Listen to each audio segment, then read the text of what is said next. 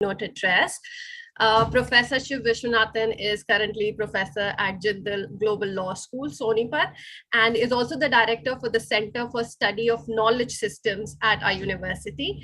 He is a trained social anthropologist with a PhD from the University of Delhi.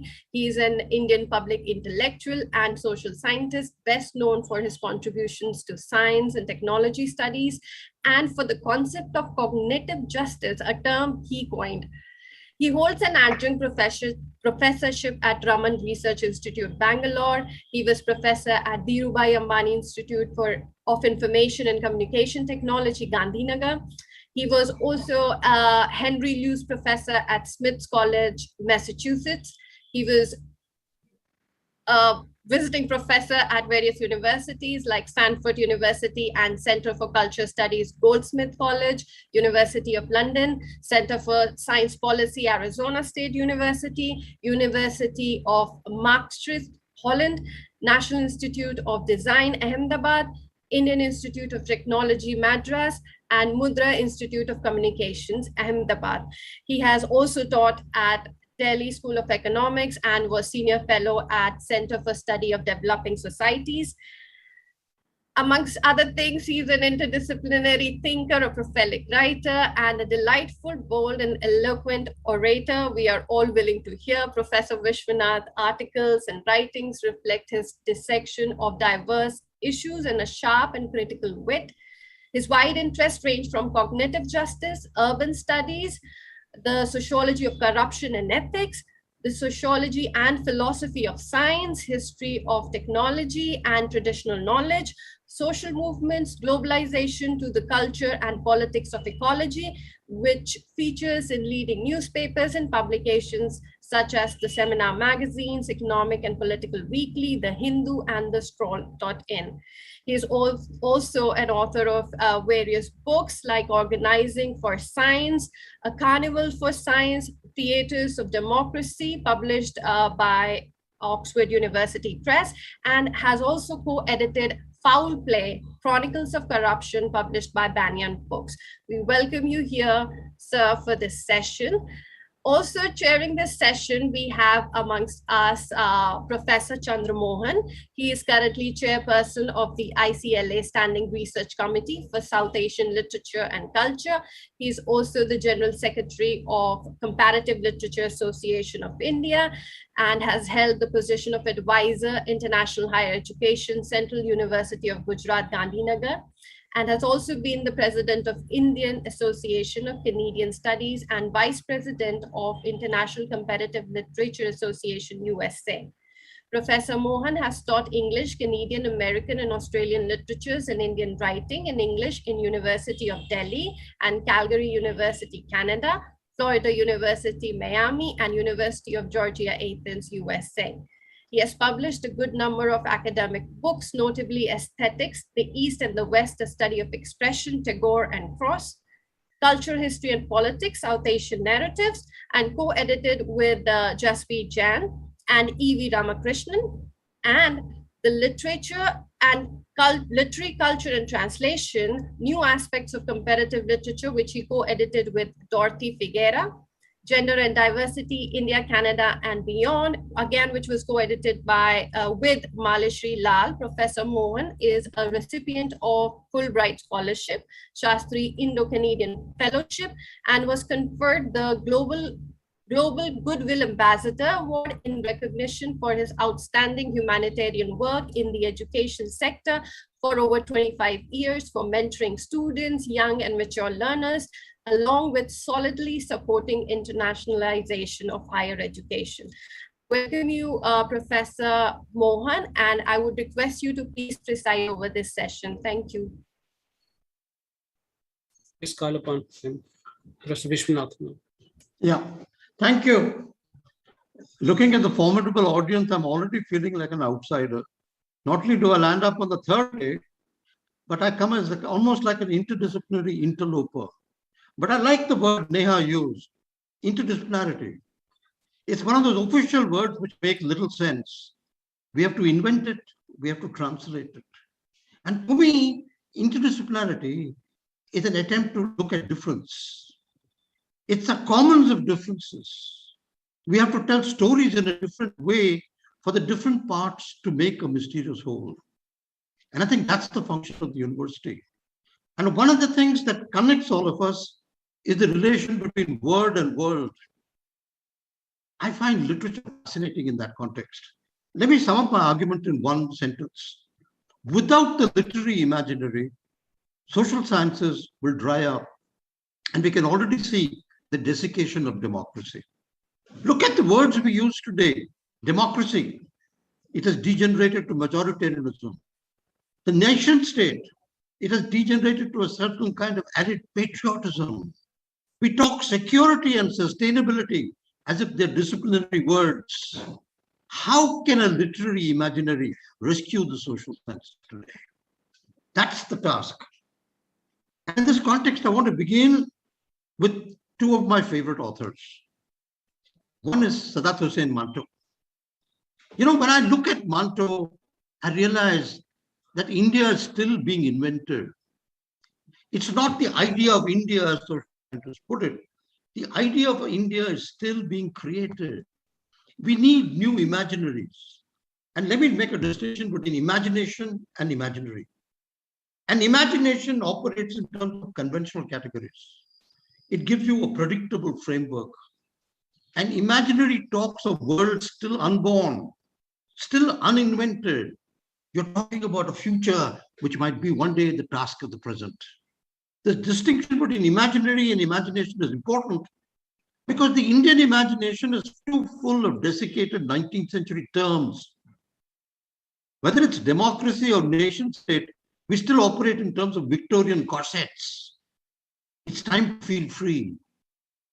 And how do we do it?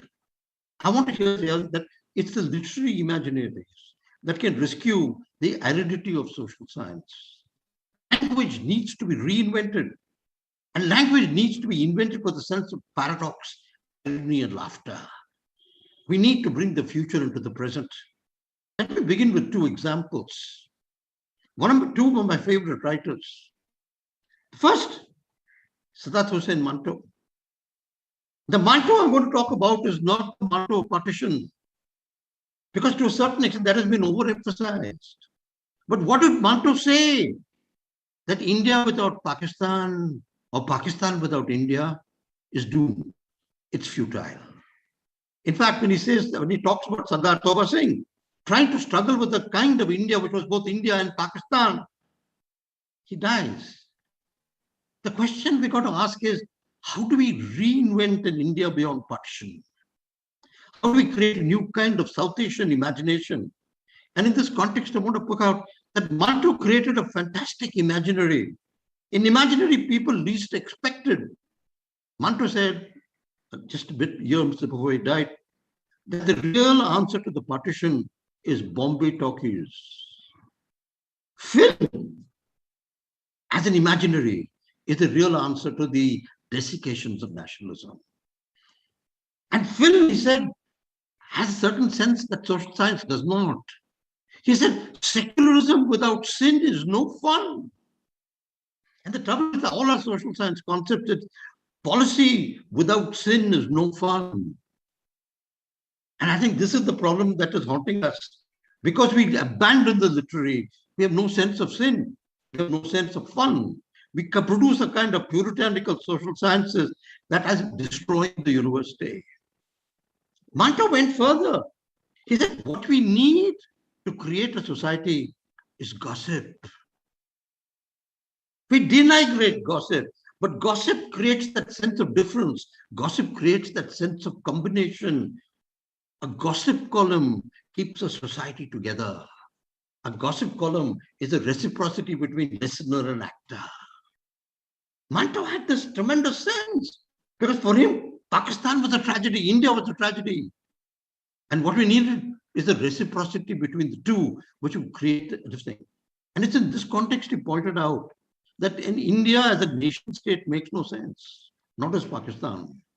In fact, he just saw Jinnah as a typical clerk following a typical patriotism of clerkship. I think his essay on Mr. Jinnah is that way immaculate. What I really want to point out is that it's only an imaginary like Bollywood that can rescue India today. And that's why I can understand to a certain extent groups like the Shiv Sena attacking Bollywood. Bollywood is an imaginary. You can't attack a person in it. You have to invent persons to give an alternative. And that's the first thing that I want to emphasize. That one of the things we are losing because of a lack of the imaginary is a sense of alternatives. We are narrowed down to certain official ideas of patriotism. Look at the idea of security and sustainability. I remember a tribal anthropologist telling me, this sustainability of yours, it's in English, isn't it? English is written in linear time. My shifting cultivation has 15 kinds of time. Your sustainability has only one. We lack the diversity the imaginary brings to our consciousness. And I think this is one of the things that we have to point out. I remember a few years ago, I was invited to be a part of the Indian Constitutional Reform Committee. And I said that the Constitution has to be written in multiple time with multiple metaphors. Justice Venkatacharya, who met me, said, young man, do me a favor. Your ideas are so futuristic. I suggest you come back after 40 years. I'm waiting patiently. Only 20 is over. I think what I really want to emphasize is democracy without the literary imagination is dying. And that's why interdisciplinarity is an act of trusteeship. Literature and political science have to talk to each other to overcome the aridity of social science. Common with journal or common with literature, in fact, should bring out what my friend C.V. Seshadri called a don't use me dictionary of social science words. Development, nation state, security, sustainability, such desiccated words performing such overloaded official functions. See, I think if we don't use language creatively, ideology loses out. My old friend, the Kannada author, and one of my great commentators of Indian literature once said, I'm a socialist. But what he said is, socialism needs a different vocabulary. And one of the vocabularies we can do without is socialist realism. He said, there's nothing as dull as socialist realism. It's desiccated. It talks the language of productivity. It talks the language of number. It has no emotion. It has no memory. It has no future. It sounds like a kind of Stalinist verbiage. We have been destroyed by socialist realism. Imagine if socialism had been magical realism. We would have invented a new set of characters. We would have sounded different. India is dying out of boredom. I can't think of a democracy which is dying more out of boredom than India. And that boredom is a failure of language. You know, you can accuse Narendra Modi being right and left. My only problem with him is he is illiterate about language and the power of language. And I think that is why he's destroying the university, because the university is a commons of language and ideas. We have to bring it back. And this reminds me of another story. Every time people talk about development, I'm reminded of my old friend Mashweta Devi. I spent a lot of time with her before in the last years, partly because of my friend Ganesh Devi. I remember one of Ganeshweta's favorite stories was the idea of the pterodactyl. It's the story of the Bihar famine. And suddenly there's a report from a journalist that a strange old bird has gathered in a cave, waiting to die. This journalist is stunned because when he goes into the cave, he discovers a bird from the dinosaur era, a pterodactyl, a bird which is 1 million years old. It's dying. It's waiting to die. And suddenly a young tribal sits next to it and waits for it. Gives it company because he says, there's a kinship between us. He said, the pterodactyl is a relative visiting me. They sit in companionship. The whole cave is a sensorium of stinks and smells and memories. And the journalist can barely take it till he discovers something interesting. He said there was a companionship between the pterodactyl and the tribal, which bridged 1 million years. But there was no relation between the journalist and the tribal because of the development era. Development discriminates. Evolution includes. Evolution is the sense of the mystical or of language. Development suffers from the heredity of language. And I think one of the things literature has to do today is to rescue the social sciences from the heredity of language, create new imaginations, create new alternatives. Because one of the things haunting us today is not right or left. It's the lack of availability of alternatives. It's the lack of different kinds of stories, different kinds of possibilities. And when you look at Mahashweta's idea of the pterodactyl, what she's trying to say is there's a kinship over time. There's a kinship beyond time. And development by being secular, linear, destroys this kinship as storytelling.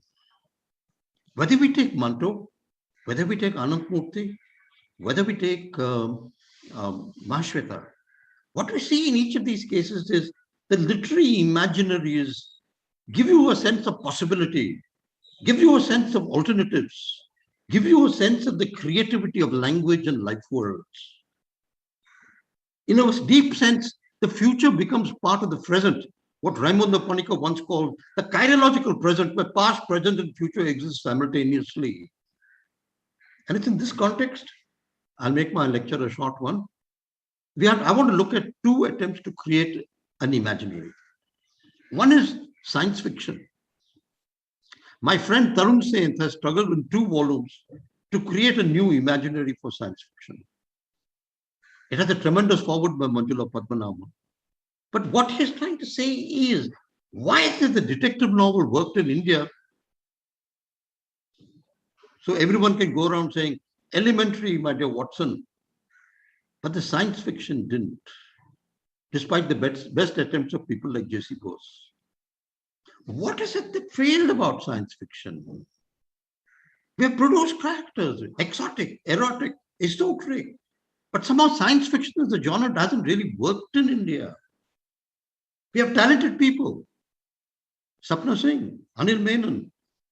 They bring the latest technology to science fiction. But as Tarun Sen says, it's not the latest technology we need. It's the latest metaphysics. We need a different kind of philosophy to understand science fiction. Otherwise, what happens is the monsters and aliens that Hinduism provides is more than democratically adequate for any science fiction novel. We need a new notion of evil. And this is where the literary imagination fails in India. Our idea of technology has no real sense of evil. We have cost benefit. So you can do a cost benefit at the Narmada Dam. But I remember during the last days of the Narmada Dam, Veda Patka told me the story. There's an old man sitting there, and next to him is a Jawan. And the Jawan very cautiously, very pleasantly tells the old man, it's time to leave. The old man says, I can't leave. But the young man says, what is the problem? We have got another alternative piece of land. He said, no, that is real estate. It's not land. Land needs ancestors. I can't leave my ancestors. To leave the Narmada area is to abandon my ancestors. And as C.V. Seshadri once pointed out, the scientist, one of the great tragedies about development and technology projects is, along with the storyteller dies. He disappears. And one of the things science fiction has to do is now to recover the future in a different way. I remember Ziauddin Sattar, my friend who used to edit Futures, say, the future is an imaginary. But if one thing we need, especially in social science in Asia, we need imaginary futures which can redeem the partition. In fact, in this context, that's why he said, every migrant is a sign of the future. Every migrant tries to read the West and the East in a different way, not as oppositions. Every migrant sitting in an adda, whether it's in London or Calcutta, is an argumentative South. He keeps reinventing words. And science fiction has to reinvent technology for us. Look at the triteness of the way we speak about science and technology. I mean, Modi wouldn't pass a 6th standard class in technology the way he talks about plastics. Plastic is a metaphor. Technology is an imaginary. A future is the availability of times you haven't thought of. And science fiction has to recover that for India. I mean, let me put it bluntly. That's one thing Tarun Sen did say. You need to imagine, recover science fiction as an imaginary to sustain the future of democracy. Because too many answers in India became technocratic. We seem to think the planning commission is an act of imagination when it's actually an achievement in clerkship. And I think this is something we have to understand. Literature has to rescue economics. Literature has to go and talk of pain and suffering, not cost benefit in a development resource. And this brings me, I think, to the last part of my lecture, to one of the most creative efforts made in recent times. It's by a man who was both anthropologist and author, Amitabh Ghosh. I'm talking about this book on the Netflix curse. It's brilliant. He says, why is it the Anthropocene doesn't make sense? Why is it we still talk in terms of center-periphery models when the Earth, as a holism, as a totality, as a system, as we talked about? He says we need a different language. And what he does is he goes back to many tribal societies and makes them read the Anthropocene. The Anthropocene is not read by a Harvard economist. The Anthropocene is not read by Delhi School of Economics. They are illiterate about suffering. They're worse about memory. And the first thing Ghosh points out is you can't do the Anthropocene in textual memory. Orality has to be brought back. Without orality, Indian democracy can't survive. Without the gossip of orality, the memory of orality, the epistemics of orality, Indian democracy has no future. In fact, that's why Ganesh Devi and Mahashweta pointed out something, that today the government of India defines any language as a form of life which has a script. In that one moment, it destroyed 2,000 oral languages. I can't think of a more sinister linguicide in history than this. Even Stalin and Mao would be envious of the government. You destroy orality, you destroy your imagination, you destroy your memory. In fact, Albert Lord pointed out, orality is not rote memory. Orality invents epistemologies. And in fact, when he was studying the Yugoslav bards, he showed no poem is ever replicated. Every poem is reinvented. Orality is reinvention, not rote. Once we understand that, the whole question of orality as an imaginary has to be brought back. Rote is what comes with type. Cliche belongs to the printed world. And in inventing orality, we reinvent memory, we sustain memory, not in museums, but in communities. And it's in this context that Ghosh makes a fantastic set of points. He says to reinvent the Anthropocene, you have to reinvent the earth. Look at the kind of revolutions that took place. The Copernican revolution replaced man from the center of anthropocentrism. The Freudian revolution destroyed a sense of being totally rational. What you want to say is the Anthropocene, he says, is not a cognitive revolution. And to do a cognitive revolution, you have to go back and recover memory. Memory of the tribes, memory of language. Let's take a few examples. Recently, the Indian Constitution tried to make the Ganges a person. By the time the government finished, the Ganges looked like a PWD department. How do you bring nature into the Constitution? That's creating an imaginary. In Indian Constitution, to save the tribe and the forest needs new imaginaries of nature. And this imaginary needs a sense of diversity. I mean, let's take a simple example which is often obvious. I remember I was talking next to Beth Jackson, the great botanist, and suddenly he screamed at me and said, "Idiot." I said, "Now what?" He said, you called America a high information society? I said, yeah. He said, we had 166 varieties of apple. We have reduced them to 6. You have 150,000 varieties of rice. That is a high information society. That is a society with imaginaries. And it's in this context that Madhav Gadgil points out, no society with 150,000 varieties of rice can survive on science. It needs myth. It needs theories of cooking. It needs dialects. It needs varieties of language. Democracy without imaginaries can't invent the future, and it can't remember the past. My friend C.V. Seshadri once put it brilliantly. He said the sadness of both the American and the Indian Constitution that there were no scientists sitting in the Constituent Assembly. Science is a metaphor.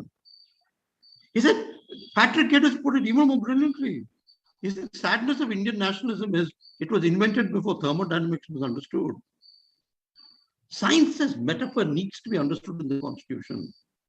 Because we don't understand science as metaphor, we don't understand waste as metaphor, we don't understand time as metaphor. Our Constitution cannot be in linear time. It has to be in cosmic time. You can't have storytelling only in linear time. You only have history. And then Ghosh goes on to make a series of points that are spectacular. He says democracy is outdated, not because it's right and left, because it has no theory of nature. The first thing we need in the directive principles of policy is an attempt to make nature a part of the Constitution. How do you make a river or a mountain a part of the Constitution? And see, you've got to look at the tree differently. I was reading Susan Simard recently, and she says something which Panikkar also talked about in a different way. There's no such thing as a tree. Simard found out that every tree was connected to at least 50 other trees. A tree is a neurobiological system of connectivity, of memories, of generosity. To talk of singular trees gives you a productive criteria.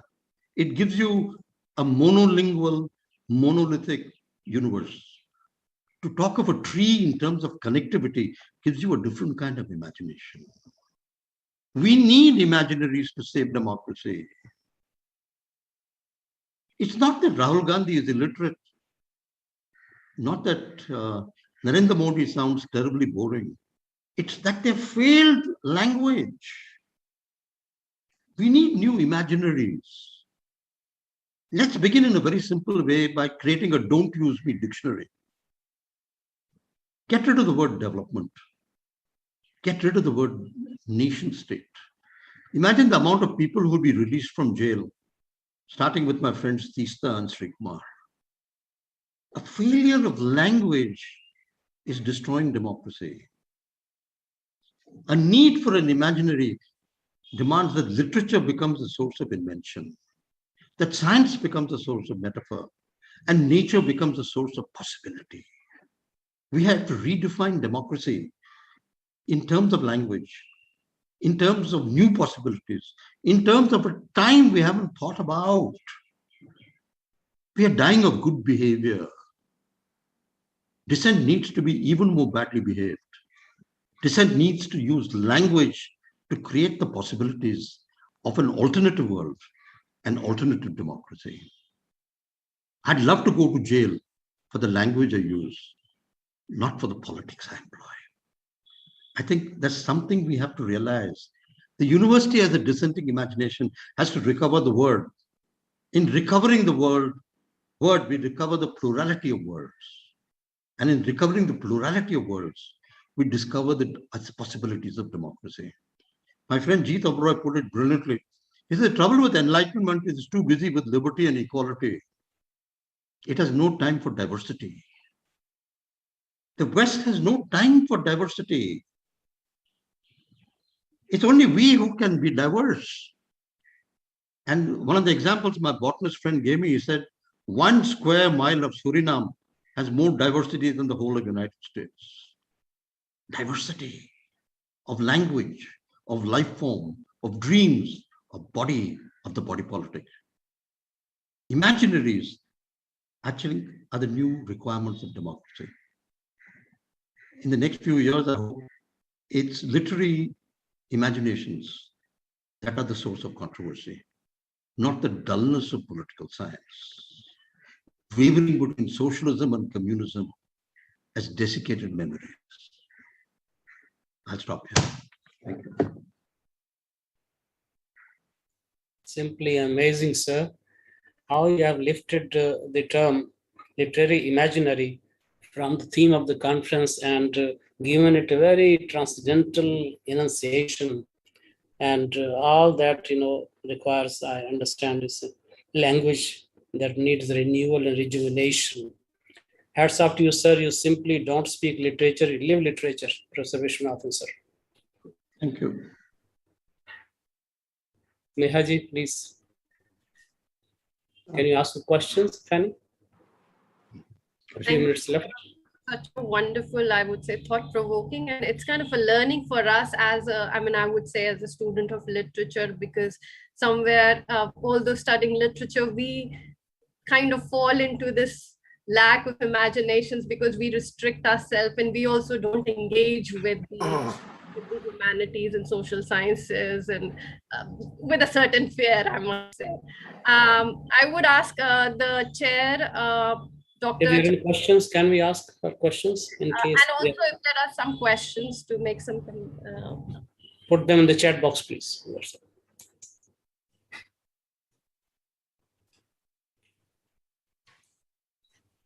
There are no questions as such for the moment, sir. I think there's one from Shruti Jain, a longish one. Maybe she can ask herself. Yeah. No, Shruti. Comments are welcome. So that's a comment. And of course, thank you so much, Professor Vishwanathan. It was really, this is the first time I've heard you. I've only heard of you, and this was such a pleasure listening to you. Professor Batra, thank you so much for inviting him over. And yes, my observations here. Yeah, I just wanted to say. I've been craving to have him here. Only this time he obliged us. So. I can only just agree with you. I couldn't agree with you more on the fact that. One simple question from a participant, Bhakti Priya. Yeah. Shall I read out that question, or shall Shruti continue with her comment? No, you can read. Yeah. Okay. So there is this question by Bhakti Priya Bhargava. She's asking, what is the future of eco-criticism? See, you've got to be careful of these words. We freeze them. Remember, fascism is a huge dose of ecology. From Mussolini, as Amitabh Ghosh points out, from Mussolini and Hitler, who were committed vegetarians, to, in fact, the Nazi groups, a lot of them were built on a Boy Scout love of nature. You have to be careful, because at one level, eco-criticism can posit a love of nature, but at a different level, lack a full-fledged critique of violence. This was actually Hannah Arendt's critique of the Nazi regime, that its sense of violence was extreme and we never understood it. And that's why she wrote The Banality of Violence, Banality of Evil, when she was looking at the Eichmann case. So I think we have to be careful, because every eco-critical thing has an epistemic critique and a critique of democracy. It can't just be an elitist answer. So when you talk about eco-criticism, in fact, I remember Besbada Wilson once sitting next to me and we were discussing sewage. And he said, Shiv, that's all very well with you Brahmins, but just remember, next to every sewage tank is a Dalit, me. Till you solve me, you haven't understood eco-criticism. It has to have a notion of justice. It has to have a plurality of language. In fact, I remember I spent 10 years working with my scientist friend C.V. Seshadri, who was dean of IIT, who walked out to build a laboratory in a slum. He said, the job of this laboratory and this slum is to rewrite the constitution. And one of the things we have to do is to work out a different ecology. Eco-criticism is incomplete, because eco-criticism has to have a notion of justice, has to have a notion of plurality. We haven't done that fully. We're working towards it. I think many of our scientists, from Amulya Reddy to C.V. Seshadri, tried to work this out. But it needs time. And it also needs debate. And unfortunately, one of the things missing today is the adda. No, seriously, we don't take the, you coined the term argumentative Indian, but you don't take debate seriously. I mean, the Supreme Court thinks a dam is a well-behaved thing, that nuclear energy is a Boy Scout activity, and we keep quiet because of contempt of court. The Supreme Court should be arrested for contempt of language. You can't have an aridity of language which destroys meaning, which desiccates suffering. And I think this is something we have to understand. We're not asking literature to people to be policemen of language in an Orwellian sense. We are asking you to be pluralistic. Invent new meanings. Undermine old meanings. Create new possibilities. Enjoy the word so I can enjoy the world. I think that's what we have to do, because ego-criticism is partial, it's incomplete. And it has to rework the idea of the sacred. It's very strange. The people reworking the idea of the sacred today are scientists, because they found science is at a dead end. And I remember in Portugal, I was sitting next to this fascinating woman whom I didn't realize was Isabel Stengers, who worked with Prigozhin. She said, what science needs is the sacred. You need a sense of limits, you need a sense of complexity, you need a sense of certainty and uncertainty. But you need all this in terms of the poetics of uncertainty, not the clerkship of certainties. Stengers put it in a way I can't. Because as a quantum physicist and a chemist, she understood. Why? Thermodynamics is poetry. Great. Thank you, sir. Wonderful. Nehaji, please. Yes, can I now ask the chair to please give his remarks? Professor Vishwanathan, sir, I must say that after a very, very long time, I've heard an outstanding presentation, particularly touching upon almost all the disciplines. It started with the social imaginary, literary imaginary, social imaginary, science fiction, and above all, oral tradition, which is also an area of my fascination. I worked in Canada when I was awarded a fellowship there to work with the tribals or the aboriginals of that area. And then I also had the chance to work with Mahashweta Devi, and we had invited her to our International Comparative Literature Association meeting. Now, point which I like the most with you is that it was in a very, very encyclopedic range that you summed up everything under the sky. And for instance, I am at this, when I was taking notes of your splendid lecture, I was reminded of one item which I would like to share with you. As back as 400 BC, the eminent theoretician Sushrit proclaimed that we should not come to a conclusion or by decision anything by just studying one discipline. And I quote him, Ekam Shastram Adhyanam Na Vidya Shastra Nishchatam. It means a study of one discipline, whether it is literature, science, psychology, and law, and also film and music and politics. Studying of one aspect is no vidya at all. Ye bilkul nahi hai.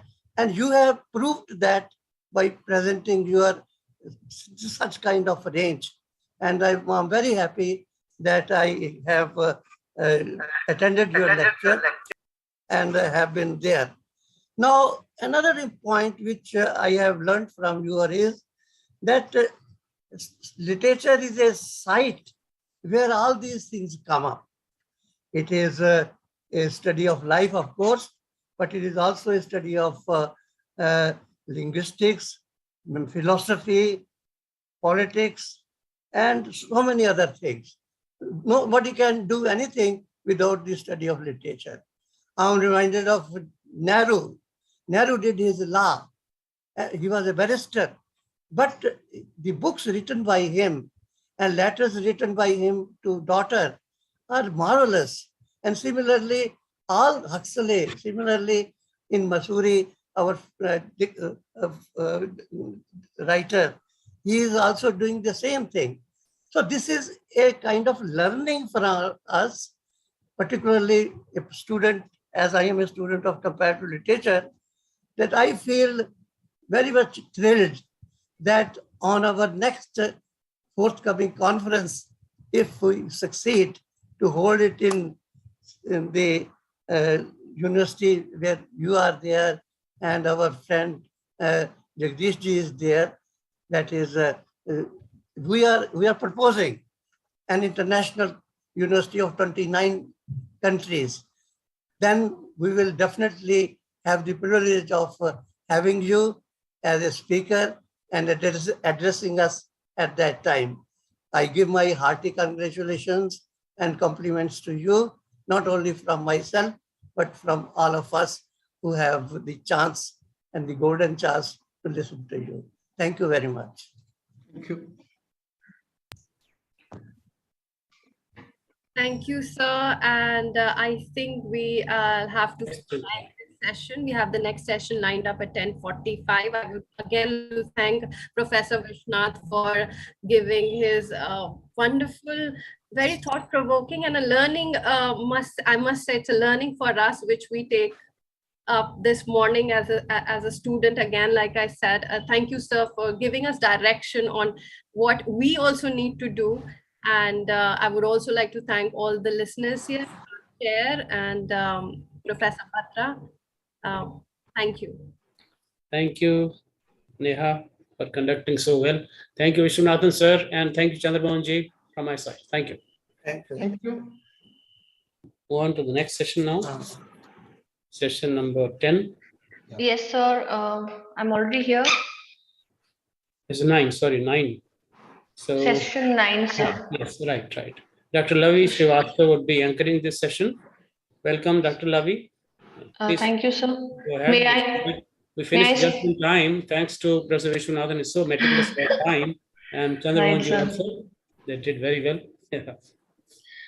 So shall I start? Yeah, sure. Let me see. If Mr. Rajveer Deswal, yes, I cannot see. He's no, already here. Okay, sir. Okay, fine, sir.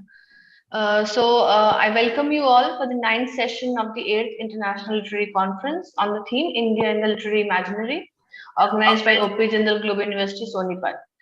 So for this session, we have with us one of the most eminent and prolific writers, poet and journalist of our time, Mr. Rajveer Deswal.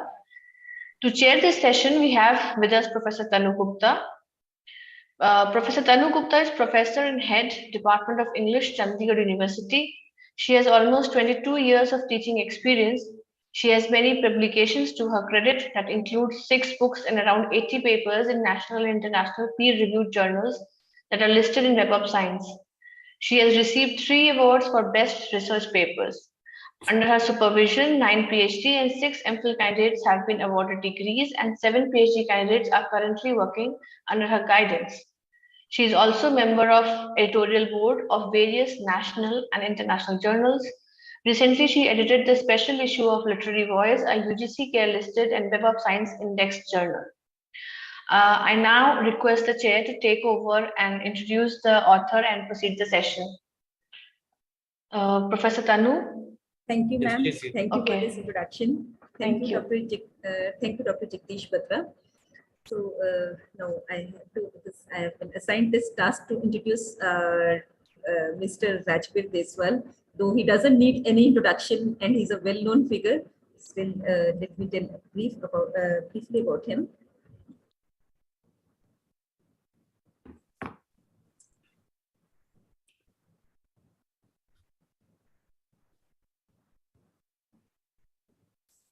So Rajbir Deswal, Mr. Rajbir Deswal is a prolific author, columnist, and artist who retired as Director General of Police, Haryana, a few years ago.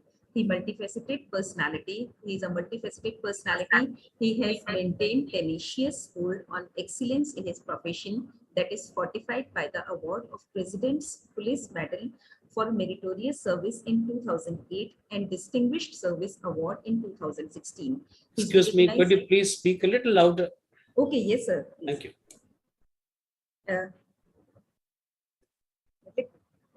Am I audible now?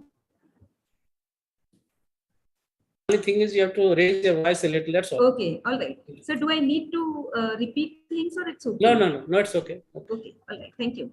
So Mr. Rajbir Deswal is recognized as a national police trainer by the Bureau of Police Research and Development, Union Ministry of Home Affairs. Mr. Deswal has held various posts of Superintendent of Police in various districts of Haryana, apart from having been DIG, IG State Intelligence, Police Commission of Ambala, Panchkula, IG of Karnal Range, Joint Director of Haryana Police Academy, and Additional DGP Human Rights and Litigation, Haryana, Managing Editor of the Indian Police Journal. After retirement, he now practices law at the Punjab at PUNB and Haryana High Court, Chandigarh. As a literary person, Mr. Deswal is well known for his humorous medals in various English diaries like the Tribune, the Tribune, Hindustan Times, Times of India, Indian Express, etc. He also pens poems, travelogues, and anecdotes and articles on administrative matters. He has published more than 20 books and 3,500 articles. He was honored by the Haryana Sahitya Academy with the prestigious Pandit Lakshmi Chand Award, as also the Vishesh Sahitya Sevi Award, besides the Haryana Gaurav Samman by National Integrated Forum of Artists. A number of well-known art writers from Pushpan Singh to V.N. Narayanan have received his books or commented on them. He is often on television and is sought after literary personality at seminars, mushairas, and conferences. So we are indeed honored to have you here, sir. Thank you very much for your presence. So much. Thank you so much, Dr. Tanu. Thanks a lot.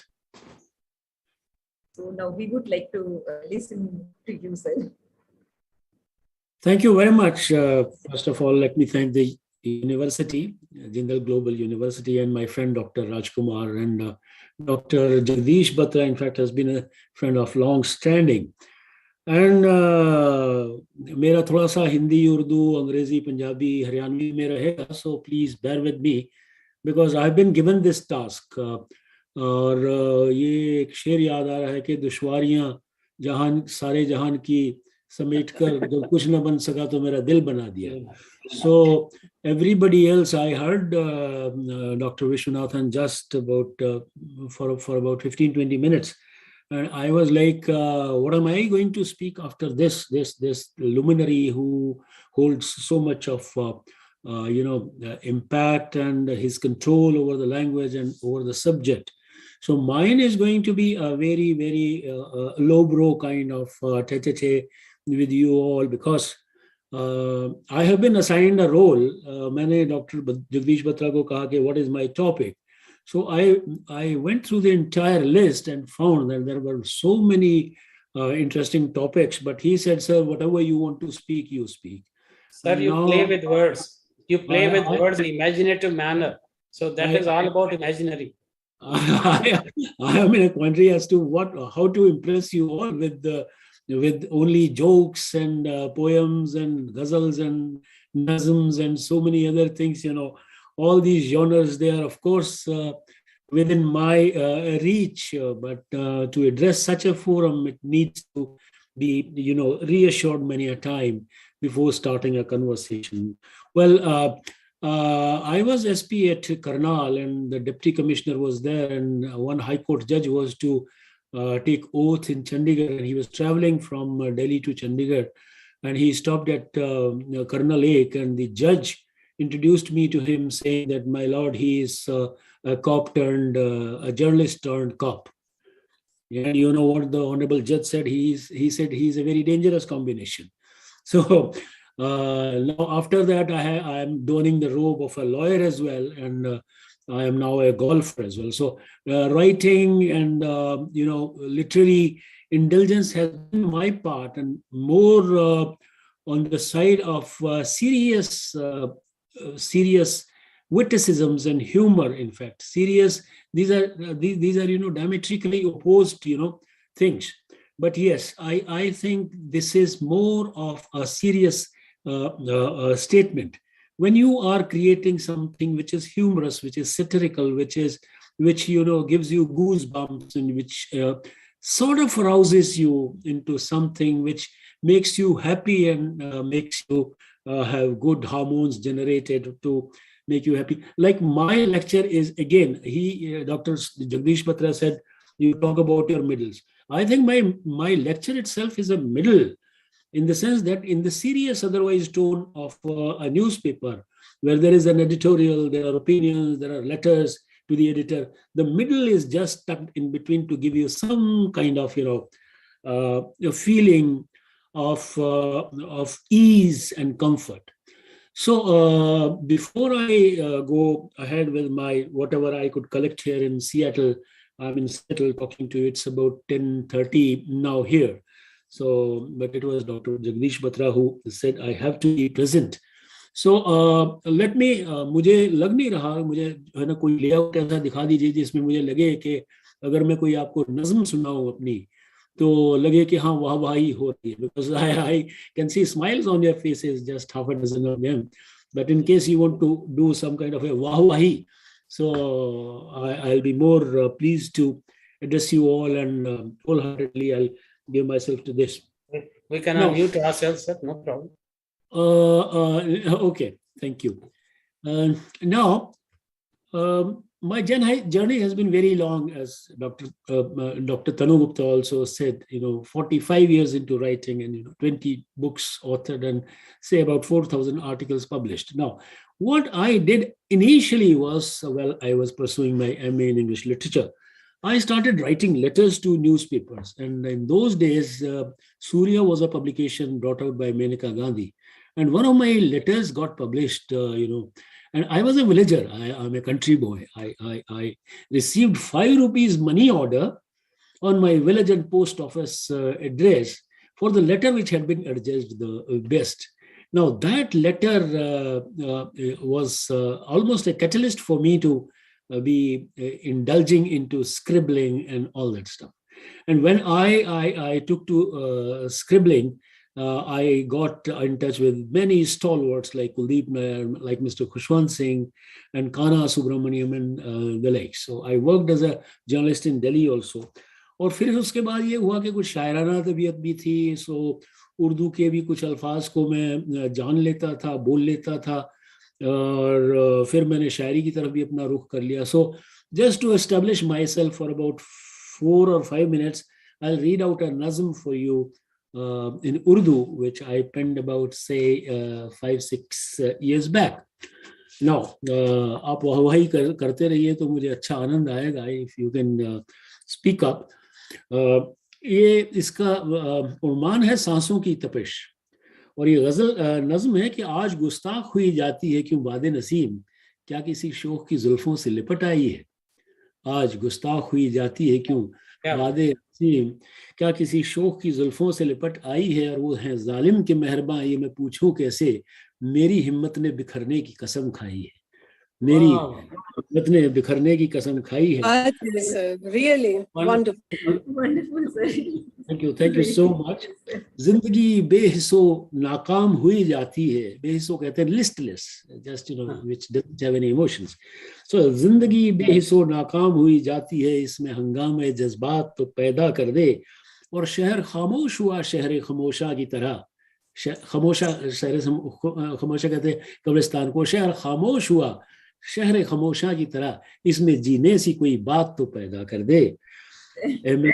मेरी जाने गजल शहर खामोशा की तरह, क्या बात है, really दिन में yes. Thank you so much. Thank you so much.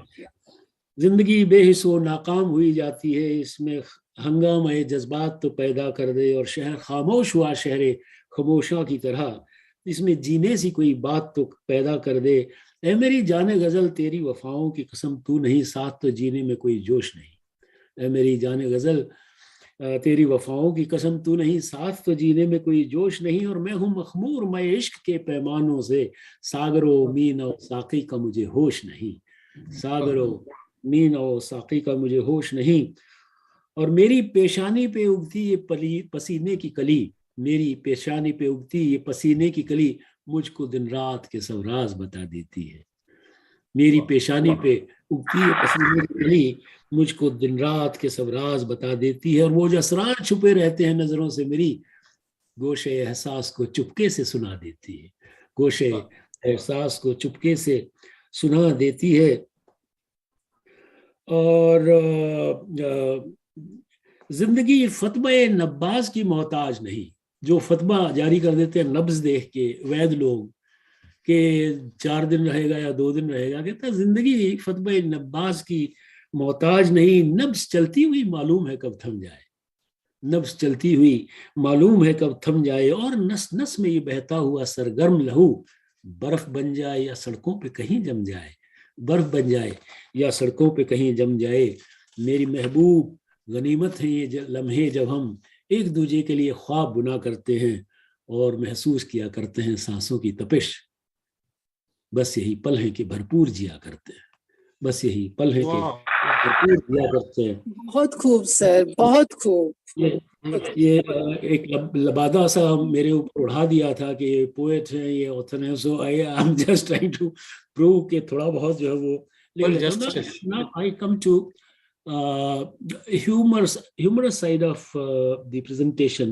Dr. Jagdish Batra wanted me to regale you all with certain jokes in Haryanvi. And, it doesn't lie in my mouth to be praising myself, every time and again. But Khushwant Singh, while reviewing my first book, which was Wit and Humor of Haryana. So this was in 1991. Other than the review that he did, I liked his comment about Haryanvi language being translated into English and the punchline being, maintained or held in sway and, creating an impact. So I don't know. I don't really claim to be a humorist either. I don't really claim to be a satirist either. But yes, I am a middleman. I write middles, and there are about 700 middles in my kitty. But now middle writing again is very serious business. Before I come to middle writing, I should talk about Haryanvi humor first. Now, Haryanvi humor, as you would know, is very abrasive. It treats you in very unsparing terms. If you will ask someone as to what is the time, kyun doob ke marega ke? Are you going to drown yourself in a well? या किसी को कहिए कि ये सड़क कहाँ जाती है, ये तो कल तक तो रोहतक जाती थी, आज मुझे पता नहीं कहाँ जाती है. So it's very abrasive. It sometimes emanates out of the situation also. Like a wife and husband, they were speaking, they were sleeping, and there was some noise being heard, and there were some utensils falling, and the husband was also aware of the sounds, and the wife was also aware of the sounds. The wife coaxes her husband, "Utle khada hole, dekh le, koi na koi chor hai ghar mein." Now she tells him that go take on the chor or the thief. Now this man again is awake, and he says, "Why only I should go and take on the thief?" कहती है कि तू मर्द है, कहता है कि तू मैं मर्द तेरा ही तो हूँ, चोर का तो नहीं हूँ. So it's in such unsparing terms that situation could be like in Wit and Humor of Haryana, the joke that Khushwant Singh reproduced in his column was from my book, and there was a joke. What is a moda, what is a hermit, what is a vagrant, moda baba जिसे कह देते हैं, one who has sort of renounced the world, जो ढकोसला ज़्यादा करते हैं. So Shivji and Parvati, they were wandering around in Kailash Parvat या कहीं जहाँ भी, तो they saw a jat, and this jat was a dumb jat. वो उसको सुनाई कुछ नहीं देता. Now, Parvati said, who is this creature? And Shiva said, well, he is a Jat from Haryana. And but why doesn't he listen to us, and why doesn't he respond? Shivji said, he's a dumb fellow. And Parvati said, what the hell, you are Lord. Why can't you bless him with his voice and this thing? So he said, no, it's good not to give him a voice back. It's good that he keeps mum. But Parvati insisted. And when Parvati insisted, Lord Shiva blessed him with voice. The moment the Jat got his voice back, he quipped, "Oh Baba, isi sodi lugai kitte mari hai. Oh hermit, how and from where did you grab this beautiful woman?" So these are situations, which are, Haryanvi humor. In fact, Haryanvi humor, Punjabi humor, earthy humor, they are all the same. They are different from American humor. They are different from British humor, which is more self-implicating. But Haryanvis will also self-implicate and tell things to brag about and poke fun and, things like that. I'll tell you a very simple joke which will make you laugh. Now, there was a woman traveling in a bus, Haryana Roadways. I call them Haryana Roadways. So there was a woman, and there was a, about 4 or 5 months old child suckling at her breasts, and she was sort of giving him, breastfeeding him. So there was the naughty conductor was aware of it, and the naughty conductor said, "Okay, your ticket." She said, "Yeah, I have." And then the naughty conductor said, "Okay, what about the child? How old is he? Kitne saal ka hai?" So you know what the lady said? 72 saal, 72 years old. So this is, situational humor. Now, I define Haryanvi humor and Haryanvi wit into two different, areas. Now, what is humor? Humor is just, incongruities of life seen with a different perspective to regale you and to titillate you. While wit, on the other side, is more of intellect, and it involves your cognitive faculties. They come into play. It can be wordplay, it can be a twisted argument, it can be something which is very, very different. Now, why did we Haryanvis, now let me come to the serious side of it, that why are we so unsparing, why are we so robust, rigid in our approach? Haryana has been surrounded from all sides by the powers that be. The Delhi was the seat of power ab initio, right from the very beginning, ages. All the conquerors, they came and plundered through the lands of Haryana, Punjab, and the other side was Rohtak Hisar, from where the invaders came. And the Haryanvis did have to bear the brunt of those foreign invaders. And as and when there was a ruler in Delhi, he would promulgate a certain law which would be most impacting the surroundings, in fact.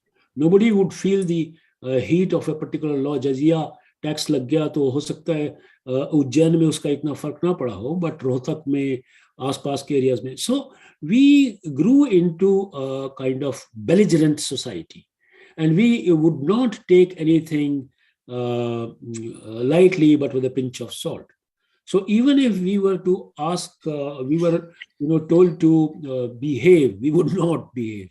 All around Delhi, you would know, starting from Shahabad, Ambala, Karnal, Panipat, and right up to Delhi on this side of the Yamuna, and starting from Hisar, Feroza, and Fatehbad into Bhiwani and coming. So this was the entire area, even Mewat, Nu and Mewat.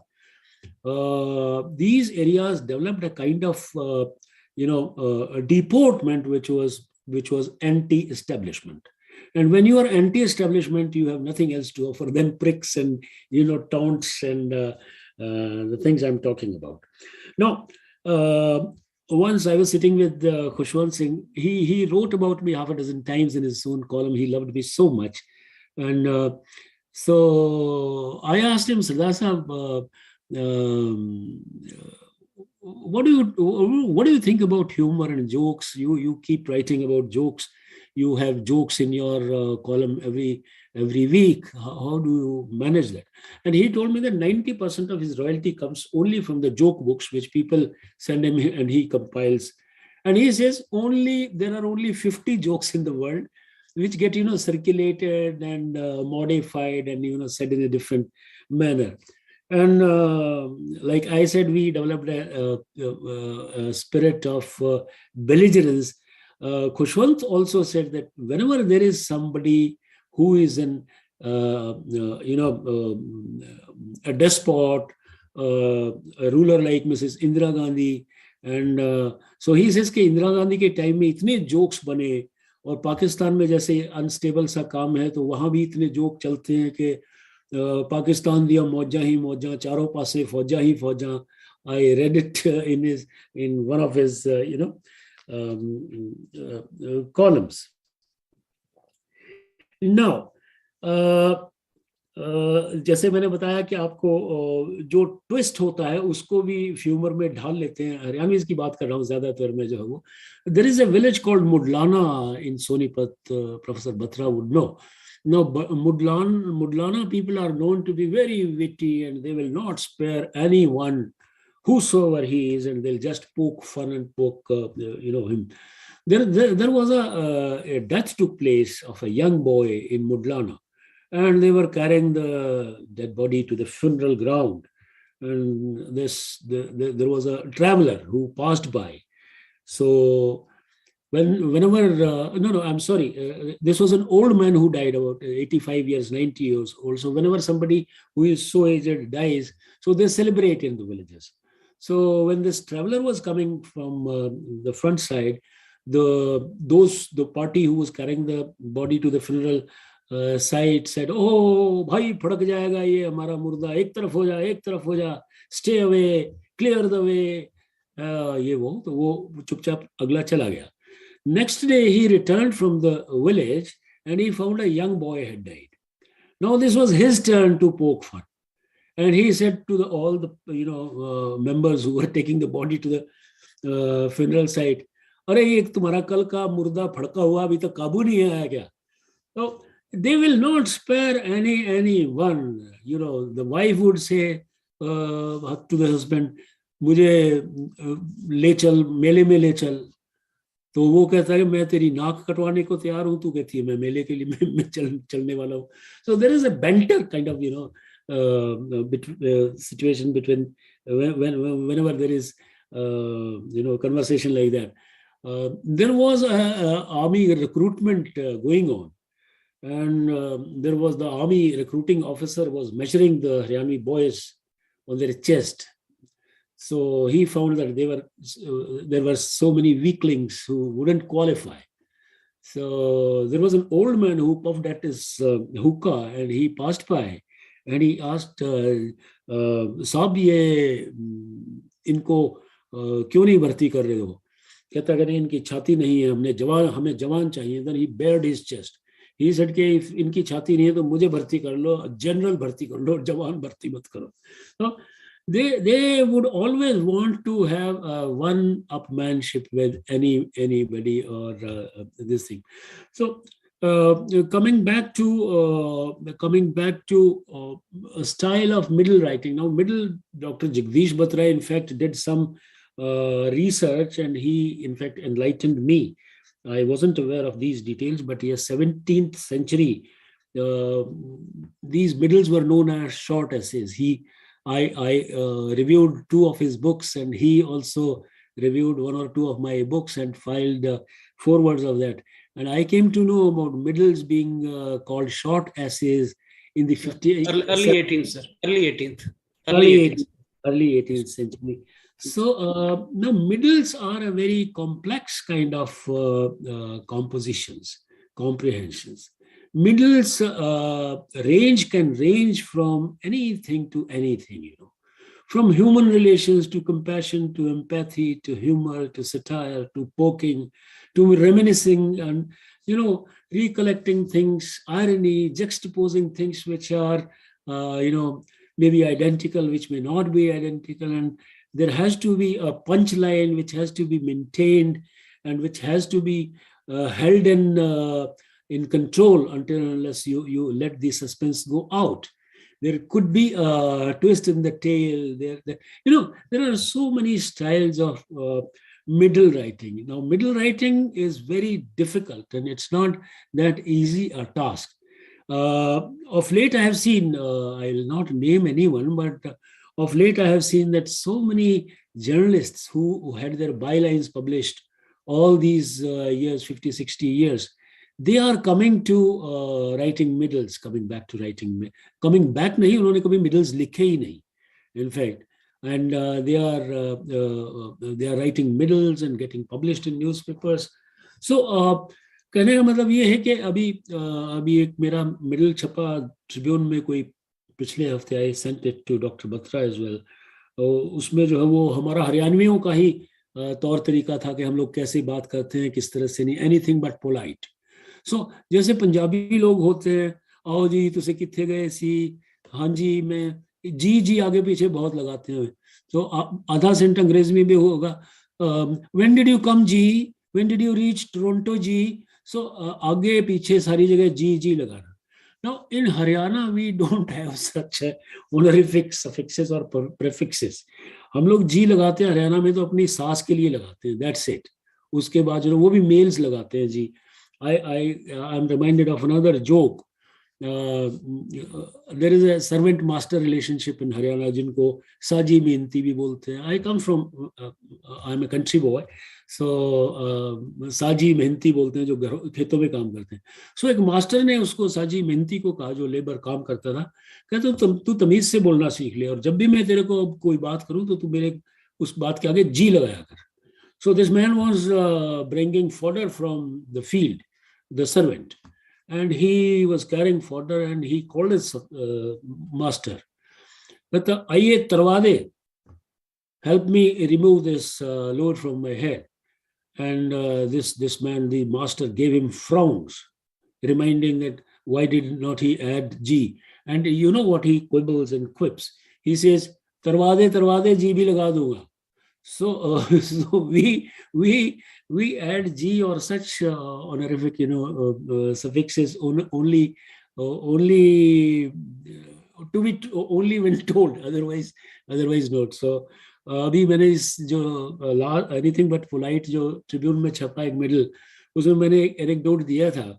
I don't know whether it's true or not, but the grave point has it that there was a delegation in Ashoka Hotel from Pakistan. And it was during the times of Bansilal and Mrs. Indira Gandhi. In fact, Bansilal is said to have told the Pakistan development diplomat, अब की बार बता दिया उसने बट्टू ने कि defence minister Bansilal है. And this was conveyed to Mrs. Gandhi by the Pak diplomat that look, this is not the way people talk. And she said, what did he say? He said, okay, you tell your Bhutto, Prime Minister, that this time the defense minister is Bansilal and he should not indulge in any kind of adventurism or something like that. So Mrs. Gandhi laughed it away saying, हमारे हरियाणा के लोग जो ऐसे ही बोलते हैं. So ये रहा एक मैंने जो अपनी तरबियत हासिल की है, ट्रेनिंग हासिल की है जर्नलिस्टिक, वो खुशवंत सिंह और कान्हा सुब्रमण्यम के सानिध्य में आगे की है. Kanha Subramaniam was a very renowned Tamil critic and a great English short story writer. In those days, 6 of his stories were published in New York Times and he got about $12,000 as remuneration. So he was telling me, I was his sub-editor and he was my editor in Delhi up to 83, 79 onwards. And he says that I once went to, I'm telling you the situation that sometimes compels you to write something which is productive and which is creative. So he said he was traveling to Yugoslavia and it was on a train. And he found that on a lonely station, when he got down, the train steamed off and he was there alone on the platform. And he was smoking his pipe. He used to wear a lungi and a kurta and he had a big beard to flaunt. Now, there was a school nearby and the children from the school had recess and they came on the platform and they started poking him and troubling him. some would, pull his lungi, and somebody would punch him in the tummy. The teacher came to his rescue running from the school, and they engaged into some kind of a conversation. And she said, Sudan. Now, Kana Subramanian said, no, India. When India was mentioned, the lady said, Gandhi. Kana said, yes, Mahatma Gandhi. The lady said, no, Indira Gandhi.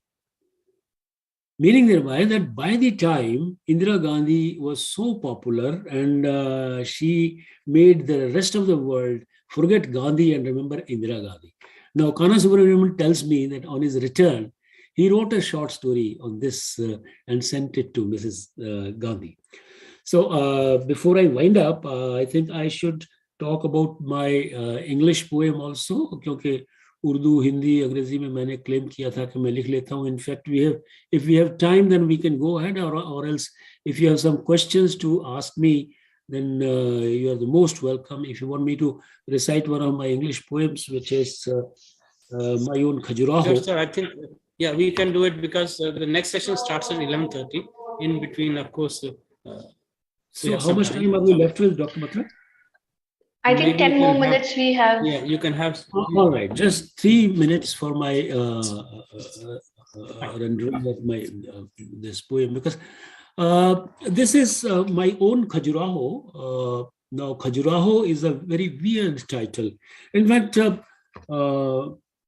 I have some naughtiness in selecting titles for my middles compilations. This is Bride Swap. Now, Bride Swap again is a tricky title, Malwatch and Holy Pool. Now, I'll talk only about my own Khajuraho. Now, Khajuraho, when you think of Khajuraho, you think of certain positions, certain intimate positions, and you think about Khajuraho being some kind of a agent to give you some kind of a provocation or an arousal or whatever it is. So if you have happened to visit Khajuraho temples, you would see that there is only one temple which has sculptures only on the facade of the temples. All these sculptures are suggestive of sexual activity and desires and promiscuity, whatever it is, and as I said, all intimate positions. But my idea of giving title of Khajuraho to my compilation of poems is that, see, when you are outside the temple, you can see all these desires, around you. But when you enter the sanctum sanctorum, all that grossness is gone. My interpretation of Khajuraho is this, that whenever you have the entire grossness upon you, you cannot enter the sanctum sanctorum and enjoy the spiritual or divine bliss. Likewise, what I see in every pebble, every stone is a Khajuraho of my own making, So I don't know whether it makes sense to rest of the people or not, but my interpretation of this is that yes, when you are deep into meditation or a divine indulgence or a divine, one-to-one with the power and the superpower, whatever it is. So you have to be clean of the entire grossness around you, which you leave outside of the sanctum sanctorum. So here I read my own Khajuraho. There is a poem, the lead poem in this book is, I have my own Khajuraho in scattered wayside stones, looking indigenous, natural, and congenital, unchiseled, unfurrowed, ungrooved, unarranged, even uncontrived. This my Khajuraho finds no patronage, no sponsorship, no support, sadly remains beholden, lacks the appreciative eye. For this, no deference, no reverence, no obeisance, only indiscretion, gaucherie, and impudence. For it, no sensual, voluptuous eye, no overture, no conciliatory touch or sight, no overture, their forms, their curves, their colorful, sanguine, bright, remain unsung, unknown. Alas, their sad plight. I have my own Khajuraho in scattered wayside stones. So, this was about my poem in English. So I think. Thank you so much. I think मेरे ख्याल में Thank you so much. Yeah, I'll invite interjections, any questions, any observations, and I'm free to ask me. I'm free to even reply to a question like, have you, sir, had any kind of rishwat वगैरह भी कभी ली है कि नहीं ली है while being in the police? So I'm willing to. There is one question in the chat box. Yeah. No, I can't see the chat box about research having been done on middles. Dr. Lavi, you can read the question. Sir, there is one question by Suman Sirohi. She's asked, has any scholar done research on your middles? I don't know whether it was a fake offer or a genuine one, but my own teacher in MD University once upon a time, Professor Ratan, if you know him, he taught us American English literature.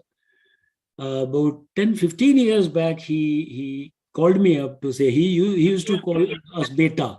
Even girls he used to call beta, and we feared whether he would call his wife also beta, in later days when he got married. So he phoned me up one day and he said, I was SP Sonipat or I don't know where. But he said, there is somebody who wants to, do some kind of research work on your middles in Jaipur. उसके बाद कुछ follow up नहीं हुआ, but फिर वही बात है कि मेरे मुंह में it doesn't lie in my mouth, but 700 middles out of the 4,000 articles published is something to be envied of. Yes, I have been writing middles for the last 40 plus years. And in very many newspapers, I'm sure, sir, there will be definitely some scholar coming up to research on your middles. So I think, Suman Siroi, you must have got your answer, and also you might also start with the research. There is nobody yet who has started with this. Not yet. Not to my knowledge. Fine. So, Professor Tanu, do you have some comments? Any comments? Yes, ma'am. Thank you very much. So it was nice listening to you, and it was really a great pleasure listening to you. This is the second time I'm listening to you. I don't know whether you know it or not, but last time I met you in GMN College with Professor Dinesh Davinji. Oh, yeah. So Dinesh was 1 year senior to me in MDU. Okay. He is a real scholar. I'm just a so he was my teacher actually. Square peg in the round hole. That's it. I don't qualify to be an author or a poet or whatever it is. In fact, I had an issue with Dr. Jagdish Batra, who simply wrote Rajbir Deswal, author and poet. I said, why didn't you write IPS? And he entered into an argument. Because the people would be scared, sir. People would be scared no end. So that's why I didn't write. Exactly. So you're right. The same thing was there in my mind. मैंने रोजी रोटी IPS से कमाई है. मेरे को president police medal जो है ना इस सर्विस के लिए मिले हैं, और किसी फौजी को ये कह के लगा के देखो मिस्टर जगदीश बत्रा या कर्नल जगदीश बत्रा ना कहो तो फिर कैसा लगेगा. आपके जितने पार्टिसिपेंट से जितने भी मैं देख रहा हूँ सभी लोगों को all doctorate holders and they are doctor so and so why not Rajveer Deswal IPS. तो आपको जी लगाना चाहिए. ही सेड कि नहीं, it will give different, we want you to be an author. ये वो मैंने कहा उनको खुशी होगी अगर उनको पता लगेगा कि कोई पुलिस वाला भी थोड़ा बहुत जो है ना अकल रख लेता है इधर उधर. इंट्रोडक्शन में पूरा हुआ. जी sir. It's really a very strange combination. It's really a very strange combination. Like you are an IPS and working with the police department all the time, and at the same time you're writing such comic articles and poems. So I don't understand how you used to manage both the things. And It's very easy. It's not at all difficult. In fact, it's in fact, I say it many times when I'm being asked this question. In fact, it is very necessary for a police officer to be indulgent in something like this. Otherwise, you will go insane, you will go mad.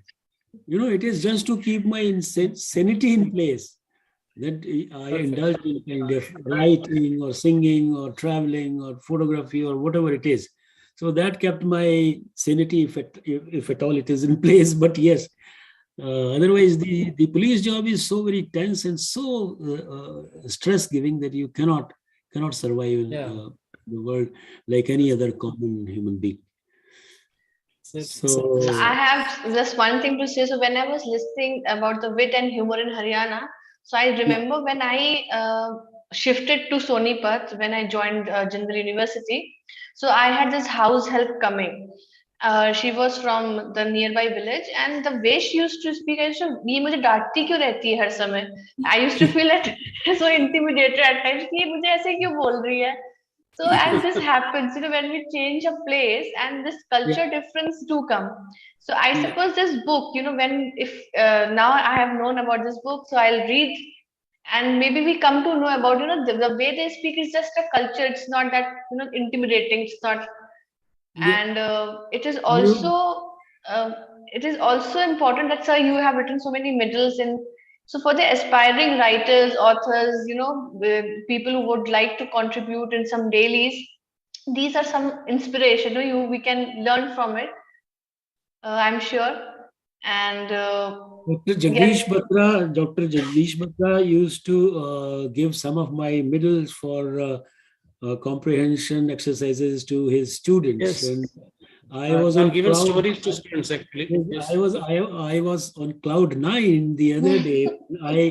I received a letter from none other than Professor Kevalanand Kalia, who is a retired professor. He taught us linguistics, and we are very good Facebook friends. And I keep pulling his leg, and he keeps pulling my leg. Although उनसे भी बड़ा अच्छा जो है वार्तालाप होता है और so your books are there in our library, sir. Most of your books are there in our library. COVID had my publisher go out of business, and 2 or 3 books more are pending in the press. And these, half of them are available on Flipkart and Amazon, but not all of them. Some have gone out of print also. So it was nice interacting with you all. Thank you, Dr. Tanu Gupta and Dr. Jagdish Batra ji for inviting me and giving me a feel of importance after retirement, some relevance to the society after retirement. Thank you, sir. Thank you for the very enlightening session. Very good. Thank you, Professor Tanu. Thank you, ma'am. Thank you, sir. Thank you, Jagdish Batra, sir. Thanks a lot. Thank you. Thank you so much. Thank you, sir. Thank you. And we wrap up this session now and move on to the next session. Shall we have shall we have the recording also of this session on YouTube? Sure, sir. Sure. It would be available on YouTube. I'll send you the link, sir. All right. Thank you. Okay. Good day. Being live streamed. All right. That's wonderful. Yeah. Okay, sir. Thank you so much. Thank you, sir. Now you can go sleep. US, so now we have the next session, no? So, yes. Okay, sir. Yes, so I'm going to be the anchor. I'm the anchor for session 10. Wow, what a forenoon this has been. I mean, we have heard Professor Vishwanathan, who was talking about gossip as, a source of reinvention. We've had Mr. Rajwal, IPS, Rajveer Deswal, IPS, who tells us, well, there is humor to life.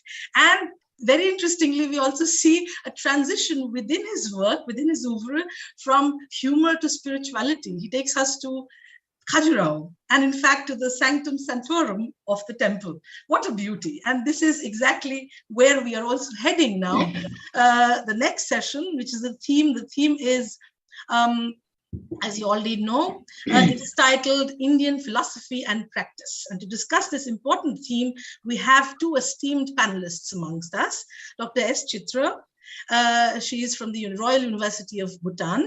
She's going to speak on the topic, Understanding the Indian philosophical thought system from Valmiki's Ramayana and Yoga Vasishtha. And we have also amongst us Professor Vinod Mishra from IIT Roorkee, and he's going to speak on spiritual echoes in contemporary Indian English poetry. So I'd like to quickly, very briefly, introduce these speakers, panelists to you. Dr. S. Chitra, as I told you, she works as an assistant professor at the Royal University of Bhutan. Currently, she teaches master's programs in English, supervises research scholars, and serves as program leader for academics and research. Her areas of interest are cultural studies, contemporary literature, post-colonial studies, European literature, women, gender studies, with accomplished research projects to her credit within the field of Bhutanese folklores. Faculty attrition and action research on students' English language proficiency. And she is also an IELTS trainer and has completed the teaching knowledge test certified by the University of Cambridge. Professor Vinod Mishra is professor of English at IIT Roorkee, has published 24 books on various aspects of English language and literature. Besides books, Professor Mishra has published more than 100 papers, 80 poems, and 21 significant MOOC courses, namely soft skills and effective writing. Professor Mishra has also been a recipient of several prestigious awards. To chair this session, we have with us an erudite scholar of English literature who does not really require any introduction in this gathering. We all know Professor R.K. Dhawan. So, Professor Dhawan, with your permission, I'd like to skip introducing you to this gathering and look forward to your remarks after the panelists have spoken. So I'd now like to invite Dr. Chitra to please begin. Thank you so much. Thank you, ma'am. Let Dr. Dhawan take over first, and maybe he gives some initial remarks, and then he should invite. Hello, there are two devices at your end, so one of them has to be muted. Otherwise, it will create humming sound. Hello, everybody. This is R.K. Dhawan, and I'm very glad to be chairing a very important session on Indian philosophy. It may not be a very important topic from commercial point of view, but if you look at aesthetics, philosophy has been part and parcel of Indian life and literature. Indian philosophy has its roots in ancient times. But over the last few decades, when we were fighting against the Britishers for their British rule over India, these subjects, philosophy, spirituality, they took a back seat. But now we are very glad that philosophy and spirituality have become once again very important topics. And as Aurobindo said, he said that philosophy and ethos are very important for a nation. And if these two elements are dead in a nation, then the entire nation is dead. Having said that, now I invite the two speakers. First is Vinod Mishra. I am privileged to be chairing the session on his talk. I have known him for a good number of years. He is a very good scholar. As you have already been told, he has published a good number of books, traveled widely, and he is also a creative writer and has published several poems. The topic of his talk is spirituality strains in contemporary Indian poetry. May I invite Professor Vinod Mishra to deliver his talk.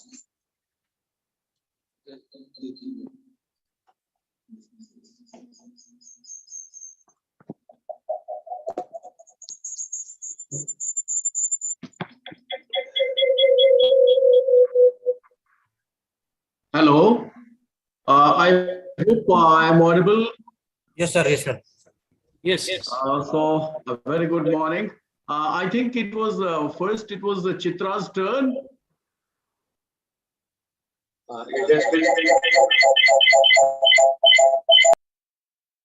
Yeah, yes, sir. If you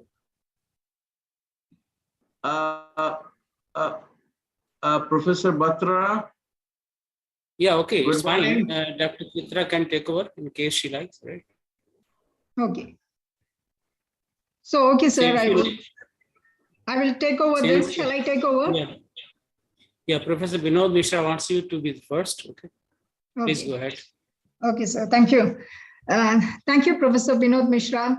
I have met you long back, and I'm glad to meet you in this occasion, in this virtual world. And also my greetings to Dr. R.K. Dhawan, whom I have met on several occasions and conferences back in India. So thank you for this occasion to the convener, Professor Batra, and the warm remarks of Shruti Jain, who introduced me. Thank you so much. With due permission, shall I share my screen? Yeah, here it is.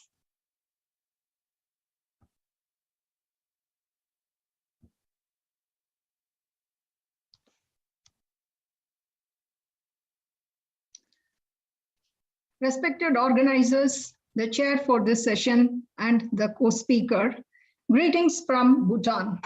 This is the locale from where I speak today on this important topic as introduced by the chair for the conference theme, India in the Literary Imaginary.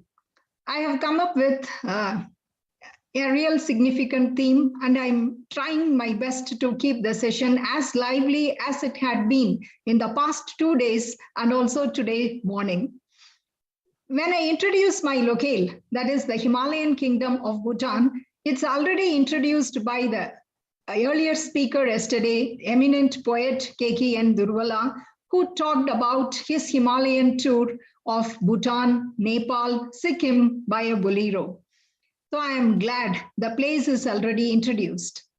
Now coming to the topic, I just brainstormed when this brochure was sent to me and when I was asked to participate in this conference.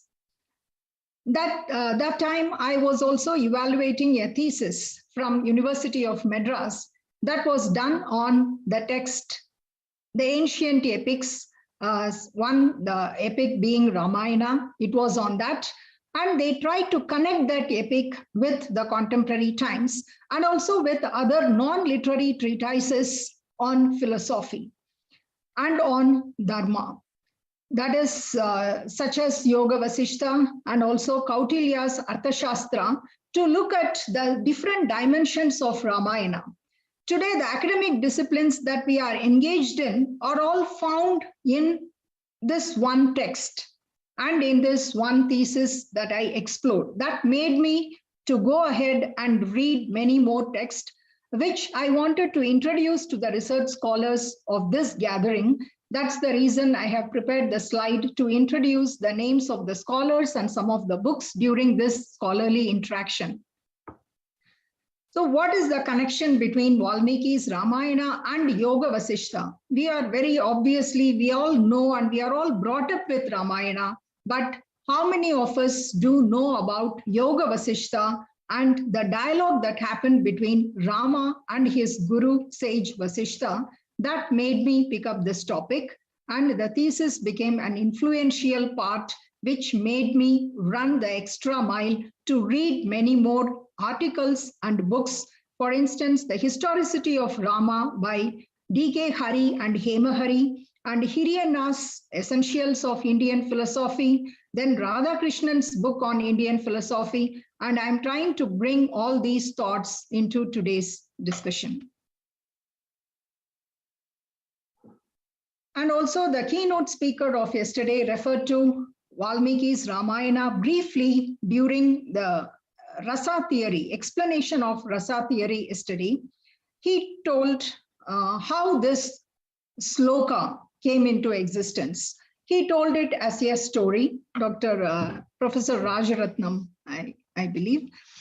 It so happens that one day, as Valmiki returns from the river Tamasa after his morning ablutions, he chances to witness the mating of two cranes. Not only that, but also the death of one of them at the hands of a hunter.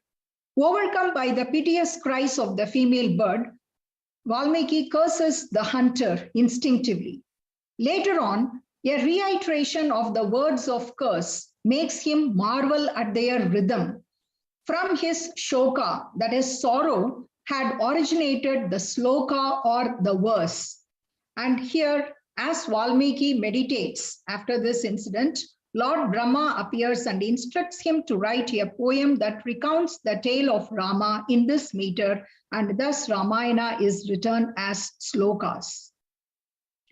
According to Griffith, this epic or the epopea is nothing but a system which represents poetically those ideas of a people. It represents poetically because it is written in verse form as slokas to represent those ideas of the people which the philosophical system expounded theoretically.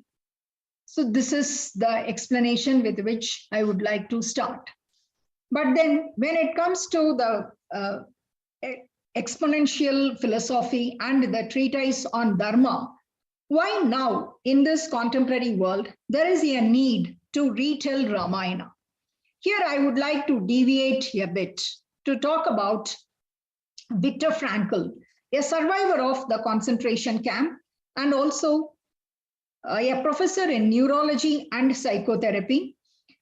When he was interviewed by newspaper reporters and anchors for TV shows about the success of his book, the sale of his book was a remarkable success because it had been published in 21 languages other than English, and nearly 100 printings in English his book had seen, and the English edition alone have sold more than 3 million copies. By now, the audience might have guessed the book that I am talking about, which is authored by Viktor Frankl. And the point I'm trying to make here is the response of Viktor Frankl to the reporters. When they asked his reaction to this kind of success that his book has become as a bestseller, his response is very simple. Let me read that, quote unquote. I do not at all see in the bestseller status of my book an achievement and accomplishment on my part, but rather an expression of the misery of our time. If hundreds of thousands of people reach out for a book whose very title, Man's Search for Meaning, promises to deal with the question of meaning to life, then it must be a question that burns under their fingernails. So this is the explanation he gave, and this explanation fits very well for we readers why we have to retell Ramayana in today's age. This book, which came as an intellectual accomplishment, is an ornament that is made of gold. But we have the gold itself with us, and that is in the form of the epics. As the exposition of philosophy and as a treatise on dharma, we have the epics with us that gives us an outlook about the society, and it tells us the way to adhere to moral principles and how to lead a principled life. So that is the essence of Indian culture to which we are awakened. This is not something new to be told by the 20th century authors. We have already with us the gold with which the ornaments are made of. The gold is with us. That's the point I would like to draw the attention of the audience to. And now moving on to the two texts. I have taken two texts to deliberate on. So first, when we talk about the nature of Rama, we all know the compassion, the calm and the composed and the objective way of looking at life by Rama. So from Ramayana, why do we have to shift to Yoga Vasishtha, which is also known as Maharamayana? Let me fix the context here. So the composed nature of Rama can possibly linked to his boyhood training, the training he had received during his boyhood days. Here comes an incident. As a prince, he was on one of his tours in Ayodhya with his brothers. After that, Rama became suddenly disillusioned, identifying himself with the agony and anguish around him. Then he became bereft of hope and desire, attached to nothing. He states that his pilgrimage around his country has made him think, what is the meaning of happiness? And how can it be attained in this transient world where the mind is the key player that conjures up the relations between the ever-changing objects of the world when in itself it is unreal? At this point, his guru, Vasishtha, enlightens him about the truth of life through stories. This is what our epics are about. They have stories within stories. Then Rama comprehends that both the world and himself are an integral part of the Brahman. This knowledge about the Brahman, about one's own self, helps him overcome his dilemma, and he passes from disenchantment to enlightenment. So here comes this particular book, Yoga Vasishtha, also written by Valmiki, and it is a philosophical treatise that has been written to address Rama's concerns about the futility of life and its unhappiness. And this philosophical text roughly dated between 6th and 14th century AD. That is the rough date given. And when I consulted Surendranath Das Gupta's A History of Indian Philosophy, his account places this text particularly in the 7th or 8th century AD, which is appreciated for its practical mysticism and rational approach because it bridges the gulf between action and contemplation in human life. Organized in the form of a dialogue between Rama and his guru, sage Vasishtha, the book is divided into 6 sections. We know that Ramayana is divided into 7 kandas, but this book divided into 6 sections consists of the first section about the exasperation of Rama when he witnessed the human misery, which is similar to that of Buddha. Then comes the second section that talks about Rama's desire. He is seeking liberation from this state. Then the third and the fourth sections present the metaphysical concepts through stories, and also they assert the relevance of spiritual practices in attaining liberation. Then the fifth section stresses on the importance of meditation, and the 6th section depicts the enlightened and happy Rama after receiving this advice from this guru, Yoga Vasishtha.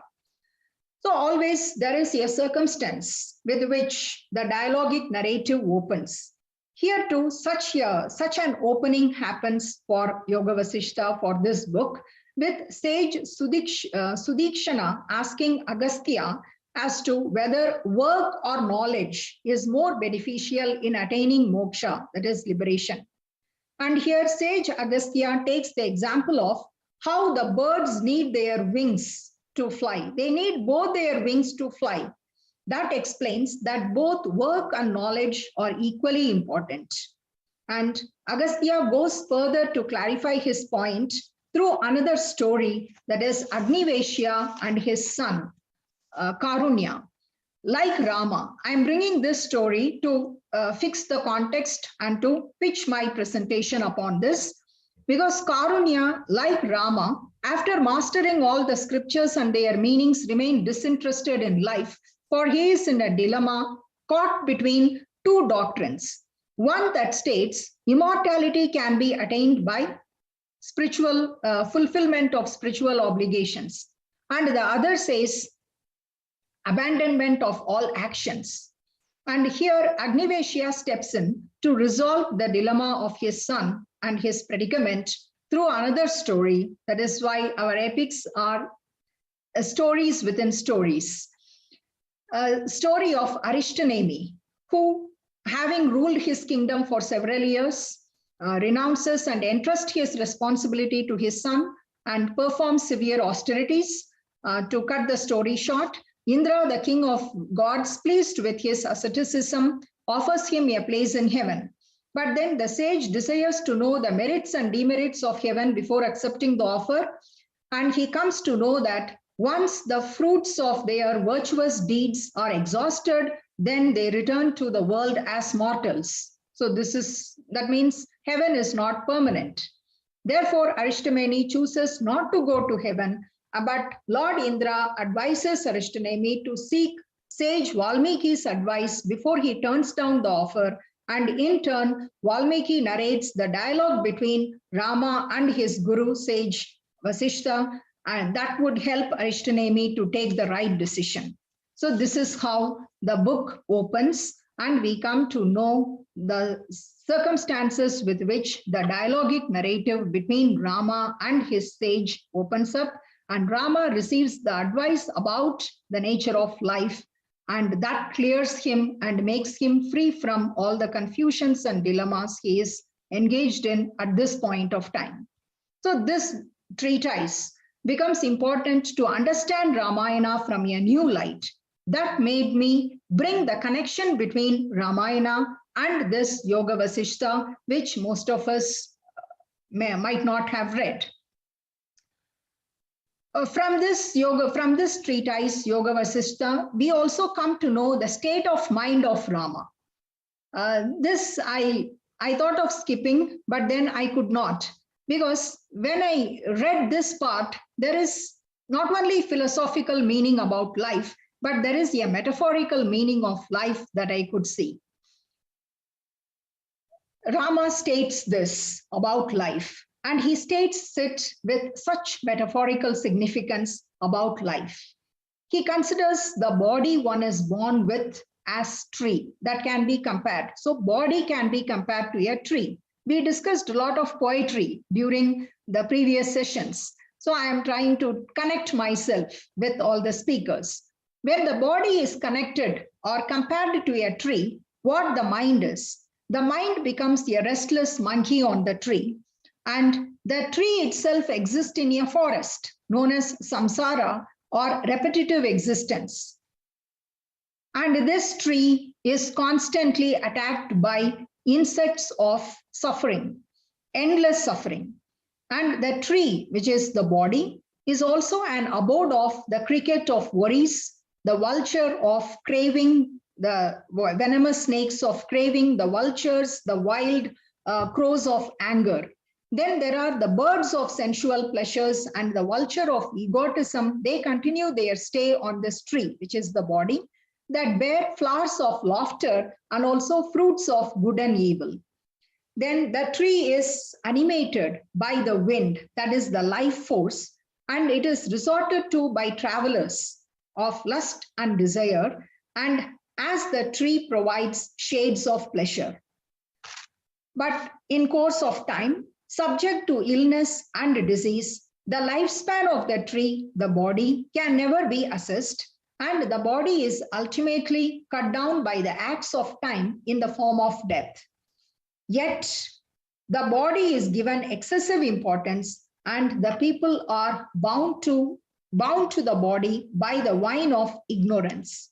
This is noted by Rama. And then we also come to know the state of mind of Rama when he talks about the stages of life. Let me take you through this briefly.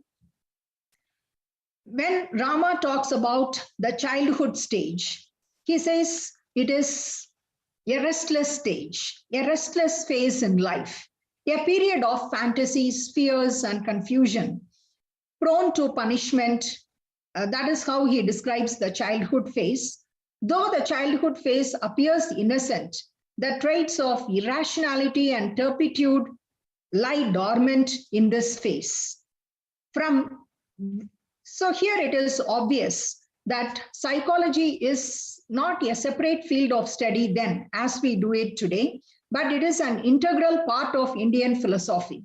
That's why A.K. Ramanujan in his essay, Is There an Indian Way of Thinking, states that psychology was not present anywhere as a vivid field of study, as a separate field of study until the Western psychologist gave it, starting from Freud. But then we had it. It was an integral part of the Indian philosophy, so there was no need to come out with a separate field of study. So followed by this childhood state, he describes youth.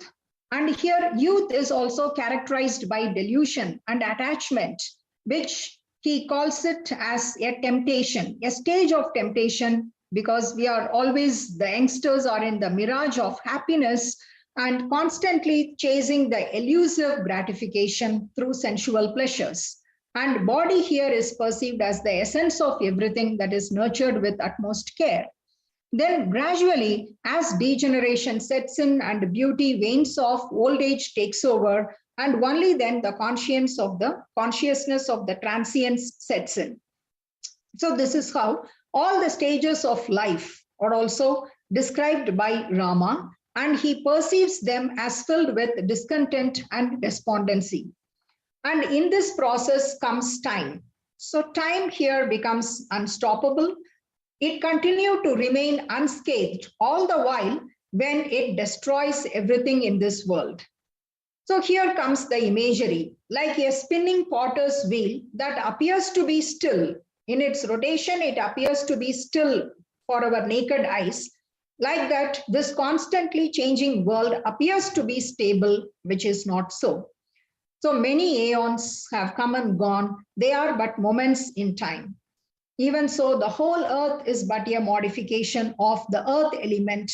Therefore, it is futile to pin our faith and hope on it because it is transient.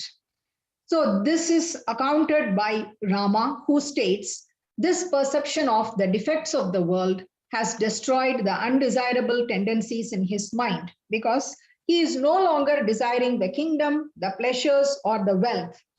Rather, he prays to Lord Sage Vasishtha to clear his mind and also to instruct him about the ways to remain free from all fear, anguish, confusion, and distress.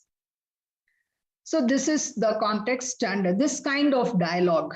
I have brought this to show the state of mind in which Rama had been. And in this state of mind, he invites the advice of Guru Vasishtha to clear his mind and also to give him some respite from this misery about the world. So this is the first lesson given by Guru Vasishtha. He introduces the idea of Raja Vidya. And this Raja Vidya is connected with the four alleys, the aspects of absolute freedom to remain connected with ourselves, to realize ourselves, and to realize the absolute consciousness within us. That is the function of the Guru, which is getting fulfilled through these four aspects, which I quickly run through. This Raja Vidya is also known as kingly science. And this kingly science guides the disciple toward enlightenment. They remove the disciple from the state of bewilderment and lead them towards enlightenment, allowing the disciples to discover for themselves the meaning of the inner self. The Guru guides the disciple only to some extent. Then the disciple has to make a self-effort to know the self by means of practice. Here let me state the conferences such as this are helping us to bring such ideas where we can listen, we can discuss. But when we take back the lessons from these conferences, it allows us to reflect and put them into practice. Only if we turn them into practice, the real inner freedom can be experienced and it can make the man. That is my concluding statement towards the end. I'm talking about the making of man through this presentation. And Raja Vidya and kingly science help in the making of man through these four attributes and four aspects, such as self-control. This is the first lesson given by Vasishtha to drive away all the physical and mental ills and to escape from samsara and also to relieve ourselves from all the sufferings. So this is the armor, he says. If you have self-control as the armor, then the sorrows cannot harm you. That is the first lesson. Then comes inquiry. Today in the world of research, we talk a lot about logical reasoning and inquiry. So here the inquiry here means vichara in Sanskrit. So this vichara is not about reasoning alone, but it helps the individuals to look into oneself, know your own self, to understand the world around you, because that's the ultimate knowledge. And that knowledge can bring tranquility.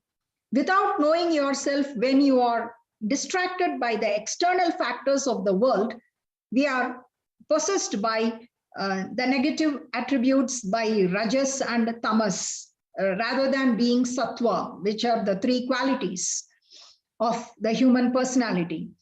So we are influenced by ego, jealousy, and all such other aspects motivated by the external factors. So that cannot bring peace and calm to ourselves. Therefore, reasoning here.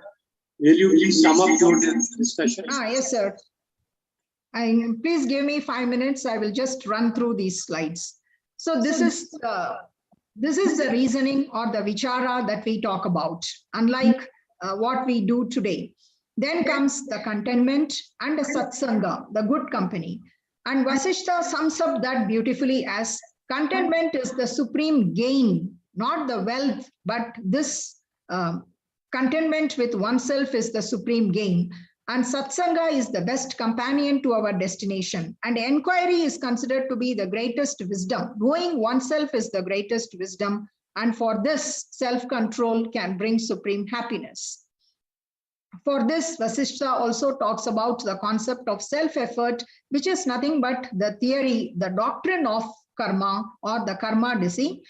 For the sake of research scholars to help them, I have brought some scholarly views here. For example, Lehman can be consulted for Eastern philosophy key readings, and Hiriyanna talks about the essentials of Indian philosophy and karma-disi in his book.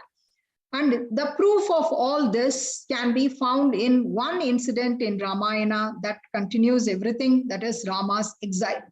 And what is the motive behind Rama's exile? If you look at it from contemporary lens, he who knows the why for his existence, if we know the purpose, the reason for our existence, then we will be able to tackle all the how we can bear it. This idea sums up the existence and the essence of Ramayana through his exile. And Rama also states the same thing by saying, nothing but goodness is good, which is the essence of karma, because karma, the causation, the principle of causation is very much connected to the human conduct. It decides our present and the future, meaning that the law of karma, that means the action. We don't have to take the word karma, we can take it as action. That is what it means. So any action that we do, we cannot escape the consequences of our action. So that is the law which guides our life, and that is the principle. To cross over one's own shadow is as ineffective as to cross over one's own action without any consequences. Sums up the idea and the importance of self-effort. With this, the cosmic consciousness, the process of creation, as well as the 5 elements, the Panchabhutas, and how the Panchabhutas are connected with the 5 characteristics, what they are characterized by, and how these characteristics are connected with and corresponds with the sense organs that determine the human personality and the organic and the inorganic creation of this world, which is known as Brahman. The highest law that operates in all creations are talked about in both Ramayana and Yoga Vasishtha. And Indian philosophy has a central idea in moksha, that is liberation, that is the state of release. Here the idea of Jivan Mukti, which is the state of release, and the final release is called Videha Mukti.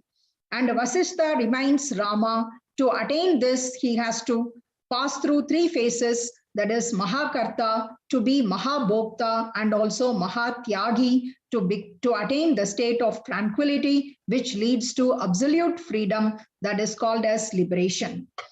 So this kind of cosmic consciousness is elucidated by Vasishtha in his doctrine.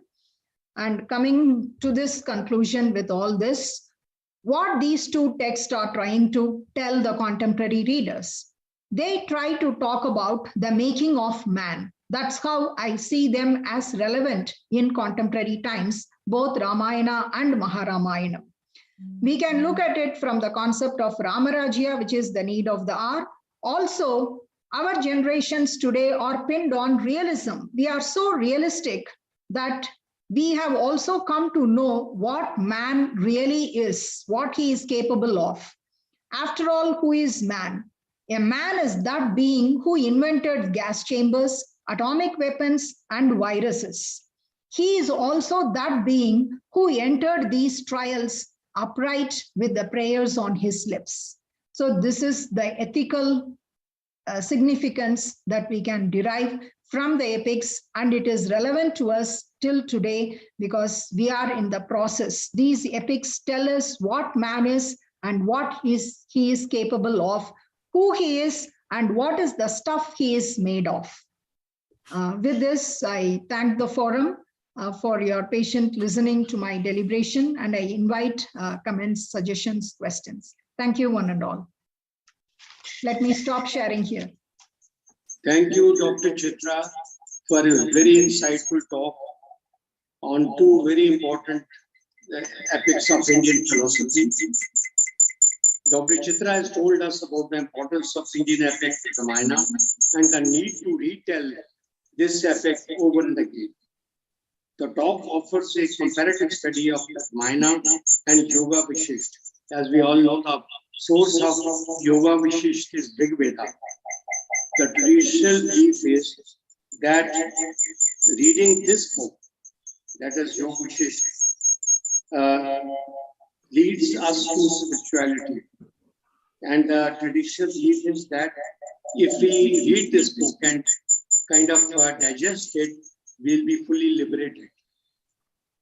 The talk between Guru Vasishtha and Prince Rama, the disciple, is very interesting. It is very fruitful, and it tells us about the realities of life. And finally, when Vasishtha tells, he reminds Rama to act like a yoga person, like a Mahankarta. So this is a lesson from the this talk, and this talk and these two epics have great relevance today in the 21st century. And I'm sure that if we follow these principles as mentioned by Dr. Chitra, our life can be very, very fruitful and meaningful. Thank you, Dr. Chitra. I couldn't introduce you enough in the beginning. As you all know that Dr. Chitra teaches in Bhutan. So she is a foreign delegate for us, and she has great interest in culture. And that is very obvious from the talk that she has just delivered. Thank you, Dr. Chitra. If there are any comments or questions, very brief ones, you're welcome. I think we can take up in the end only, and the questions we put in the chat box. That will help. Otherwise, I think we'll be stepping out of time limit. I thought of the questions first because it's a different area altogether. Yeah, but okay. In any way. Okay. Up to you, sir. Convener is the last of all. Dr. Vinod Mishra. I have talked to Dr. Vinod Mishra in the beginning. Professor Mishra teaches at IIT Roorkee, very well-known scholar. I've known him for a very long time. I knew him as a scholar, as someone who has written sufficiently and has traveled abroad widely, delivering talks at various places. But recently I have come to know that he is also a creative writer and has written a number of poems. So welcome, Dr. Vinod Mishra. Thank you, sir. First of all, let me congratulate Professor Jagdish Batra for having such a mammoth conference and inviting people from all the corners of the world. And of course, when a session is being chaired by none other than one of our mentors, Professor R.K. Dhawan, It's of course a pleasure. And amid this galaxy of literary scholars, let me first admit why I withdrew first. It was actually because only last week I have triumphed COVID. And since I had committed to speak, I would be speaking, and Chitra's name was the first. But my dear friends, I would have to read. So forgive me for that. The title of my paper is Spiritual Echoes in Contemporary Indian English Poetry. And I have subtitled it, 3 Cheers for 3 Indian English Poets. My dear friends, through this paper, what I actually want to do is, I want to introduce and emphasize upon the works of 3 contemporary poets who have not been talked of much in literary gatherings. Because when we talk about spirituality, spiritual echoes, most of our debates and deliberations are confined only to Aurobindo and Tagore. And we often find, and many of our critics also feel, that after Tagore and Aurobindo, the spiritual thing in Indian poetry came to a halt. But I, as a reader, and as well as a critical, as well as a creative writer, feel that the creativity in terms of spirituality is still in the continuing process. And the tradition which had been sown by our forefathers is still in continuation. Spiritualism is a belief in the transcendental nature of the world which we cannot perceive through our naked eyes. It shows the reality beyond our general perception of the real. We usually ignore this essential part of knowledge as the area of exploration for sense seekers and philosophers. The understanding of the world within self and beyond this materialistic world is the core of spiritualism. It teaches us life as divine through the knowledge of the transcendental world. Atma, Paramatma, Jivatma, Brahma are some of the words that represent ourselves. Indian literature, which is replete with a long tradition of spiritual quest, since we have a long list of saints and philosophers who have deliberated upon this part of epistemology. They have actually delved deep in the questions of human consciousness from the ancient period of Indian tradition. Our holy book, Bhagavad-Gita, is the first epitome of this kind of inquiry, where Arjuna and Krishna Sambad happens. As regards contemporary Indian English poetry, only a handful of Indian poets represent Indian ethos by bringing their readers into the realm of God-making or a spiritual quest in order to realize their human sensitivity, attaining the peaks of spirituality that is not devoid of pain and pleasure, as common and humdrum as everyday human experience. Tagore's Gitanjali, which is in true essence, humans strive for a spiritual yearning, where the poet establishes a relationship between man and God. The poet is so deeply soaked in his devotion towards Almighty that the material world appears to him as an illusion, where the memory of the omnipotent alone can free humans from the shackles of everyday complexities and show them the eternal light and wisdom. Tagore's advocacy of God of small things elevates the poet as the messiah of the downtrodden and discarded beings, most often put to margins amid the hullabaloo and hyperboles harped upon by modern messiahs in civilized circles, bent upon heralding the vicissitudes of all and sundry. We can take a look at one of Tagore's songs from the Gitanjali, where he says, "Leave this chanting and singing and telling of beads. Whom dost thou worship in this lonely dark corner of a temple with doors all shut? Open thine eyes and see thy God is not before thee.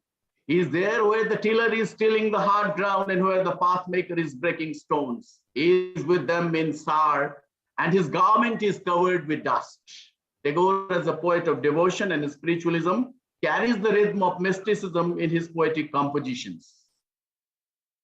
Addressing God as his master, Tagore writes, I know not how thou singest, my master. I ever listen in silent amazement. Tagore sings in the first song of Gitanjali, thou hast made me endless, such is thy pleasure. The frail vessel thou emptiest again and again and fillest it with fresh life.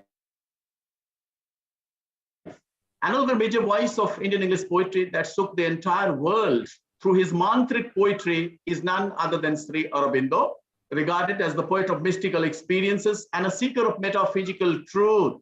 Tagore's cosmic vision distinguishes him from other poets of his generation. Aurobindo's emotional rapture, verbal exuberance, besides his romantic and mystical yearnings, makes him a class apart. In one of the poems, from where his transformation begins, and the poem is also titled Transformation, where he says, my breath runs in a subtle rhythmic stream. It fills my members with a might divine. I have drunk the infinite like a giant's wine. In this regard, P.C.K. Prem, one of the eminent Indian English critics, says, to the modern intellect, the poet's thoughts, spiritual interests, and mysticism look magical, but deep down as he inquires, he finds the poet passionately evokes through sublime verses the transcendental, restrained, and cathartic impact of Indian cultural heritage. Aurobindo's Savitri, which is derived from book 4, book 1 of Canto 4, Tagore says, Aurobindo says, this world is a beginning and a base where life and mind erect their structured dreams. An unborn power must build reality. Having said this, now I come to the three poets whom I want to discuss. And in this regard, the very first poet is late Niranjan Mohanty. In the modern age, we have a few voices who have sought the continuity in the delineation of this long tradition of a spiritual quest. Niranjan Mohanty is a poet who is deeply rooted in Indian tradition and culture. His spiritual quest is different in the sense that he makes the divine the ordinary. There are two collections by Mohanty which actually provide a spiritual quest. First is Prayers to Lord Jagannatha, and the other is Krishna, a long poem. In his poetry collection, Krishna, which I have taken for discussion today, he portrays Krishna, the divine, as human. He doesn't consider Krishna to be divine. In the poem Krishna, Krishna says to Radha, time and again I assume human form to purify what is divine in me. Time and again I am born on this earth to test the sweetness of corn and rice that are grown between the veil of your bee-hunting breasts. In Indian scriptures, Krishna is the ultimate God who is omnipresent and omnipotent. He is above every emotion, boundary, or construction. But Mohanty's Krishna is nothing without Radha. He has come on this earth in human form to unite with Radha at the level of soul because he feels his existence in void without Radha. And that is why he needs the blissful company of Radha. Krishna is not God, but an ordinary human being who is bounded by earthly limitations. And Mohanty says, my fair lady, I am human. My needs are human too. Whatever I possess or dispossess is human. In whatever form I love you, I remain human. You are the acme of my human need, my dear. Through his poetry, Mohanty adds another dimension in the spiritual quest when he wants to attain divine through the union of two true lovers. In Krishna poems, one comment which actually is very pertinent to be taken here by A.K. Mishra, who says, Mohanty's Krishna has a message for the people wrestling with the problems of worldly life. His is the message of love, unrequited and spiritual, which governs the theme and unity of this poem. Mohanty's spiritual blending with the ordinary human life is the core of his poetry. In this collection, he writes, as long as we pursue this game, heart and soul together, you are yourself, I myself. No one loses, no one gains. This game is my cradle, my alphabet book, the geometry of my und, my hospital, my inextinguishable fire. Mohanty's Krishna blends and binds his materialistic world to the spiritual, where the love game between Radha and Krishna attains soul searching and purification of humans strive for love as a force to redeem them of all ills pervading the contemporary world and society. It is not Krishna the divine, but Krishna the human who must experience the earthly pangs and relieve mankind of the ennui, the fever, and the fret, and gather Radha's love to purify the materialistic world and disseminate the divinity through nothing but love. Mohanty's Krishna is aimed at making the present-day patriarchal society realize that it is woman who preserves the fountain of love and creativity. All of our longings for a spiritual bliss, which is out of unfathomable and immeasurable depths of her love in various forms. In the same poem, he says, I am the gardener of her dreams. I am the dream of her steep. I am the gist of her silence and song. I am Krishna. Another poet who actually needs to be mentioned and who also works on the same line of spiritualism is late Charusil Singh. Charusil Singh's spiritualism and mysticism of contemporary Indian English poetry treads untrodden paths, and his poetic numbers flow from mythology and endeavor to encourage and ennoble mankind to learn the lessons of magnanimity from ancient texts. Singh is impeccable in this respect as one who has been incessantly contributing his buttercups, unleashing their fragrance as an offering to spiritual powers. His verses reach the pinnacle. His verses reach the pinnacle of poetic sojourn as a form of prayer that stands for purifying the bodily pleasures to attain spiritual salvation without maintaining the Cartesian dualism. The collection entitled Collected Poems, actually Charusil has got quite a good number of collections. And I had also the opportunity to edit 2 poetry collections with him. So he started his poetic journey with Tapaschanam Sukhdev Ki Pira, and then it continued. So one of the very important collections entitled The Indian Hero, which I'll be taking for the discussion. So this collected poems establishes Charusil as a celebrated Indian poet whose heart resembles a temple where the bells of love, of separation, of illusion, and disillusionment, of longing and belonging ring to remind readers of their date with destiny. His poetic visitations coruscate the inhabitants of the mundane world to prove and disprove the primary pulsations which human seems to be obsessed with. The songs of this section touch our tender feelings, but the poet does not forget to take a dig at those who suffer from ethnicity and are sick of self-love. So taking a dig at the contemporary society, Charusil says, we are frogs in the muddy pond, living our life without a glimpse of the land, eating the filth and making vain claim of our sheer nothingness, oh same. The second collection entitled Songs of Life and Death is soaked in acrid realizations, but the collection that I intend to discuss here is The Indian Hero, which reverberates with the perennial question of creation and destruction as a cyclic repetition of life. Singh, in one of his interviews and also in one of the songs, says, history is a monument of clipped wings and fissured sense for how shall Albion rise again. We are imaginative pastures of land growing upon the iron bilk of the tender bosoms of our mothers. Why mothers should be hoarse every time is not known. Is there someone to tell us and make our lives less forlorn? He reminds us of T.S. Eliot.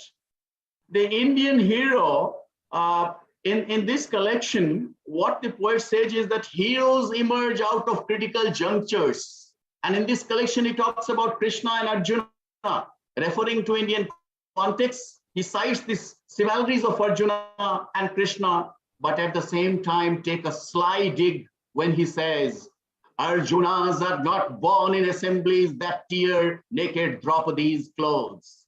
They take birth in jungles where Dronacharyas live and take and mold destiny. The penultimate section of collected poems, which includes Creation Cocktail, considered as Charuseil's masterpiece, where his imagination emanates from the reasoning that in no way appears to be the blinding passion of a poet. The poet makes his readers question the very idea of creation which is bound to destroy. The last section of collected poems is Terracotta Flames, where the poet also talks about the vocation of poetry, and he says, life is a running brook, glimpsed at the end through childish images, lovely, violet, and trim. What attracts me most in Charuseil is his attempt at encouraging spiritualism among poetry lovers who simply believe in the titillation of the body. In his The Indian Hero, Charuseil blends temporality with eternity through many religious figures, and he brings Christ and Krishna together and says, Christ and Krishna come and dance a nuptial chorus and impregnate the earth. The earth vomits confusion and dirt and flirts with the purity of primeval seeds. Creation is withheld and deferred into nauseating circles of time as smoke.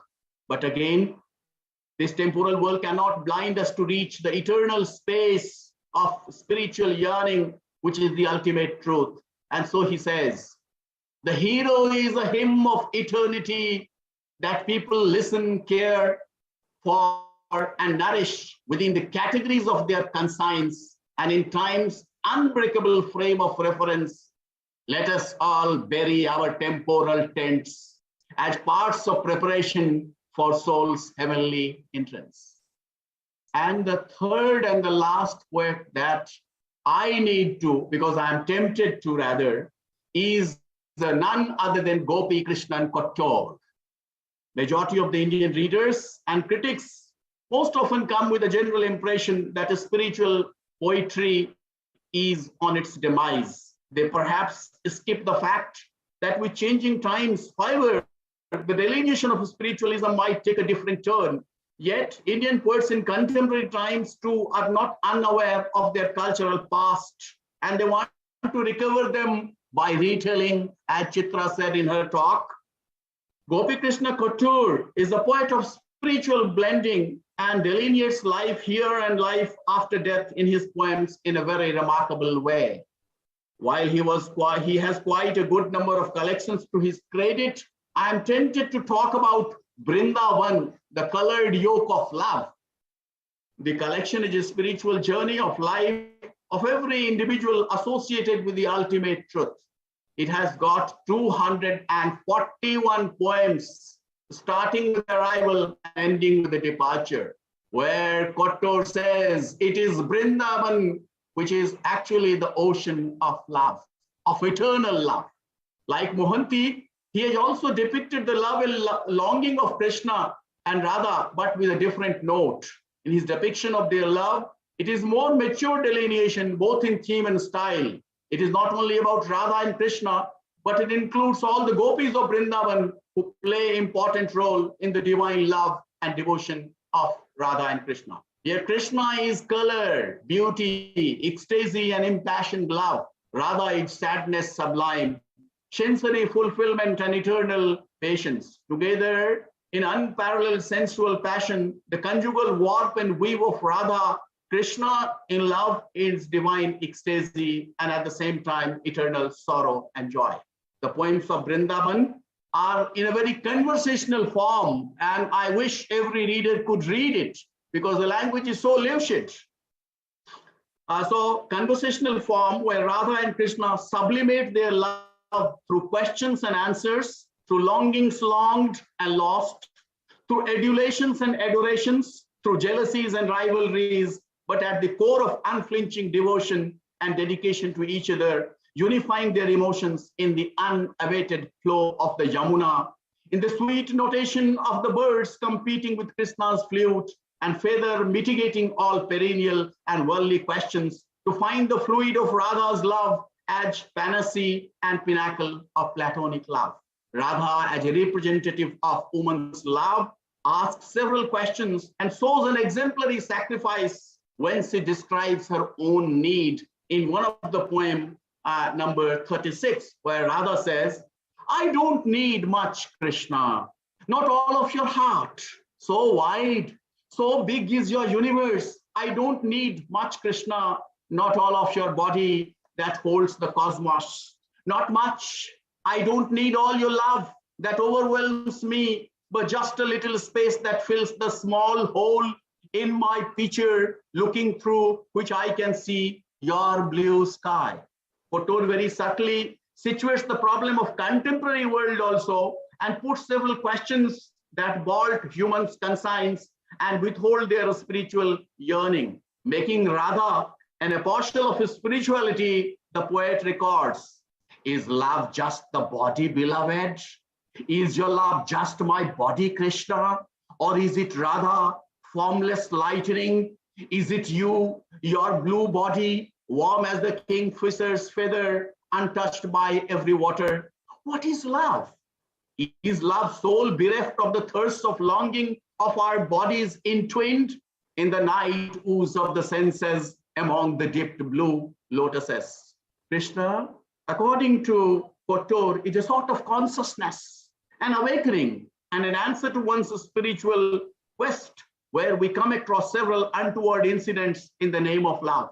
Love and love alone can mitigate all the problems of humans. The problem faced by today's society is that we have eyes, yet we cannot see. We have hearts, yet that do not pine for. Krishna as an incarnation is not invisible, as the poet says in one of the poems entitled Invisible, where he says, is love invisible? If so, it must be beyond measure. You do not know the depth and height, that breadth of my love, or do you pretend still? All-knowing love is invisible. But for me, my love, in little measure, my love for you is light, the halo on which you glow, undressing for me your peacock flow. Kotor takes a dig at several perceptions, general perceptions. Please conclude. Yes, 2 minutes. Yeah. Several perceptions of Krishna's love as inconstant, but through Krishna's answer, the poet emphasizes that love is present all around us and we need to have a yearning to realize it. And the poem is titled Inconstant, where he says, Radhe, you say I'm inconstant. Yes, Radhe, you are constant. I, inconstant. I always am revolving around you. So one can come across several instances of soul searching and spiritual ecstasy in the Vrindavan poems of Kotor. His depiction of love as divine but attainable is the answer to many questions which have been asked. Mahapatra, one of the eminent poets, rightly remarks, late Niranjan Mohanty's Krishna was on a slightly different pitch. It was not so detailed, so long in describing their intense intimacy. The last poem of Vrindavan, which is entitled Departure, shows us the ultimate possible union of Radha and Krishna, not in the materialistic world, but in galaxies which are symbolic of a spiritual world. And the poet says, the next time you come, Krishna, you won't have to search for me in Vrindavan, not even in Brashna. Trace me back to your blue feather, wading in Radhamrit as you hold my hand and lead me, and we fall in love, galaxy upon galaxy. To conclude, Kotor also takes a dig at several things. Had there not been the limitation of time, perhaps the lecture could have been going on, but time is always at our back. Fine. So to conclude, let me say, thus it becomes evident that contemporary Indian English poetry is not static, but it continues the lineage of the spiritual quest through the medium of verses.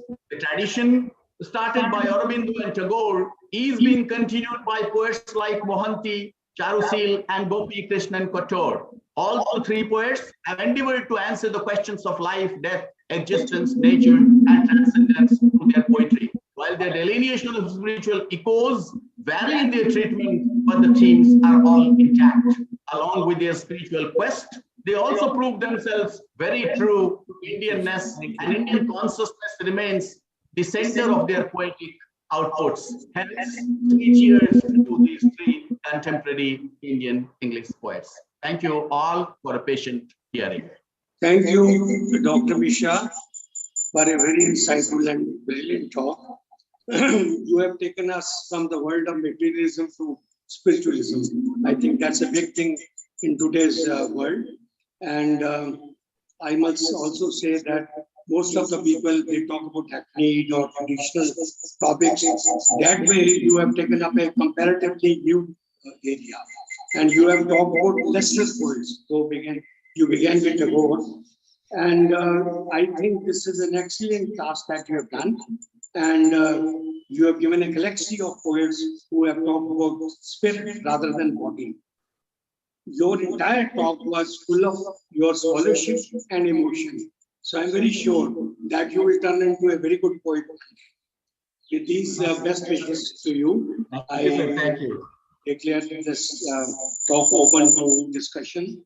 And if there are any questions, comments, participants are welcome to ask.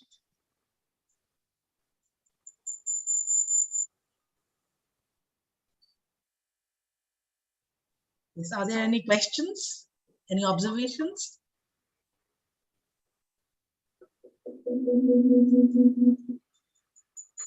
Rashmiji, good morning. Namaskar. Very good afternoon. Very briefly, Mornings are always followed by afternoons, and afternoons by evenings. Of course, that's true. So you talked about a very important aspect, spiritual. Thank It you. has been long overdue in Indian discourse that we should talk about spiritualism and spirituality also in our narratives and discourse. They have been missing for very long. This balance is to be restored, I believe. So this paper, particularly on this very aspect, highlighting this very aspect, I think this is something of a real contribution that you have made to the contemporary Indian English literature and also to the contemporary Indian English poetry. Yes. Thank you, ma'am.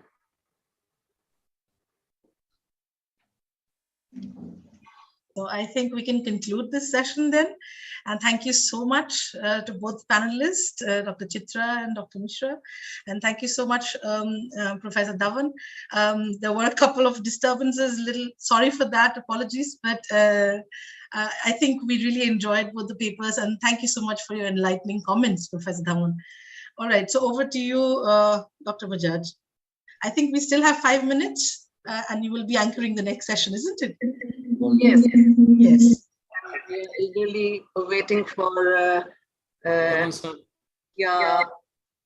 Nehru also to join us, and Professor Rajat Mitra. We are waiting for them. They will be joining in soon, I hope.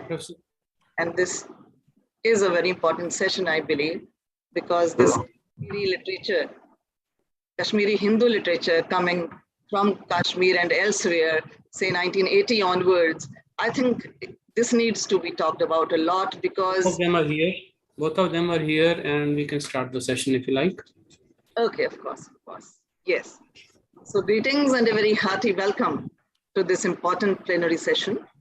A very cordial welcome to our panelist, senior psychologist, and eminent novelist of the Untitled Chapter fame, Professor Rajat Mitra, and our chairperson, Sri Raj Nehru ji, Vice Chancellor, Sri Vishwakarma Skills University, and also an author with a recently published co-authored work, Katha Sati Sagar.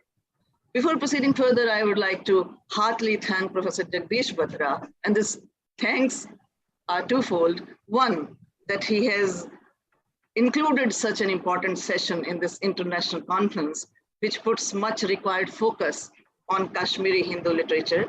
And secondly, that he has thought of me as being the suitable anchor for conducting the proceedings herein. Friends, this session is very significant because it fills a very crucial gap in the socio-political and literary narrative of India.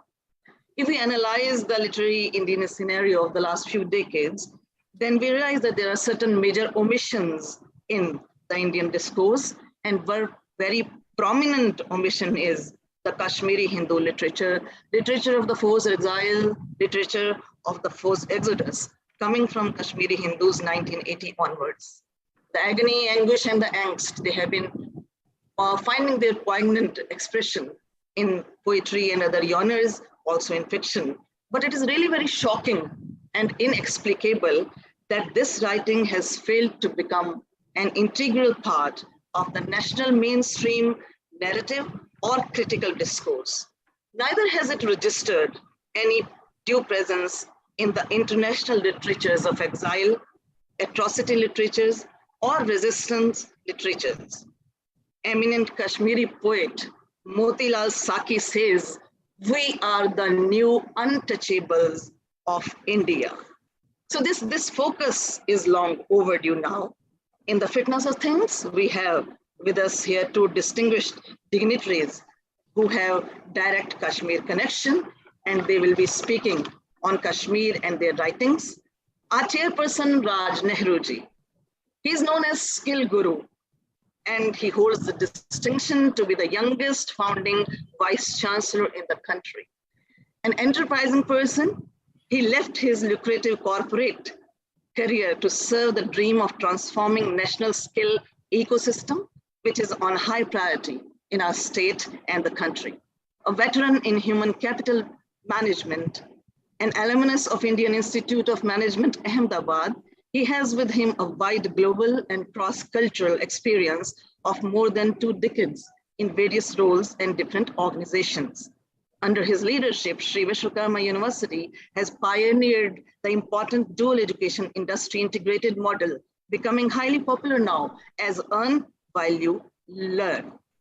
And then he has been, on the board and committees of various prestigious organizations, such as AICTE, UGC, MSDE, IILM University, Jammu Central University, YMCA University, and Global Village Foundation, to name a few.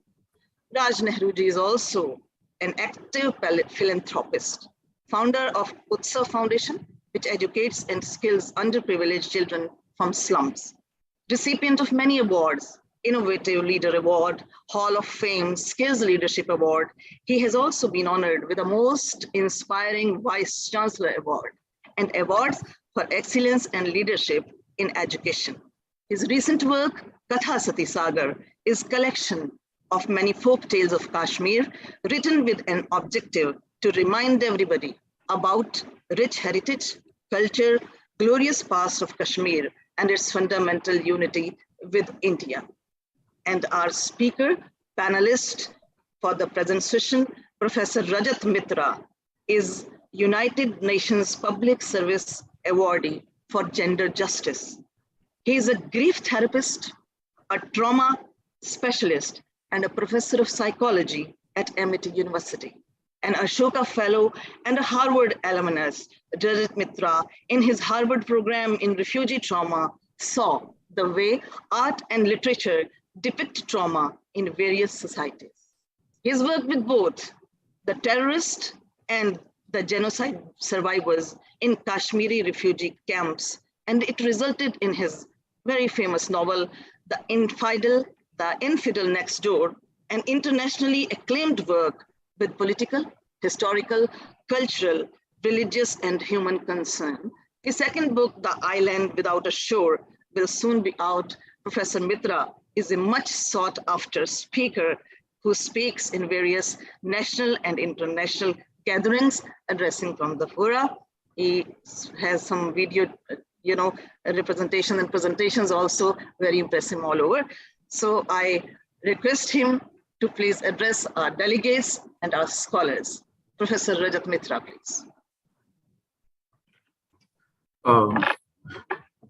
Thank you, Professor. I think for the introduction and the way you said it, as the saying goes, that I felt so good hearing that I can't just wait to hear myself speak. So I must say that I approach this conference with a little bit of trepidation because I'm not a person from literature. I'm a psychologist. And though I come from a family of people of literature, my sister, my father, they were both people of literature, but I both felt very intimated with them. And that is still something that continues whenever I'm with a gathering of people from literature. So I will not try to speak as a person from literature, but I will speak as a psychologist. So when Professor Batra said that you speak about your book, I said, how do I speak as a person of literature or as a person of psychologist? So he says, "Jaisa tumhara man kare, waise hi bol do." So since he gave me that leeway, I will speak as a psychologist and talk about how I came to be an author and wrote this book and why am I writing my book. I was a clinical psychologist and I did not know about the problem of Kashmir till I married into a Kashmiri family and I started meeting people who were victims of atrocities. So one of the first persons I met, he told me that he was blindfolded and taken to this house. There he was, brought in front of people who tried to decide his crime. So the fact is that when he talked about the place, my father-in-law was sitting there and he said, "You are talking about our house, which was there in Ranawari." So he said, and because he was a civil engineer, he asked him details and he said, "Yes, exactly." Now, what came out from that was, this is the house of the Tikkus, which is a 7-story house just on the border of Dal Lake. The terrorists occupied it and they made the first 2 floors the lower court, the next 2 floors the higher court, and the top one the Supreme Court of Kashmir during the worst days. And they took people over there and he was taken and he came to us to talk about it.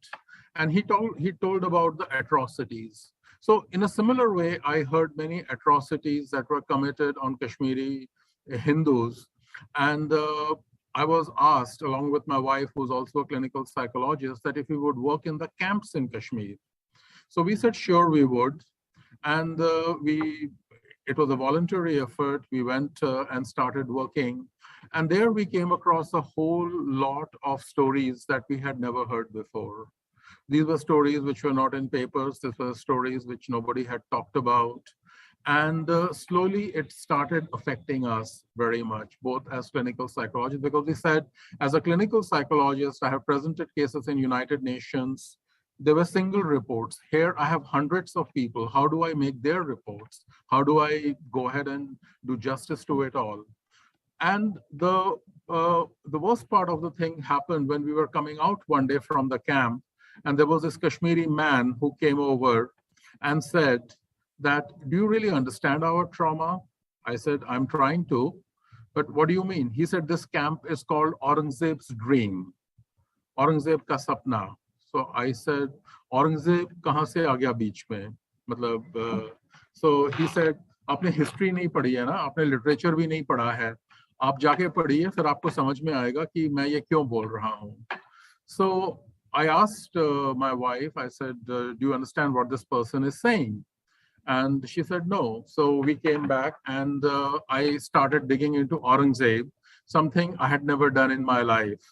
And there where I came to one portion, I read the one by Jadunath Sarkar, where he had said that I will make India Islamic, and his inspiration was to make Kashmir Islamic first.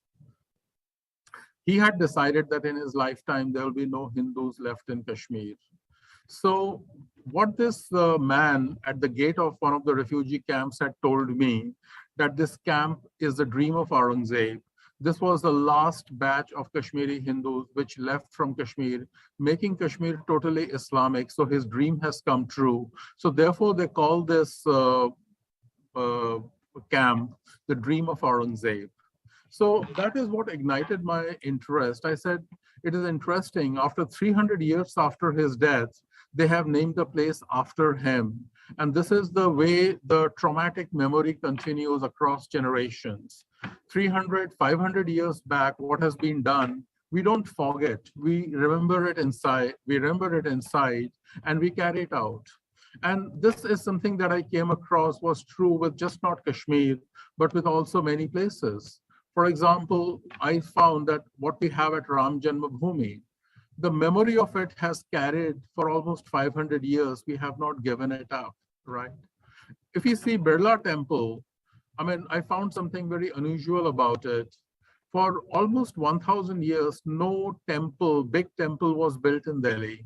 The first temple to be built was Birla Temple in 1939.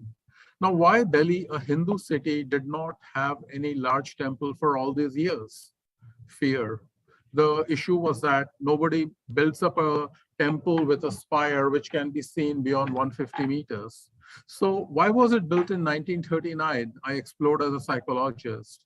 I found that it was built in 1939 because the freedom movement was at its peak.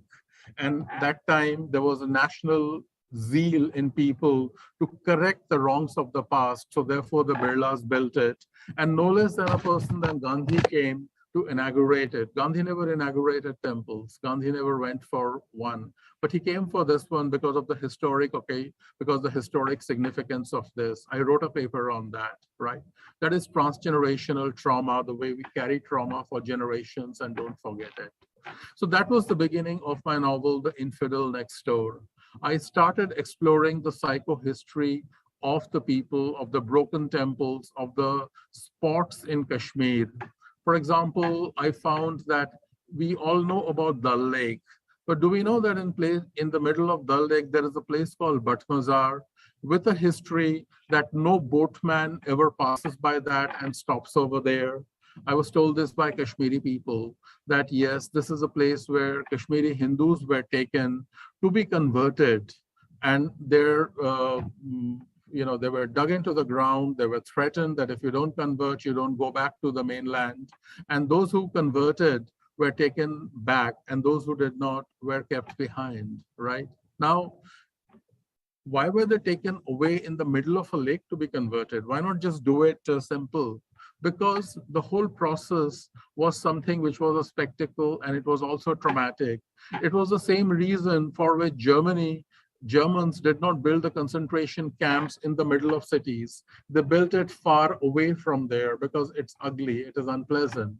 Now, there is a similarity between the historicity with Native Americans, with the Holocaust, and with the trauma that Hindus have faced.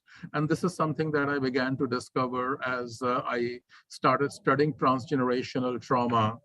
And then I decided to write this book in the form of a fiction, not a non-fiction. I had never written a fiction before, but it started flowing out of me as I heard and read people whose histories I felt that I must write in the form of a book. Now, the book Infidel Next Door, and I won't take much time to explain that. I would encourage all of you to read that. And I would like to share something. It is soon going to be made into a film. There is this studio which have taken the rights of it, and they are making it into international film. It will soon be announced, and I'm sure that it will focus upon one aspect of, as Professor Bajaj said very correctly, that it is not something that is talked about. So the book that I wrote, let me say this, that no publisher was willing to accept it. One of the one of the publisher from HarperCollins said, if you balance the book, if you make it secular, then we will publish it. So I said, how do I make it more secular? The answer was simple. The protagonist is in love with a woman, make her originally a Hindu, right? So then it becomes secular. So it is balanced. So I said, why do I have to balance it in such a way? I mean, what difference does it make? His answer was very simple. He said, the people that you are trying to address, it's an intellectual book. It's a book to deal with grief and trauma. You will not find very many readers on the non-secular side. They will be on the secular side. So if we have to advertise this book, we cannot do it as something about the trauma that Hindu Pandits went through. It has also to talk about what the Kashmiri Muslims went through, and it is balanced, so then your book will sell. I decided not to. I decided that, okay, I don't think I'll be true as an author if I do that. So I wrote a book, and I answered, the protagonist of the book is a Hindu priest whose temple has been destroyed of his ancestors 300 years back. And he goes to retrieve and build the temple, which is right now in a ruin. And he builds it up, and he finds that next to it, there is a mosque.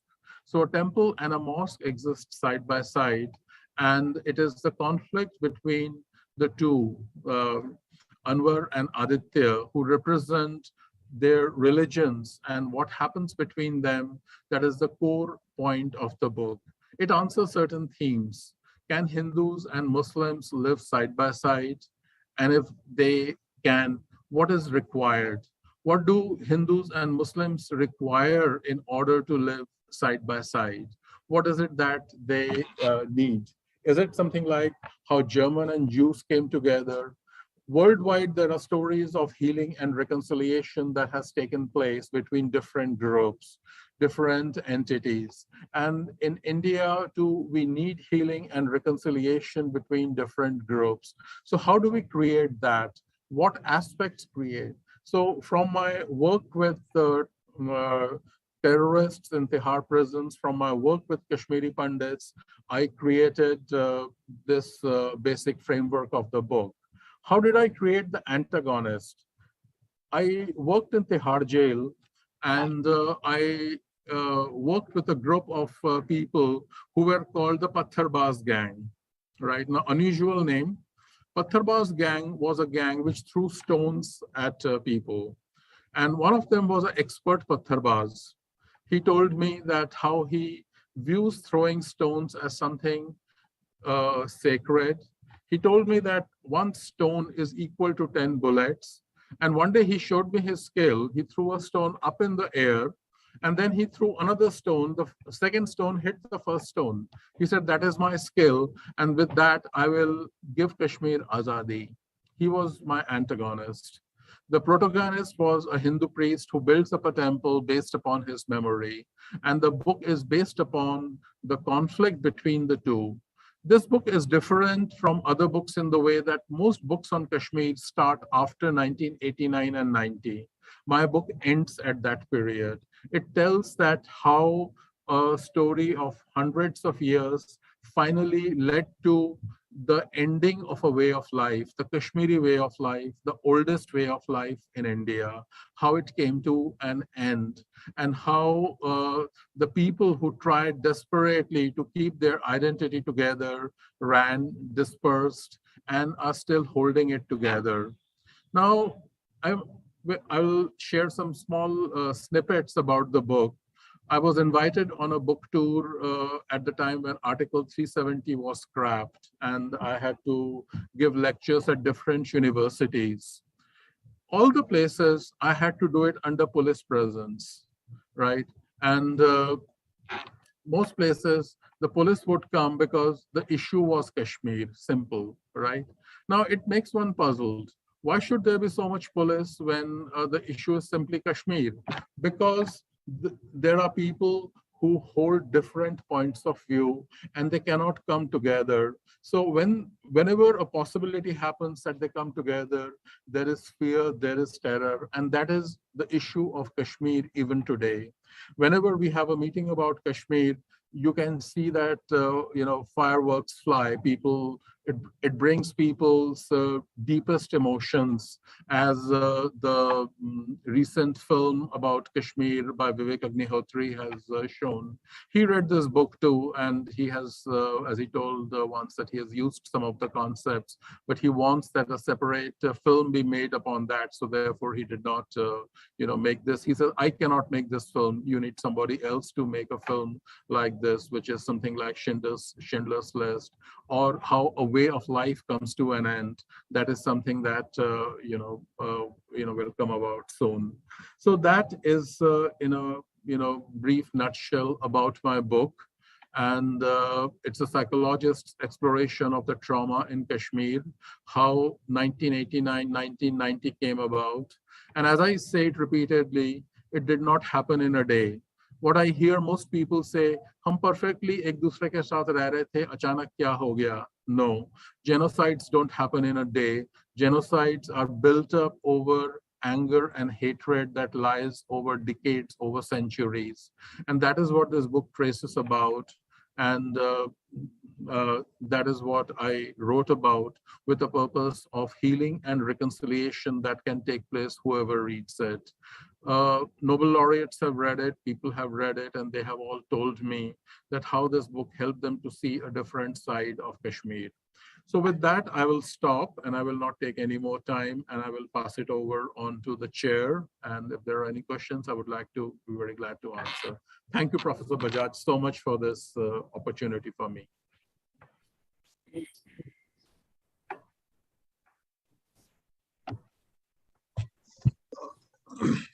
Thank you. You are unmute.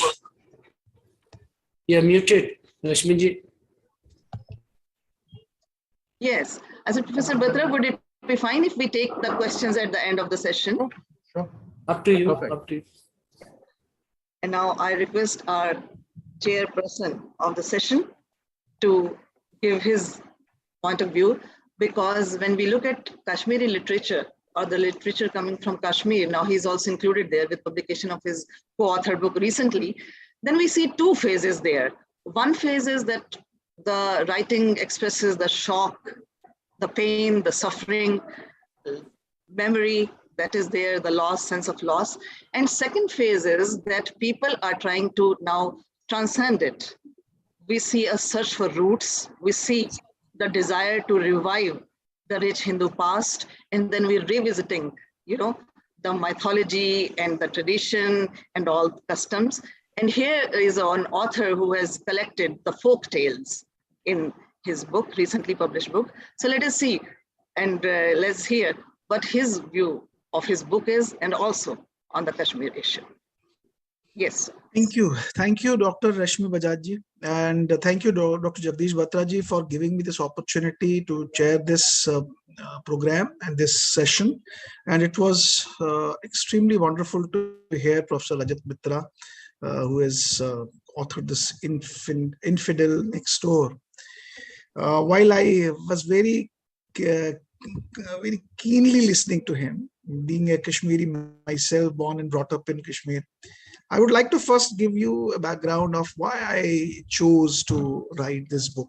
I'm not a historian, but me and my co-author, Dr. C.K. Garyali, she's a retired IS officer of 1972 batch from Tamil Nadu cadre. We both were experimenting with many things in the past, but then we came to a conclusion, we should write about something. And I'll tell you the reason why we decided to write this. You see, we have so many civilizations around the world, we read about them. And one common thing when we were looking at the past, looking at the history, looking at many other dimensions of how civilizations have got up and gone down, we realized one common thing about civilizations, that, like an example I give you, you've seen you've seen a predator.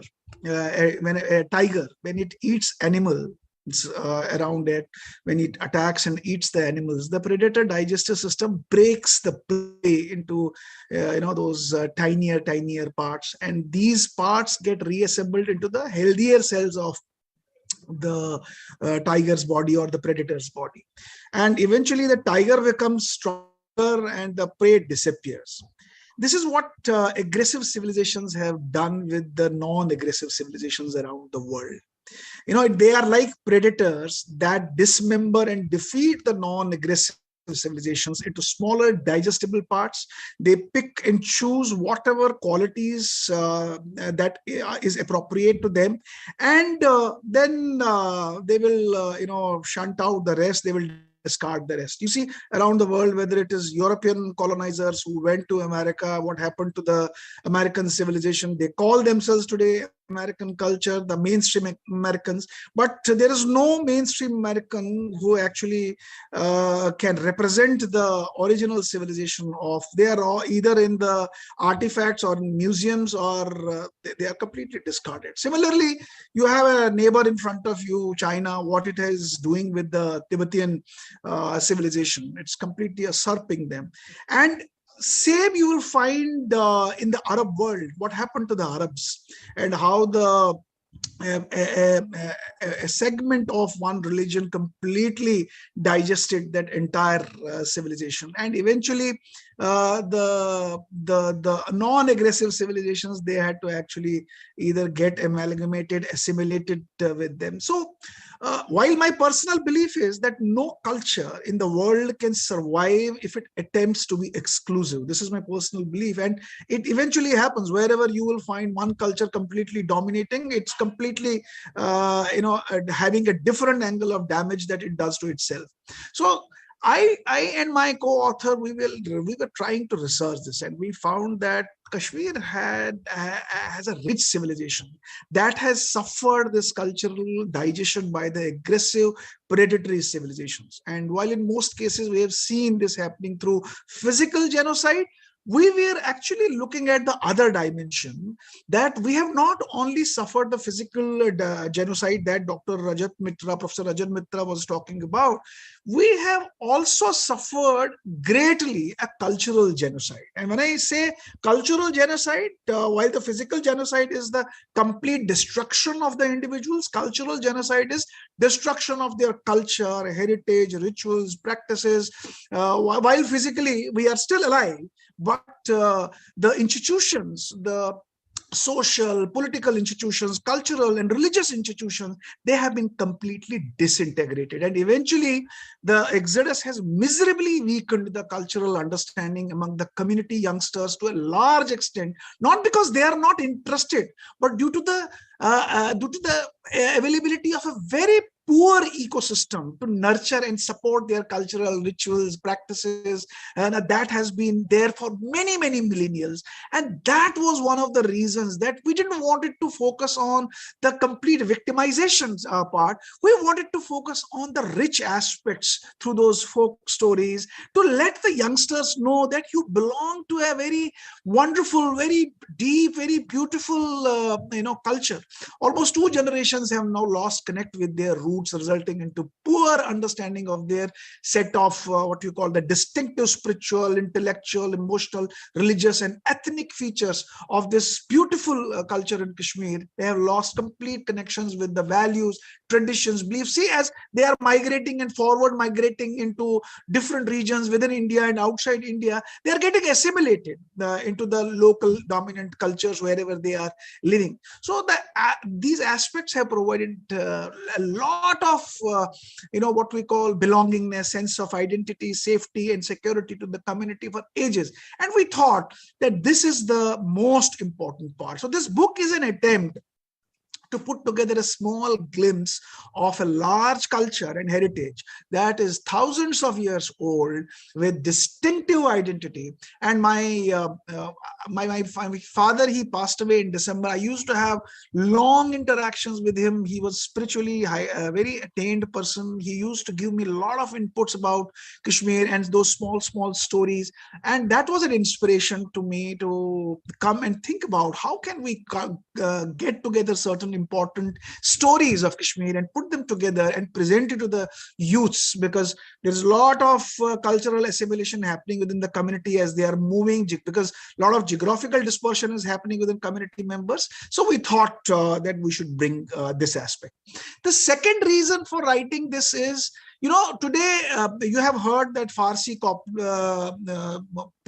poet Amir Khusro, he used to say, "Agar Firdaus bar ruye zami ast, hami asto," means if there is a paradise on earth, it is only here, it's only here. People know Kashmir only because across the world because of the beauty. But I and my co-author wanted to bring the brains also, because people only know Kashmir for its beauty, not for its brains. But Kashmir has contributed significantly through its various works that it has done, and we wanted to bring that, whether it is in the area of science, it's in the area of philosophy, it's in the area of poetry, drama, it's in the area of spirituality. We wanted to bring all that. Even we wanted to bring those aspects of courage and valor that the kings of and the queens of this place have brought to the table, and is recorded into the many manuscripts. So many manuscripts we looked at. Many people today talk about the Panchatantra and Jataka tales, and they are the most commonly referred documents. But many people don't know that there is a Katha Sarit Sagar, the gift of Kashmir in the form of ocean of stories to this world. The Katha Sariti Sagar contains stories within a story, and it was written somewhere in 10th or 9th century, and I think 11th century by Somadeva. And it has traveled to the whole of the world, but many people in India do not talk about Katha Sarita Sagar. So I don't want to talk about that. A part of Katha Sarita Sagar became well known as Vetal Pachisi, that we refer whenever this popular show used to come on the television, Vikram Betal stories. But its origin, its connection has a big connection with the Katha Sarita Sagar that we also tried to bring out through our book. Not only this, many people don't know the first historian in India probably was the Kalhan, who actually brought Raj Tarangani together. And none of the India knows about it, how beautifully he has brought so many things together in the form of the Raj Tarangani, and many people are not. In fact, he was a courageous writer, a courageous historian who had not even spared the kings at that time who were ruling when he was writing this for what wrongs they were doing.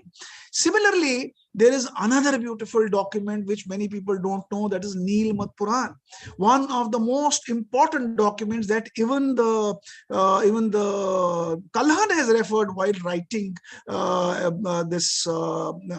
his book Raj Tarangani. While this contains Raj Tarangani is important from the point of view of political history, Nilmat Puran is more famous for giving the cultural history, the practices, the rituals that the Kashmir used to have. And when I say Kashmir, it's not the Kashmir that we see today. Kashmir as a big Sambhag, a big Janapada in those days was very, very different. In fact, I want to bring a very beautiful story. When many people refer to Kashmir and Nilmat Puran, they only think Kashmir of a very recent past. It's a Muslim-dominated or a one-religion-dominated region. But many people sometimes created a narrative, "Arey sahab, Kashmir ka to Bharat se koi connection hai nahi." But when you read the Nilmat Puran, you'll be surprised. The book starts with a dialogue. It's written in somewhere in 5th, 6th century, then when there was not even the other religion at all, 5th, 6th century. The book opens with a dialogue between Raja Janmejaya and Maharishi Vaishampayan, where Raja Janmejaya asks Maharishi Vaishampayan, why did not the king of Kashmir participate in the Mahabharata Yuddha? This is how the Nilmat Puran starts. The opening of the Nilmat Puran is with a question where Raja Janmejaya asks Maharishi Vaishampayan. Now imagine a question in 5th, 6th century in the book gets recorded about Raja Janmejaya asking Maharishi Vaishampayan why Kashmir did not participate. And there's a beautiful story given in the Nilmat Puran that it happens like this, that the king of Kashmir was very powerful, Raja Gunanda, who ruled at that time and was friend of Jarasandh, who wanted to attack Mathura. And he went there to support Jarasandh. And when he went there, he was killed by Krishna. He was killed by Balram. And after many years, when Krishna and Balram were going to Kandahar, the brother of his brother Damodar, he wanted to take the revenge. He went to fight Krishna. He was killed there. And when Krishna and Balram killed him, his courtiers told him that why not we go and now set up our own kingdom in Kashmir. To which Krishna says that Kashmir is a very pious land. It's land of Sati. We should not be doing that. And because of that, they went to Kashmir, and the queen Yashomati, who was carrying the son of Gunanda in her womb, she was coronated as the first queen. Sometimes some people say that she was the first queen in the world, but that's a matter of research. But she was the first queen of Kashmir, Yashomati. And when Mahabharata Yuddha happened, the son of Yashomati was very young. He was some 8-9 year old, and young kings did not participate in the wars. So that is why Yashomati decided not to participate in the war. Is a beautiful story. There's a beautiful story about the Jalod Baba, who was one of the demon, how he was killed, and how the water was drained out from Kashmir.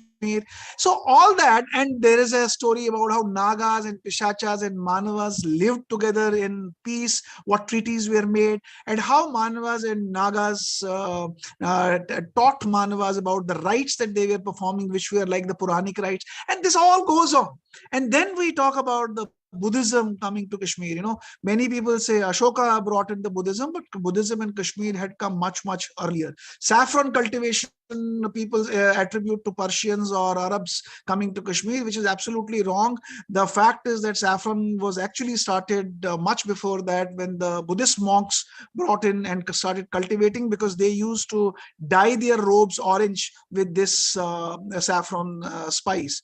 So similarly, there are stories about which we try to find through some research papers, many stories which are about Jesus coming to Kashmir. In fact, there are stories about Jesus's missing years, 13 to 23 years, when the stories are missing. And it is said that Jesus was during this period, through a caravan, he had come to Kashmir. And it is being written by Maharshi Ramanna's published Mountain Path, in which he has mentioned how during this period Jesus was in Kashmir. And later this was further researched by a gentleman called Nicholas Notovic. He went to a monastery in Tibet, Hemis Monastery, and from where he got certain manuscripts and tried to find out. So there are so many stories that you will find that are available. Shankaracharya coming to Kashmir, having debates with various scholars in Kashmir. Vivekananda coming to Kashmir, having debates with various scholars in Kashmir. Guru Nanak coming to Kashmir. There are stories about Bilhan, who was beautiful, a person of great poetry. He went to South, got captured because he fell in love with the princess. He wrote a poetry which is called Chaura Panchashika. Later it got translated by some European writers, including Povey Matthews, who wrote it as Black Marigold. Some translation has happened in the form of the collection of 50 verses by Love Thief. So Bilhan is one of the beautiful poet of Kashmir. We also have many scholars indicating Maharishi Charak his origin is from Kashmir.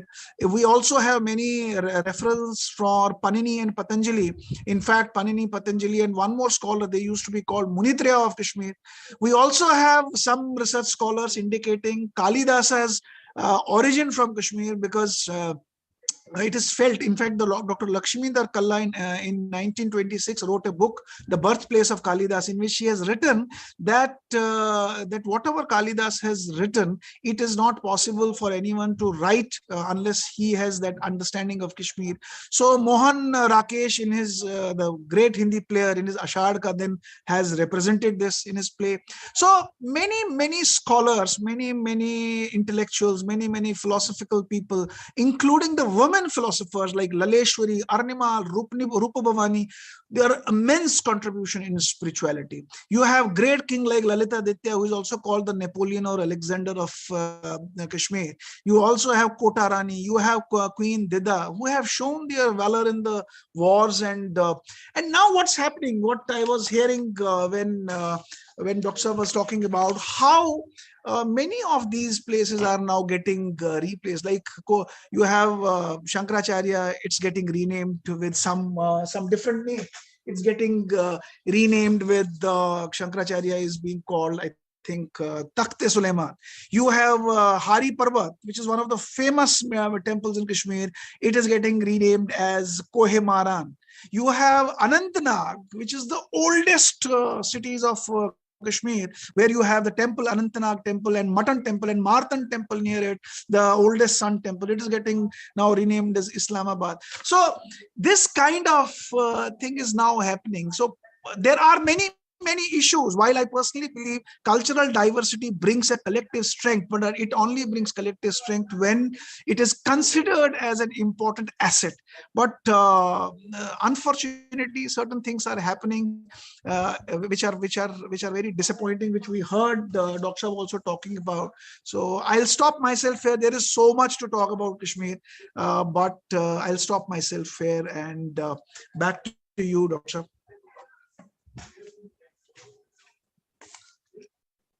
So Rituji, sorry, Rashmiji, back to you.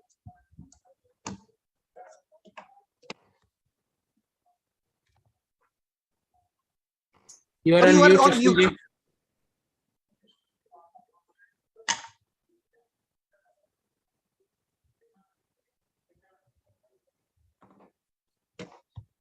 Rashmiji, you are on mute.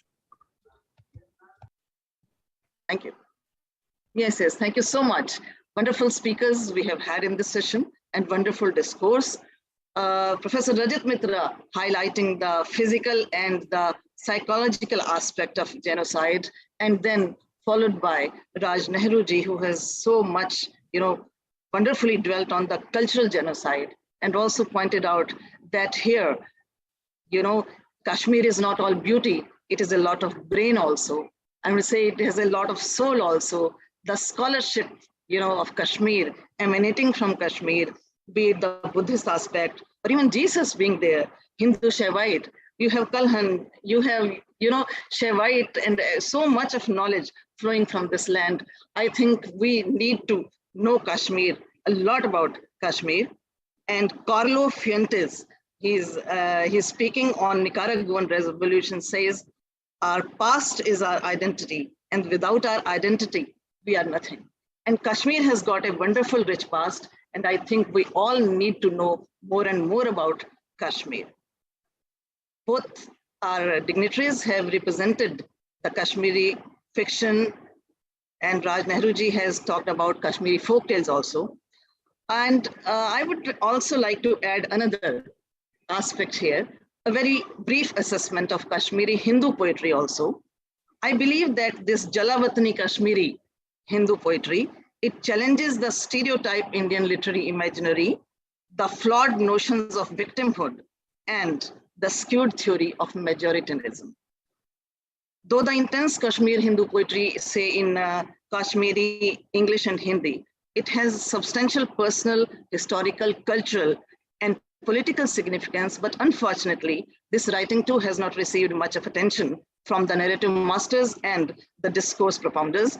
It is high time that these poets are also taking seriously their poetry is talked about, bringing out their mental and emotional landscape, their strategy of survival, and their philosophy and vision of life as they try to find meaning in existence, dwelling in and outside the lost paradise. To name the most prominent among them, we have Agni Shekhar, Subhash Kak, K.L. Chaudhary, Maharaj Santoshi, Maharaj Krishna Bharat, Shashi Shekhar Toshkhani, Mohanlal Saki, Brijnath Betab, Premnath Shad, Avatar Mota, Upendranath Raina, and Kshama Kaulji. And touch a Jew anywhere and you will find a wound. That can be said about Kashmiri Pandits also, asserts the eminent Kashmiri poet Maharaj Santoshi. And their poems contain very disturbing depictions of the multiple physical, mental, emotional, psychological, and cultural violence perpetrated by the radical religious aggressors, motivated by a desire of ethnic cleansing. I am skipping whatever the detailed citations, just one here, the graphic capturing the heart-rending scene in Avatar Mota's poem, 19th January 99, The Night of Horror. Our family gods desperate, frightened, helpless, went to hide in kotras. Our good luck auspicious strings were lying scattered in the drains. Turbans of elderlies were lying scattered on the garbage piles. Wooden staircases, fences were all on fire. Our deity statues called out, as you run away, in whose care are you leaving us? Professor Rajat Mitra has referred to the camp experience. Yes, the refugee camp life, a life full of misery, unfamiliar climate, pathetic conditions with trauma, depression, and dementia for elderly, and it finds poignant expression in many of these poems. So many tears of blood we shed. In past torn out tents we cried, hundreds and hundreds holes in the tents, says Badrinath Abhilash. Along with the social dimension, the camp life grief also has personal dimension, which has been expressed in really moving poems. Agni Shekhar talks about his father, my chinar-like father. Look how in Kashmiri psyche, the word of nature, chinar trees, and Vitasta, it is so very personal, linked in the psyche. My chinar-like father, moving with crowd for ration, water, and tent set, my eyelids are on fire. In the burning sunlight, father was voiceless and then dust. It was a state of utter helplessness. Kashinath Bhagwan says, how long could we have endured? How long could we have tolerated? The bloodthirst of Meherkul intensified, Laldad's cascade dried up. And to make matters worse, the community got no support whatsoever from the Kashmiri society, governments, and from people outside Kashmir. A very strong sense of triple betrayal and dejection is also visible in the poems. Shashi Shekhar Toshkhani says, more piercing than the rifle butt is the sharp lead of Delhi thrown, piercing into our hearts. And then Badrinath Abhilash says, hope that our countrymen will come forward, but we saw the bitter reality of all. Memory becomes a central territory where these poets have taken refuge. The poems are characterized by intense feeling of longing and nostalgic memories of the land. And lost paradise becomes a literary motif of this paradise. The best paradise is a paradise we are exiled from, says Subhash Kal. And Betab poet writes, I may not be writing always about my home, but it's always running nostalgia for what it suffuses whatever I write. A very important aspect here is their love for nature. Born and lived in the lap of nature, they miss what they miss most, is the loss of the bird of nature.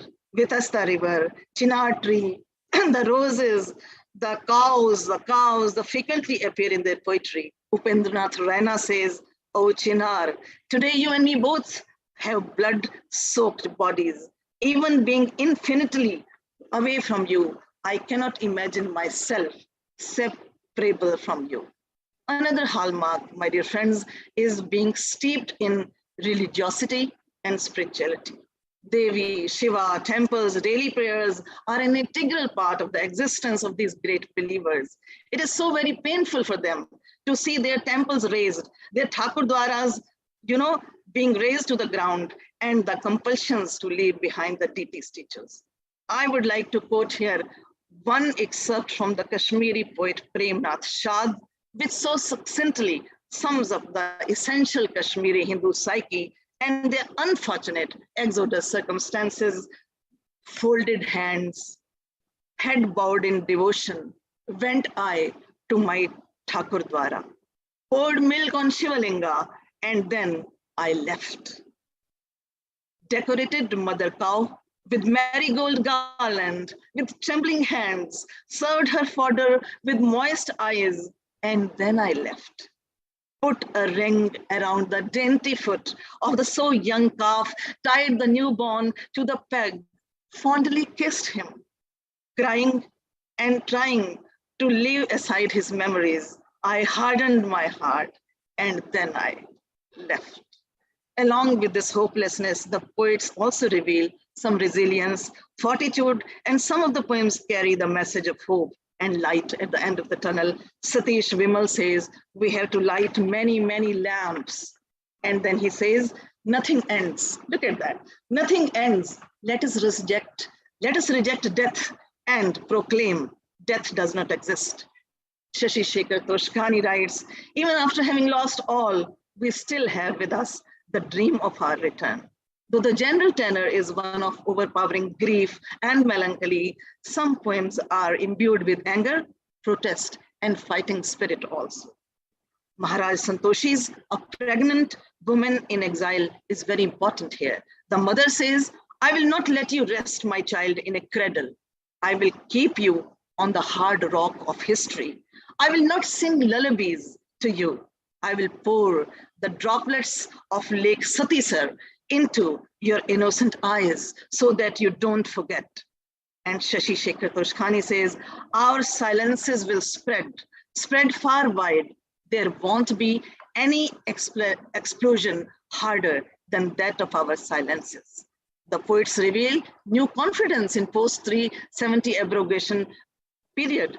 Eminent poet Maharaja Sri Krishan writes, this time I am not alone. With me is a karma. Professor, our earlier speaker, Professor Mitra, has also referred to Kashmir Files. So Kashmiri Hindu poetic psyche has also responded to this recent movie, even in poetry. Your 3 communal words were enough for genocide. Killer of my clan, after 3 decades, geography and locale of my agony has become global. Now 3 words, Kashmir Files. Now 3 words will be our armor and our protection. And a very significant point which merits attention is the transcending of the first phase of shock, suffering, loss, and nostalgia. Kashmiri Hindu poetry has now started revealing search for roots. The poets are now reconnecting with their rich Hindu past and the great ancient spiritual and scholarly heritage, as has already been talked about by our Raj Nehruji. And poets continuously working in this one direction is very important poet Agni Shekhar. There is epic granth of Neel Gatha by him, then Main Lalatyad, and many other poems. The poet connects with the ancient Kashmiri myths, history. In one poem entitled Acharya Abhinav Gupta Se, the poet writes, O great ancestor, in these dilapidated tent houses, we the exiled, every evening light Ratan Deep and devotedly recite your Bhairav Srot. Chased away from the motherland, we in consciousness always sit in front of the cave, chanting your Srotas. This cultural, historical reconnect is the most powerful strategy being carved out by our Kashmiri Hindu psyche. At the stylistic level, the pungent satire in the writings is very effective in the hand of these people conveying their emotions, and in the hands of these Kashmiri Hindu poets, poetry is a means of catharsis. It is a means of resistance. It is a means of protest. It is a means of asserting the identity and also a means of empowerment. I would conclude with one line from poet Agni Shekhar, very important poet. He says, exile is not our permanent address. It is not our permanent dwelling. You see, so much hope, much resolution, and they look forward to return of the Kashmir, that Kashmir heritage, which they have inherited, they have lost, they are talking about it very incessantly. So this is Kashmir for us, the infidel next door, Katha Sati Sagar, and also the Kashmiri poets. And now the session is open for the introduction, the questions, and the queries. Professor Rajat Mitra, I have a question here from Professor Jagdish Batra for you. Professor Rajat Mitra, I hope you are in. Professor Jagdish Batra has asked, you have referred to the conflict in Kashmir, but you have not talked about the solution. Your book has a Gandhian protagonist. Does it support a Gandhian solution to Kashmiri problem? Yes, please. Okay. Thank you, Professor Batra. I have also written a short answer to that. My protagonist is influenced by Gandhi because he reads and he finds that there is no other example for him to follow. He follows the example of meeting, violence with not resisting, and therefore he, is able to bring a transformation in the antagonist, right? But if you say, yes, my book does not have the solution, but the solution is something that is generated by the victims, by the people. And in this situation, like all genocides, if you see, the victims, they turned into survivors and confronted the perpetrators. That is where the process of healing and reconciliation begins, with a confrontation. If you see, for example, the Truth and Reconciliation Commission in South Africa, the victims turned into survivors. They confronted, they had a meeting across the table, they told their perpetrators what they had done. And Kashmiri Hindus have not done that. They have not reached that stage, right? I wrote an article some time back which went viral. It was about how Kashmiri Muslims, they celebrated when the Kashmiri Hindus left en masse. And I asked Kashmiri Pandits, Hindus, that why haven't you ever talked about this aspect? You never celebrated. खीर बनी थी उनके घर में, वो आके आतिशबाजियां छोड़ी थी, कभी आपने जो है उसका मेंशन नहीं किया. नहीं, अगर वो हम मेंशन करेंगे तो वो गुस्सा हो जाएंगे. This aspect of not confronting, not making them aware, and of appeasing, I think is one of the fundamental reasons why the Kashmiri Hindu cause has not been able to make its mark across the world. Their fear of confrontation, their fear of pointing out what has been done to us. They have talked about it in innumerable indirect ways, but not direct ways. If you see, for example, the way, let's take the Jewish German example or the South African example. I'm just picking two. And I have studied the Truth and Reconciliation Commission records and almost all the 30 cases where it has been done. Until and unless victims turn survivors and confront, change does not happen. And there where lies the solution. Kashmiri Muslims have got away with almost unimaginable perpetration that they have carried out on their neighbors. And still it has been done by other people, but it has not been done by them. And I think that is the starting point, I would say, where the population needs to do that. Confrontation does not mean you speak with hatred. Confrontation means what you did, right? And with a spirit of healing and reconciliation. That is what I feel should be the starting point. Thank you. Thank you, sir. Yes, Raj Nehru ji, can we have your opinion on this solution? See, first of all, we need to understand it is not a fight today between a Kashmiri Hindu and Kashmiri Muslim, that we have actually crossed that era. Today, the fight has become between the mindsets, the belief systems, and the narratives that have got created. And the narratives, belief systems are so different and so difficult, where the belief system is that anyone who doesn't believe in this system is an infidel. Anyone who doesn't believe in this way of practice is unreligious, and those are considered to be kafirs, and those supporting them are supposed to be considered munafiqs. Now, the problem is when you use these terminologies in the practice, and kafirs and munafiqs have only one place that they have to be like dhimmis in their own areas, it is going to be a big challenge for anyone. When I was hearing reconciliation with whom? The problem today is there needs to be a society getting up and accepting what we heard Rajat Mitra ji talking about. So that is something very challenging and daunting task. Second is, when we say Kashmiri Hindus will have the confidence of any kind of dialogue, it cannot be one-sided. You see, in 1990, if we even go by the 7th Exodus, Thousands of people have been killed, raped, their properties burned or usurped. Now, since 1919, not a single case has been filed against any perpetrator.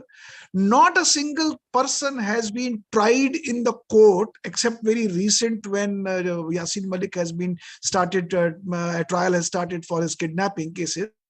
But believe me, for 32 years, if not a single person has been put behind the bars for the murders, in fact, those murders who have been accepted live on television by Bitta Karate, if those people have not been tried and hanged, how do you expect a community psychologically believe on anyone, whether it is from the community there in Kashmir or is the government?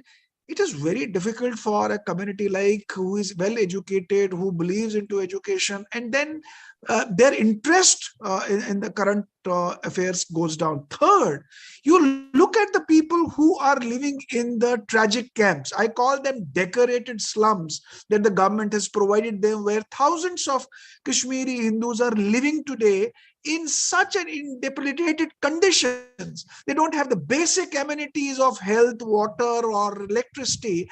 They are living in such poor conditions. And when government says, we will take you back with dignity and honor, bhai, you have not been able to give them dignity when they were thrown out.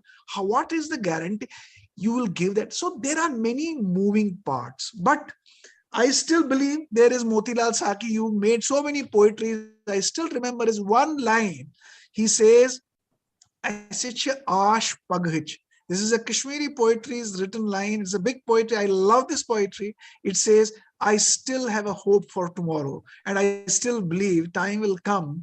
And when something different and difficult, I said beauty and brains. In between beauty and brains, there's a beast. Unless this beast is killed, unless this beast is eliminated, whosoever this beast is, it is very difficult to create peace in that land which we are talking about today. Thank you. Thank you. Time to wrap up, I think, Rashmiji.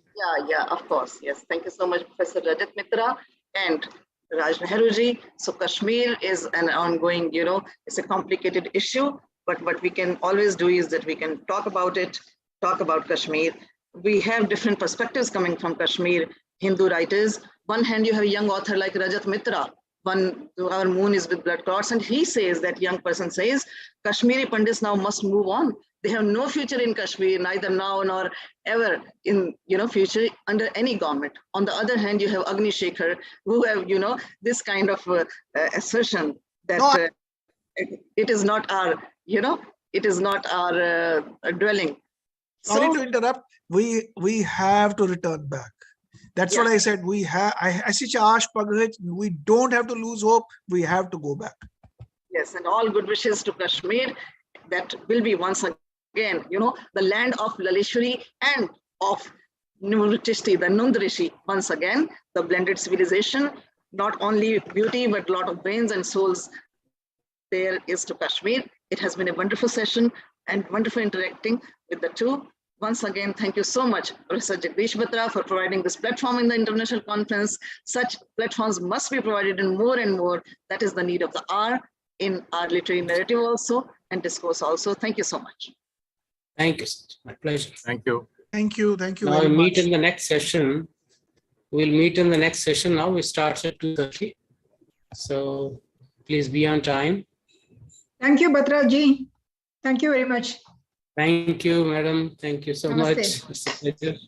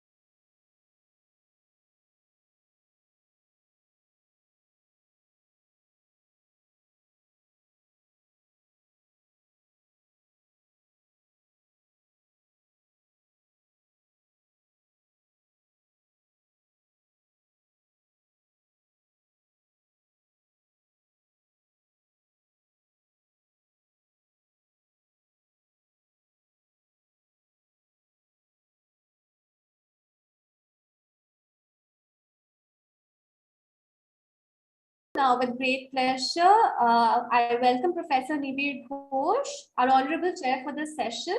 Professor Ghosh is an eminent scholar and critic of American, British, and post-colonial literatures. He has published over 180 articles and scholarly essays on various political, social, cultural, and feminist issues in prestigious national and international journals.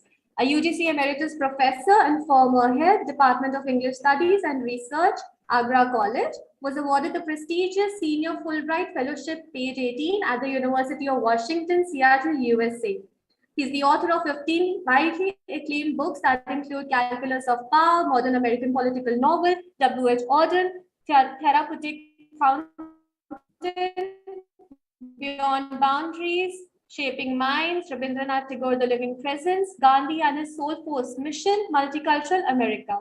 An associate of Indian Institute of Advanced Studies, Shimla, Professor Ghosh is Chief Editor, Remarkings, an international biannual referred journal of English letters that has completed 21 years of its publication. The Osmanian University Center for International Programs, Hyderabad, conferred upon him the Lifetime Achievement Award for his valuable contributions to writing, teaching, and research. He has also recently been interviewed by History News Network USA. We welcome you, sir, once again. Moving on to our panelists. Thank you. Moving on to our panelists, we have Dr. Elisabetta Marino, Associate Professor English Literature at the University of Rome, Tor Vergata. She is the author of 4 monographs. She has published the first Italian translation of poems by Maria Mazziotti Gillan. She has edited, co-edited 11 collections of essays and a special forum of Journal of Transnational American Studies. Recently, she has co-edited a special issue of Visionaire, Journal of Postcolonial Literary and Gender Studies. And she is currently acting as guest editor for a special issue of Journal of American Studies of Turkey, focused on Italian-American material culture, to be released next year. Wish you all the best, ma'am, and a very warm welcome to you. Moving on to our second panelist, Professor Tejinder Kaur, Professor of English at RIMT University, Mandi Gobinder, Punjab. She has more than 42 years of teaching experience and 37 years of research experience. She has written, edited, co-edited 12 books, including her 3 books of poems. She has published more than 60 research papers, book reviews, review articles, forewords in various national and international journals, conference proceedings, and anthologies. She has participated in more than 170 national and international conferences, webinars, workshops, etc. She has delivered lectures in EduSet programs. She has also been associated with Sahitya Academy and has been on panels of public service commissions, boards, selection committees, etc. A very warm welcome to you, ma'am. It's an honor to have all of you here with us. Requesting Professor Ghosh to take over from here.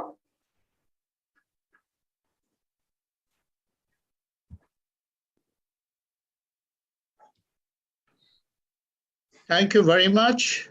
It's a pleasure to be associated virtually, in contrast to the actual presence I enjoyed a few years ago, being at the Jindal Global University.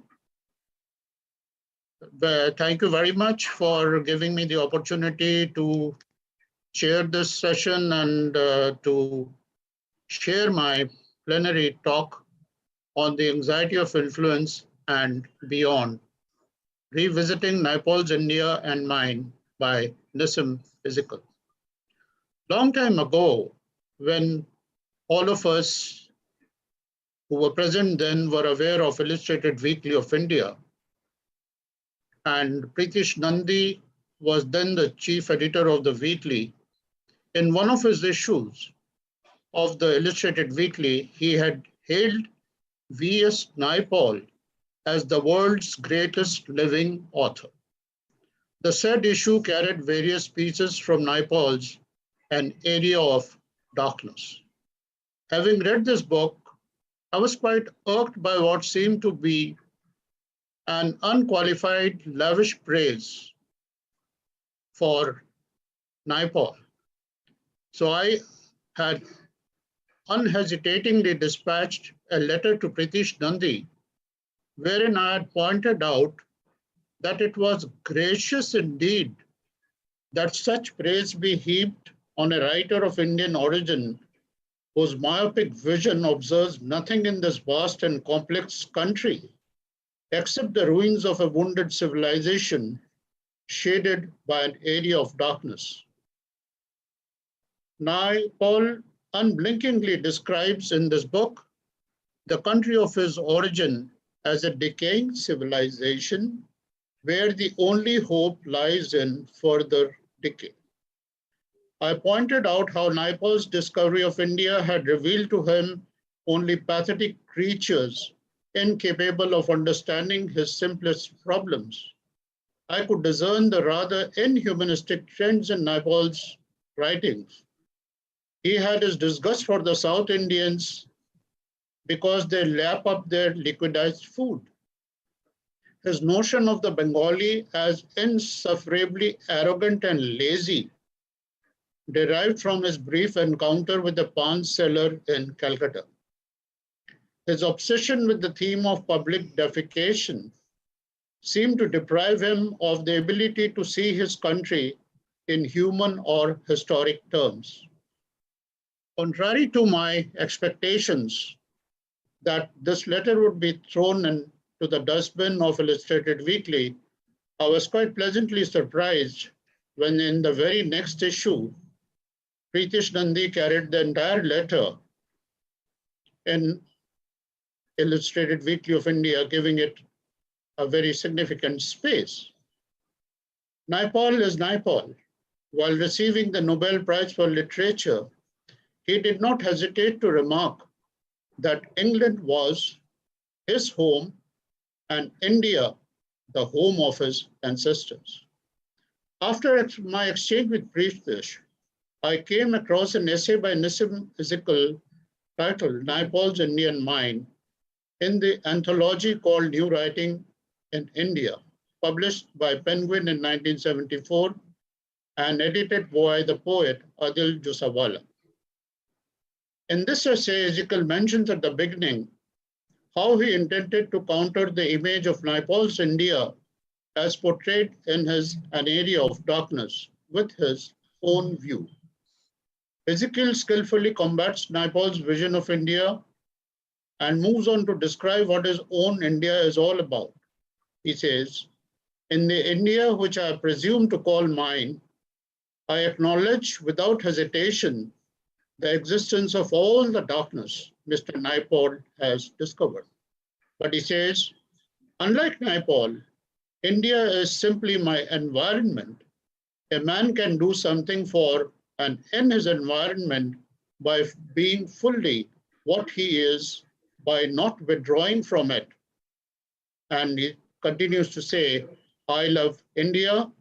I expect nothing in return because critical, skeptical love does not beget love.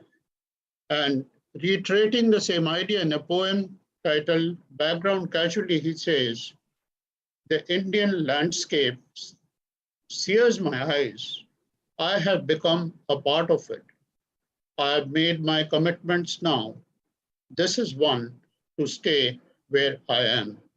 As others choose to give themselves in some remote and backward place, my backward place is where I am. With this prelude as a backdrop, I would now like to share with the learned virtual audience certain impressions that have come to my mind in the light of the opportunity that Dr. Jagdish Batra has provided to us all in the form of this international conference on a topic of great significance, India in the literary imaginary. I distinctly recall how, in spite of Indian writing in English being nurtured by literary icons like Mulk Raj Anand, R.K. Narayan, and Raja Rao, among others, working for a normal scholar or an Indian writer for one's PhD seemed primitive to many exalted professors of English in well-known universities in India during the 1970s and early 1980s.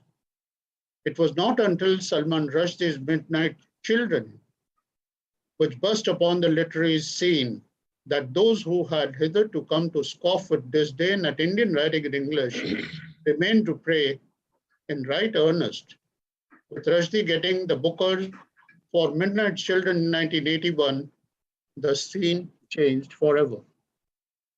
In the current era, new writers emerge every few weeks. Thanks to the opening up of branches by upmarket foreign publishers like Penguin, Picador, HarperCollins, and others, Indian writers in English today are hot property. Indian writing in English, especially fiction, is now seen as the goose that lays golden eggs. What a leap it has been for Indian writing in English, from R.K. Narayan wishing to throw the manuscript of his novel Swami and Friends into the Thames because he could not find publishers, and which was rejected almost 27 times. And as he couldn't find that opportunity, he probably was literally disappointed as to the place of Indian writing in the world scenario.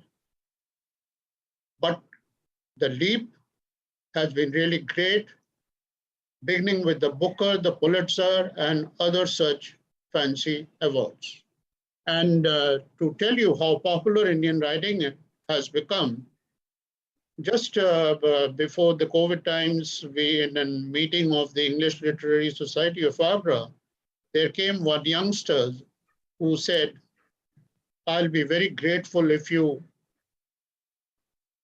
launch my novel in this meeting of yours." I said, "What is this novel about?"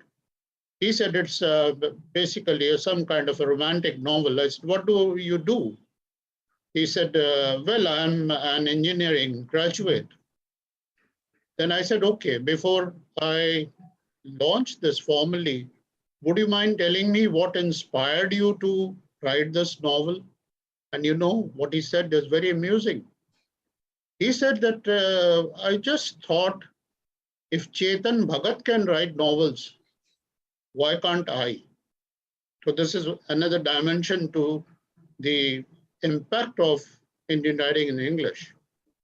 Submerged in the tsunami of literary output, I feel it is strikingly painful to explore how far we have traveled from the area of darkness that Naipaul had outlined for India nearly 60 years ago. I personally feel it ought to be a matter of concern for both academics and scholars of Indian writing in English, the kind of India that exists in the literary imaginary of the much acclaimed in the West books of Indian authors.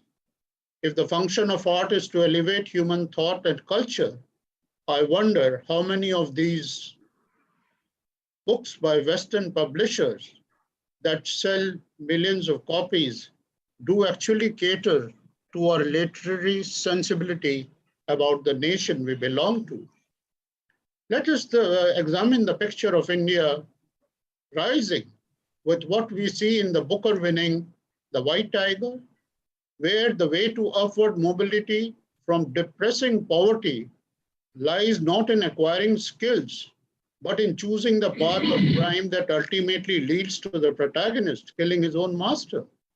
Likewise, Vikas Sarup's Question and Answer, that was adapted for Slumdog Millionaire, a film that won several Oscars, makes us believe that true success lies in luck that helps the protagonist garner million once he reaches the hot seat. Again, how long are we expected to remain captivated by stories of middle-class homemakers in the Indian diaspora who remind us constantly of the gross injustice suffered by characters like Sita and Draupadi in our ancient epics? In The God of Small Things, Arundhati Roy tells us about the importance of stories, and she says, "The great stories are the ones you have heard and want to hear again. They are as familiar as the house you live in or the smell of your lover's skin." I wonder if anyone who has managed to read the novel would honestly consider it as a good story that is in sync with the author's own concept. Despite statements that redefine notions of Indianness, it cannot be said with certainty that we have rid ourselves completely of the colonial hangover that continues to haunt many writers, critics, scholars, and academics in India even today. Now, let me take you to a contrary view of what you see in The White Tiger and the pictures like films like Slumdog Millionaire. I'm sharing with you a statement which Thomas Friedman, the 3-time Pulitzer Prize-winning writer and journalist who wrote in his classic, The World is Flat. And what he says is very interesting. He says, when we were young kids, growing up in America, we were told to eat our vegetables at dinner and not leave them. Mothers said, think of the starving children in India and finish the dinner. And now I tell my children, finish your homework. Think of the children in India who would make you starve if you don't. Now, this is an aspect created of India by an American journalist. In his foreword to Kantapura, Raja Rao had set forth what was to be a lifelong literary concern, conveying the Indian experience to the larger world in his language, besides his native Kannada. The telling has not been easy, he says. One has to convey in a language that is not one's own, the spirit that is one's own. So friends, I just wonder when we think of the image of India in the literary imaginary, I'm reminded of so many things that we had heard about in Raj Kapoor's that famous song, Mera Juta Hai Japani, Ye Patloon Englistani, Sar pe Lal Topi Rusi, Fir bhi Dil Hai Hindustani. One image. Another image, Desh ki dharti sona ugle, ugle heere moti. Or shall we chant Jai Ho at the end of what we experience in Slumdog Millionaire. When we refer seriously to the unbridgeable gulf between the reality of India and its manifestation in the literary imaginary. One thing which needs also to be explored, that Indian writers in English, the image that we see in their vision of India, and the Bhasha writers who write in their own regional language and who present a closer reality of India in all its manifestations, we have to ponder over a situation like this. But the situation again is very critical. Kiran Nagarkar, who had originally written in Marathi, Saat Chikkam Tetalis, he himself accepted that all the royalty that I got from my novel in Marathi was rupees 27. And he said that told me that I must switch over and translate and write this novel in English. So friends, at the end of my pleasure of sharing my views with you, I wish to solicit that we should reflect deeply on these issues and develop a taste for what is truly indigenous in flesh and spirit, rather than going crazy over commercially promoted creativity that caters to readers and audiences half a world away. Thank you very much. Thank you so much, sir.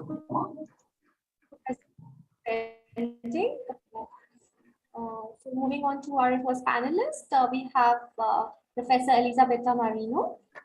Maybe please have you on screen, ma'am. Yes, I'm here. Okay, so can I start?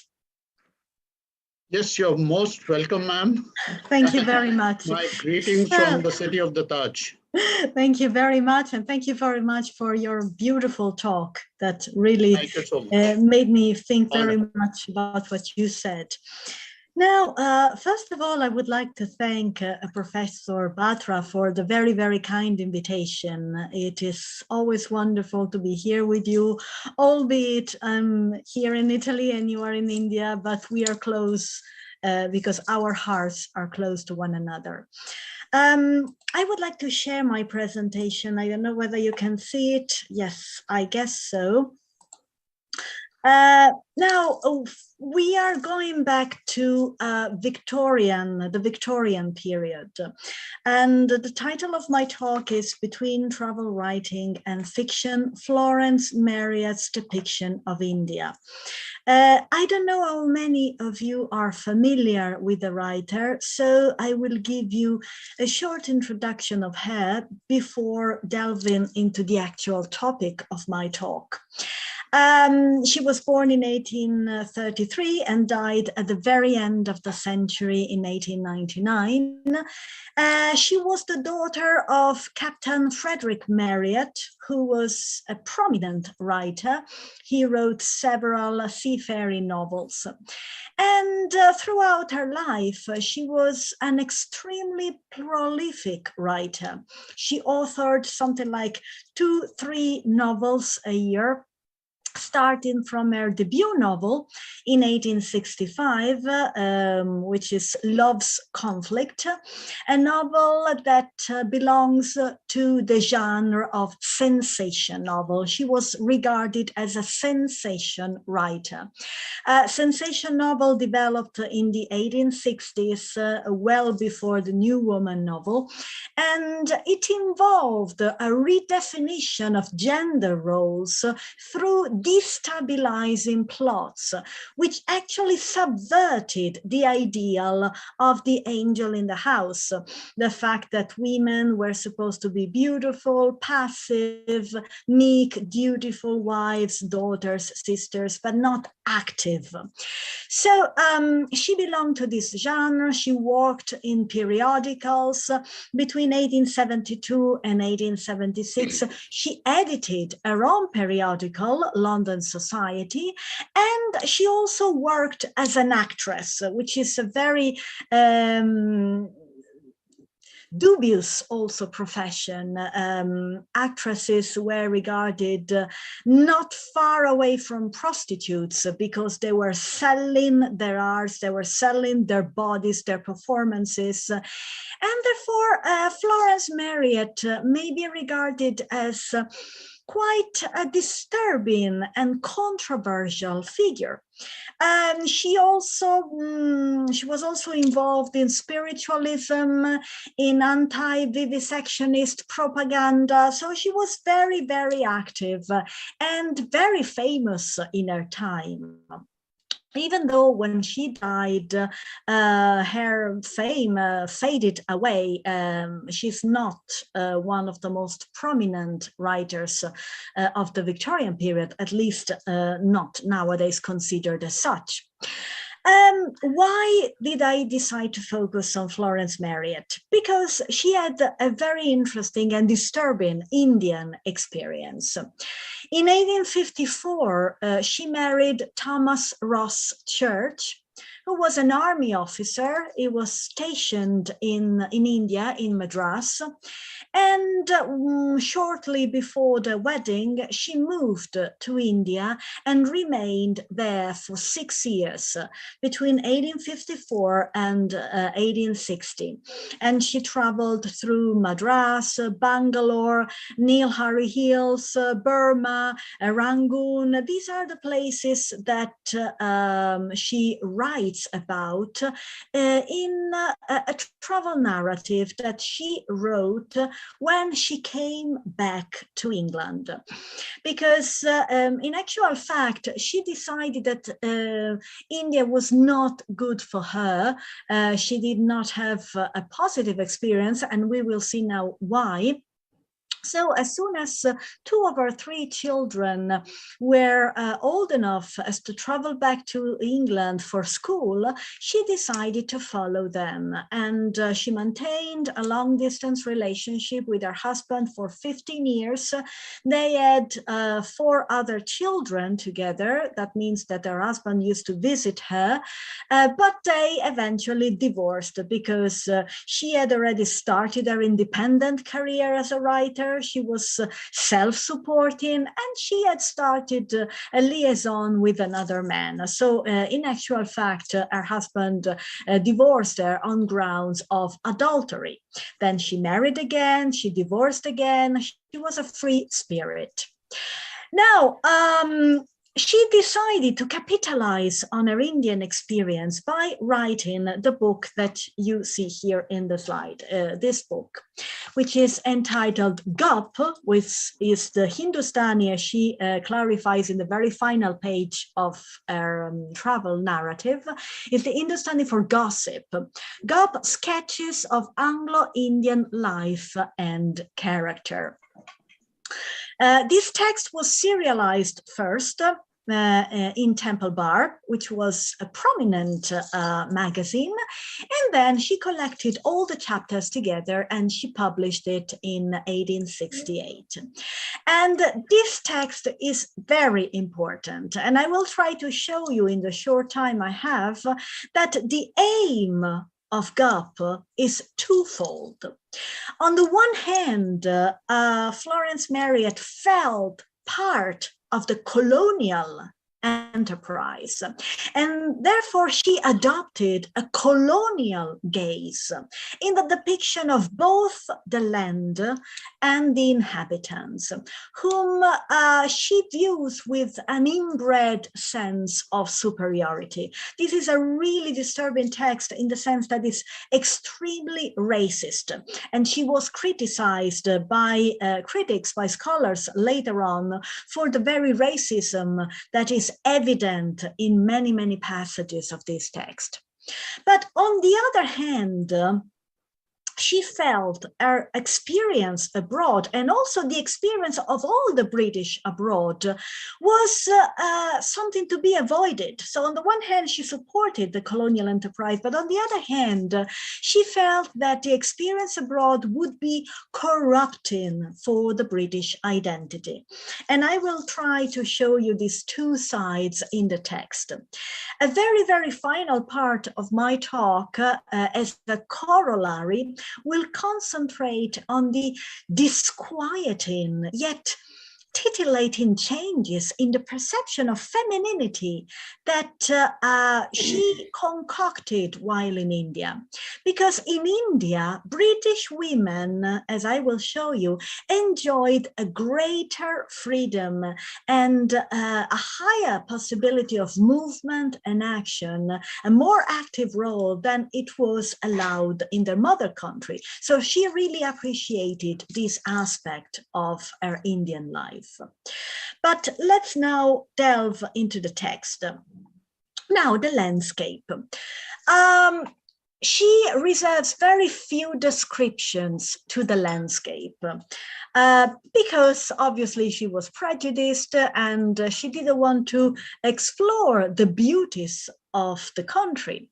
So she, on the one hand, devotes very few descriptions to the beauty of the landscape, but also tries every time to insert negative elements so that Britain would result more interesting, more beautiful than the Indian landscape. Let's see the first quotation, Neil Harry Hills. She starts with, I cannot describe it. I wish I could, but no pen would be equal to the task. It is a mass of rocky precipices, romantic waterfalls, so it's a bit stereotypical, and lovely eastern vegetation. So she wants to distinguish the eastern vegetation from the western vegetation. It is a scene that at first sight almost takes your breath away, that almost reconciles you with India. So this is the only passage in which she explores just the beauty of the landscape. In all the other passages, the beauty is counterbalanced by some negative aspects, like in the following passage. Otkamund, which is the principal place here, is built on the banks of the lake. So she describes the lake. And she describes the English residences on the lake.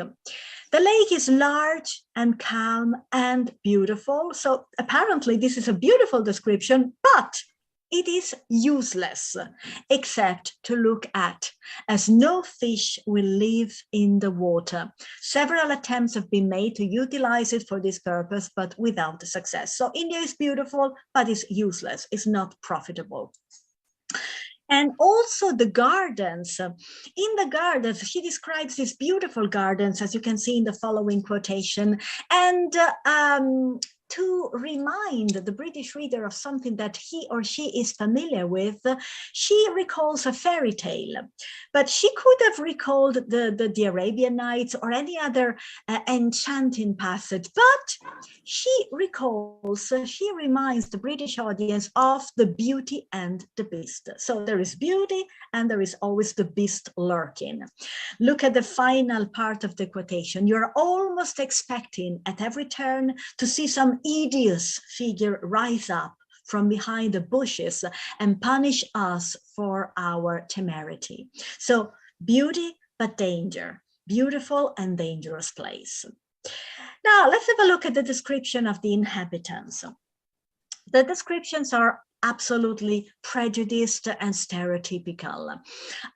She summarizes the character of the Indians with few words. The men are cruel, crafty, and indolent, and the women are notoriously vicious. And apparently they have the least affection towards their own children. They even sell their children. So if she wants to describe, to concoct the image of a woman that is an anti-woman for a British audience, she has to portray this woman as capable of selling her own children. So she's the anti-mother. She gives birth to her children only to sell them and use them as if they were commodities. Look at the second paragraph. Both men and women are inveterate liars, and it is impossible to place dependence upon anything that they say. The decision of a case in a native court depends simply upon the fact of which side swears the hardest. For witnesses may be hired to lie for you for a very small sum of money. So always a derogatory description. And the last one also is very enlightening and insulting. It is extremely insulting. When I read the book, I really felt angry against this woman. Rupee is the name of the highest god they worship.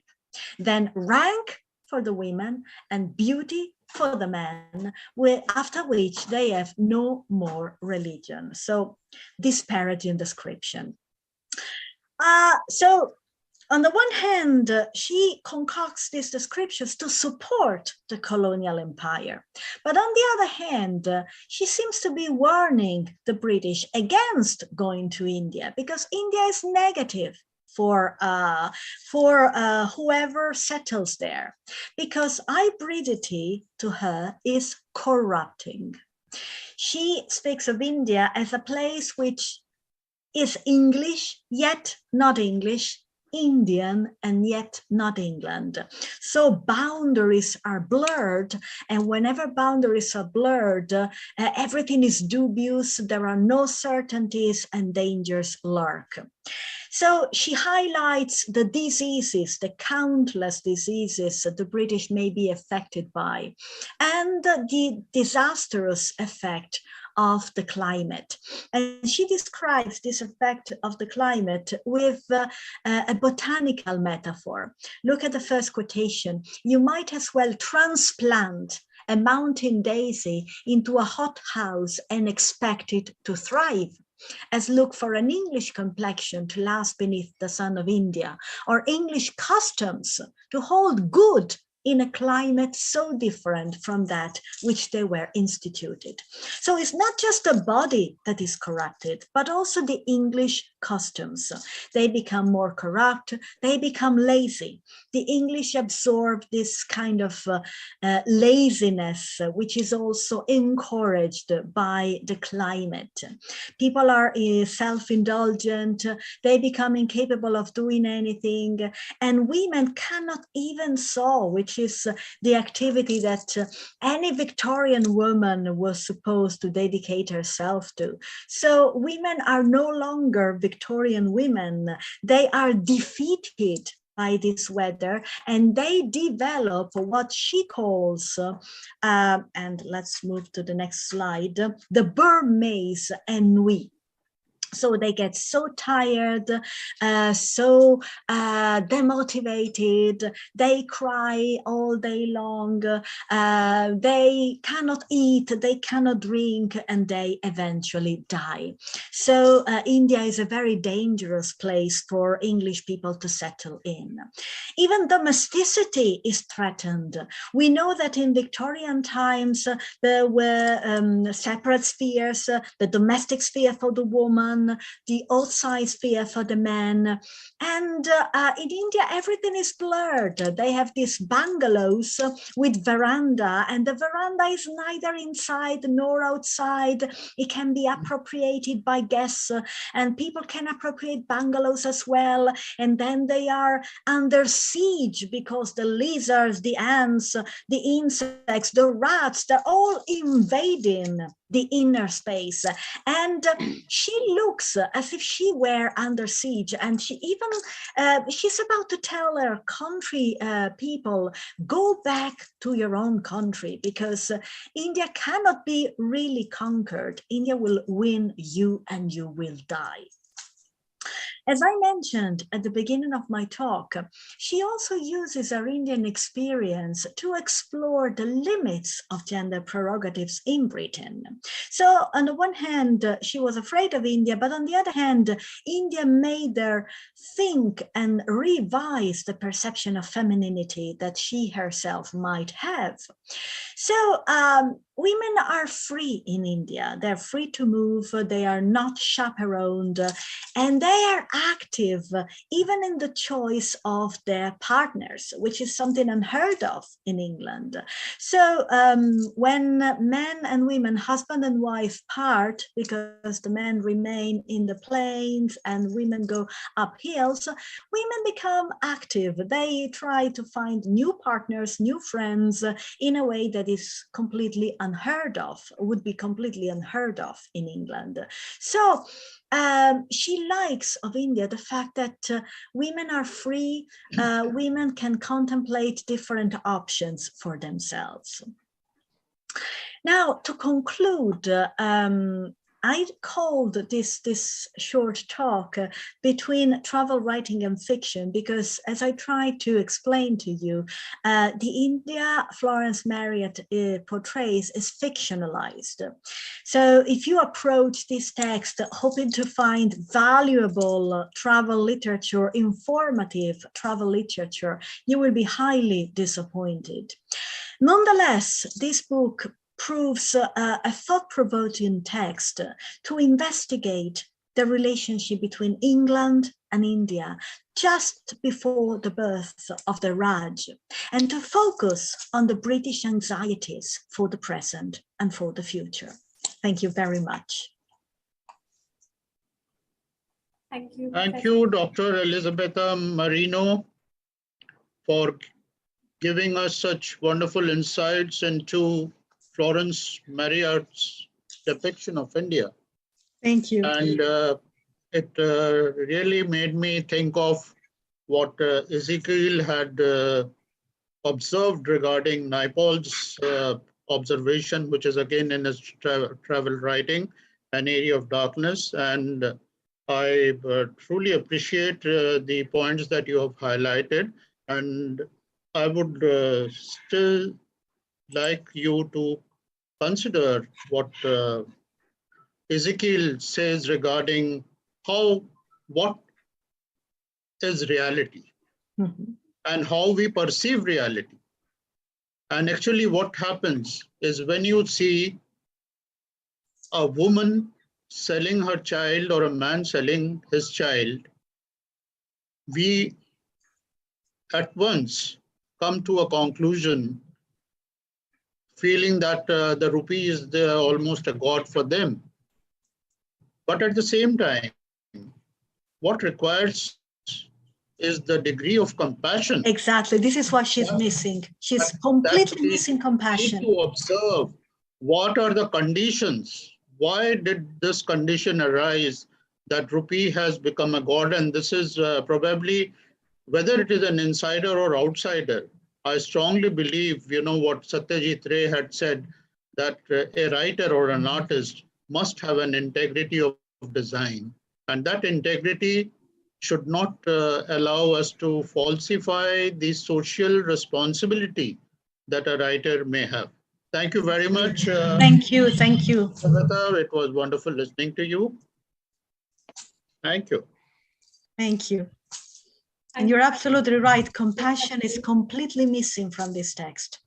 You used the perfect word, compassion. Yeah, thank you. Thank you. And she looks for use for compassion. Thank you, Dr. Marino. May we now have Professor Tejinder Kaur. Can I begin, Dr. Nibir? Yeah. It's a pleasure to hear you again and again. थोड़ा laptop को सीधा कर लीजिए, face नजर नहीं आ रहा. अब ठीक है? No.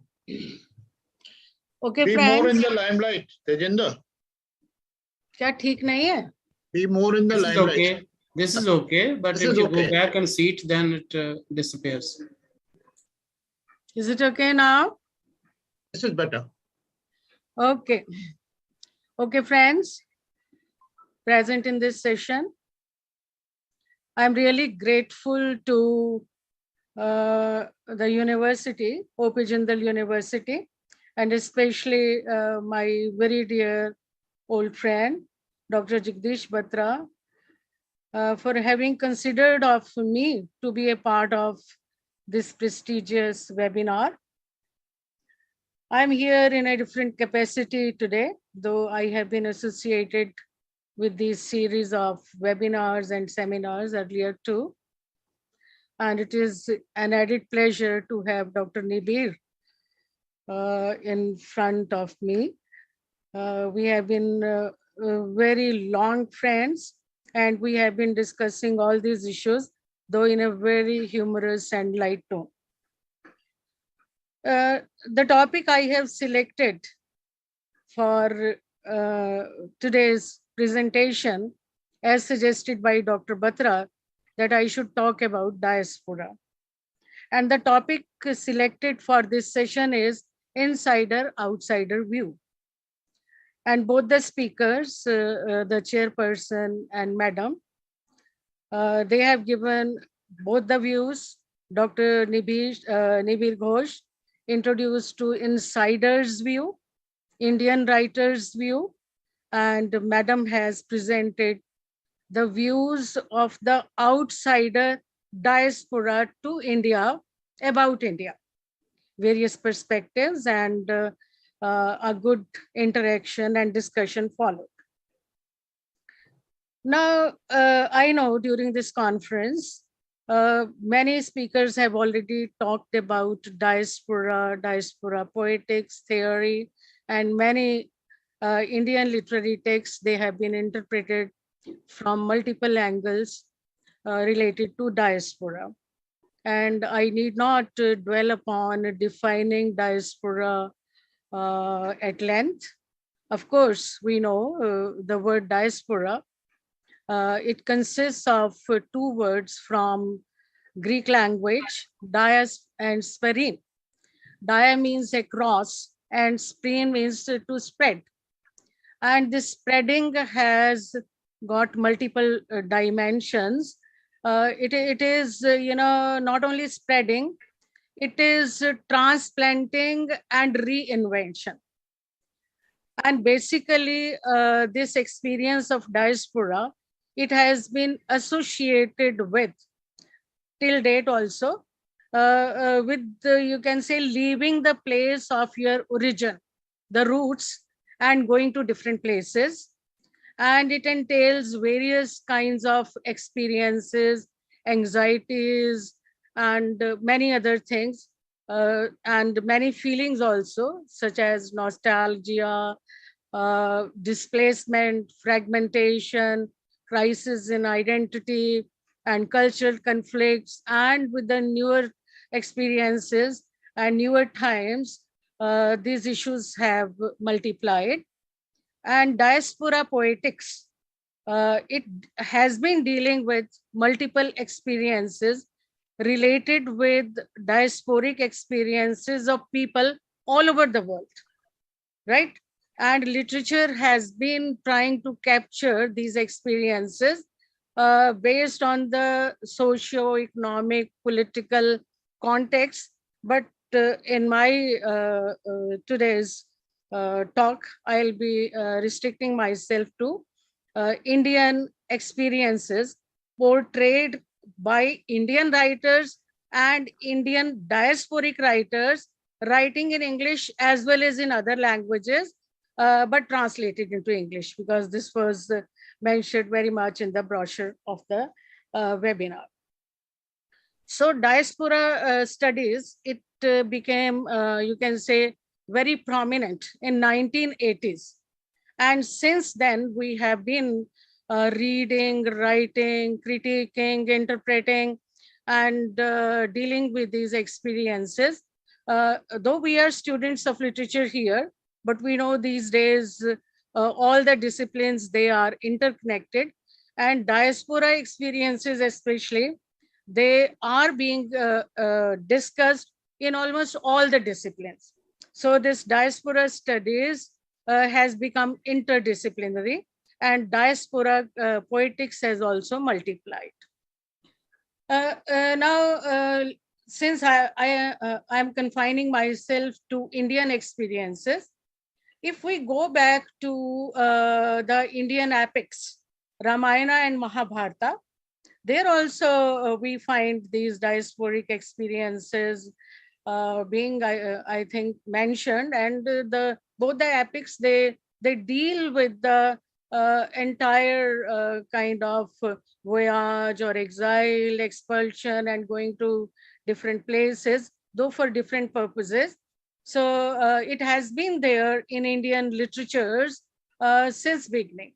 Even in Vedas and Puranas, this leaving the place of origin, going to different places for different purposes and intentions, it has been there. Not only that, if we look at the world literature, and especially Indian literature, the scriptures, we find, and the philosophical texts, we find that almost all the saints and religious leaders, they have been going to different places. Unki voyages, the journeys taken willingly or forced, they have been there. And literatures also, they have been capturing and philosophizing these kinds of experiences. So diaspora concerns, they have been there, I can say, in one way, all over the world, since man came in this world, since God created man, and because God has given three things to man, basic things. One is imagination, another is legs, and then heart.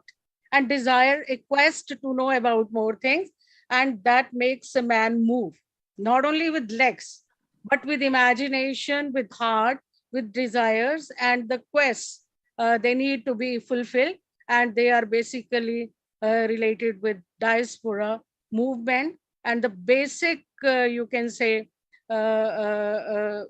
experience is that of displacement, which I will try to highlight through diaspora poetics and through various issues, various experiences related with diaspora, through selected fictional texts written by, again, Indian writers writing in English, Indian writers writing in, especially in Hindi, Punjabi, and of course in other languages also. Now these are translated, and Indian diasporic writers who have gone abroad and for short-term purposes got settled there.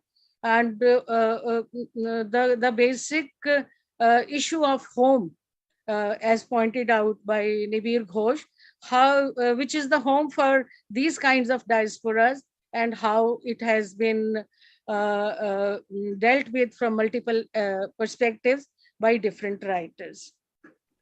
And while I was thinking about organizing my today's talk, I thought, based on my limited reading, I have tried to categorize 4 kinds of diasporas with the changes, because trajectories is changes in the roots, progressive roots, and how many dimensions, multiple dimensions it has taken up the diaspora move, or moves, you can say. Number 1, I thought I should talk about metaphysical kind of experience, metaphysical diaspora. And the second largely pertains to existential problems, existential diaspora. And third, I thought I should talk about virtual diaspora. We are attending this conference virtually, and all of us are diasporic, though we are moving, but we are not going anywhere, and still we are connected, and how it has been portrayed in literature. Now we talk about cyberspace and other things. And the fourth one, the very recent one, I did not know how to name it, but I have tried to name it. We can either call it fluid diaspora or rotating diaspora, like Nepal, roaming around, and with multinational companies all across the world, and people for one country to another, how they are going to other countries, and there are no fixed homes. And I call this kind of diaspora moving from roots, ROOTS, taking different routes, ROUTES, and then getting themselves rerouted where? Not permanently, but again rotating and still feeling rootless. Now, whether this is again rootlessness or what, which is the home, which is the loyalty, to which country they should be loyal, and to which space they belong to. These are some of the questions that I have tried to think over. And diaspora poetics, many diaspora theorists also, they have been talking about these things. And the latest book I was reading is by Himadri Lahiri, Transnationalism and Diaspora Theory, where he has tried to discuss the diasporas from different countries and the experience. Though of course histories of each diaspora is different, the contexts are different, but the basic experiences, they remain the same. But now no more. The writers are not talking about the earlier kinds of feelings, the earliest kinds of experiences of nostalgia, yearning for home, or fragmentation. Of course, cultural conflicts are there to some extent, but there is assertion, assimilation, acculturation, and reinvention of identity. These and many more kinds of experiences, varying from person to person, generation to generation, the skin of the color, and the relation of your host country with other countries, and many more things, because literature does not talk about homogeneous kind of thing. Each individual is different, so there is heterogeneity. These are the issues which are being talked about, diaspora theoreticians also, and many literary writers also. Now coming to India, Madam has already introduced us to a Victorian writer, her experiences during the period of colonization and how she perceived India, Indian women and Indian reality. Now, when we, though of course, basically when we start the studies of diaspora, we go back to Jews, how the Jews, they were expelled from their original country for religious reasons, and they had to go. Now, the basic motives behind diaspora moves or displacement, they are of two kinds. It can be forced or voluntary. Now, these both are there. And in certain cases, this can be forced also and voluntary also. And how moving to different places, it expands the consciousness of the individual, the diasporic person, whether an outsider or insider. These days, it is also very difficult to say insider and insider. We cannot put them in binaries.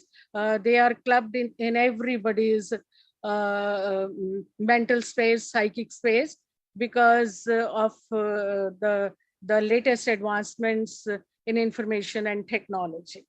Now, if we begin with the Indian diaspora, of course, in scriptures, Ramayana, Mahabharata, and earlier texts also, these things, these movements and displacements, they have been talked about.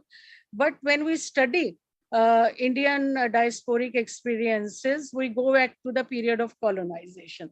How when the Britishers, they came to India, they forced Indian people to go to other countries, in other colonies, whether it was forced or voluntary also, because there was some economic gain they wanted to have. There was a mixed kind of feeling, and people were taken to different places through ships. And these experiences are very well portrayed in the early novels of E.S. Naipaul, The Mystic Master, The Mimic Men, and Vasanji also has talked about these experiences in the in-between world of Vikram Lal and Amitav Ghosh in The Sea of Poppies. And after that, many developments went on. And I will come leaving the in-between phase. There is very little time. But I'll come to that phase in the later part of the 19th century, when many Indians, especially from the elite families, they went abroad for the purpose of education. And some of them, when they came back after having got education, they were influenced by many liberal thoughts from those countries, and they tried to bring reforms also in Indian society. And the example of Mahatma Gandhi is very significant here, because we are talking about Indian diaspora. He came back from England after having attained his degree of law, and then he went to South Africa. I think all Indians know about it. And why he went there for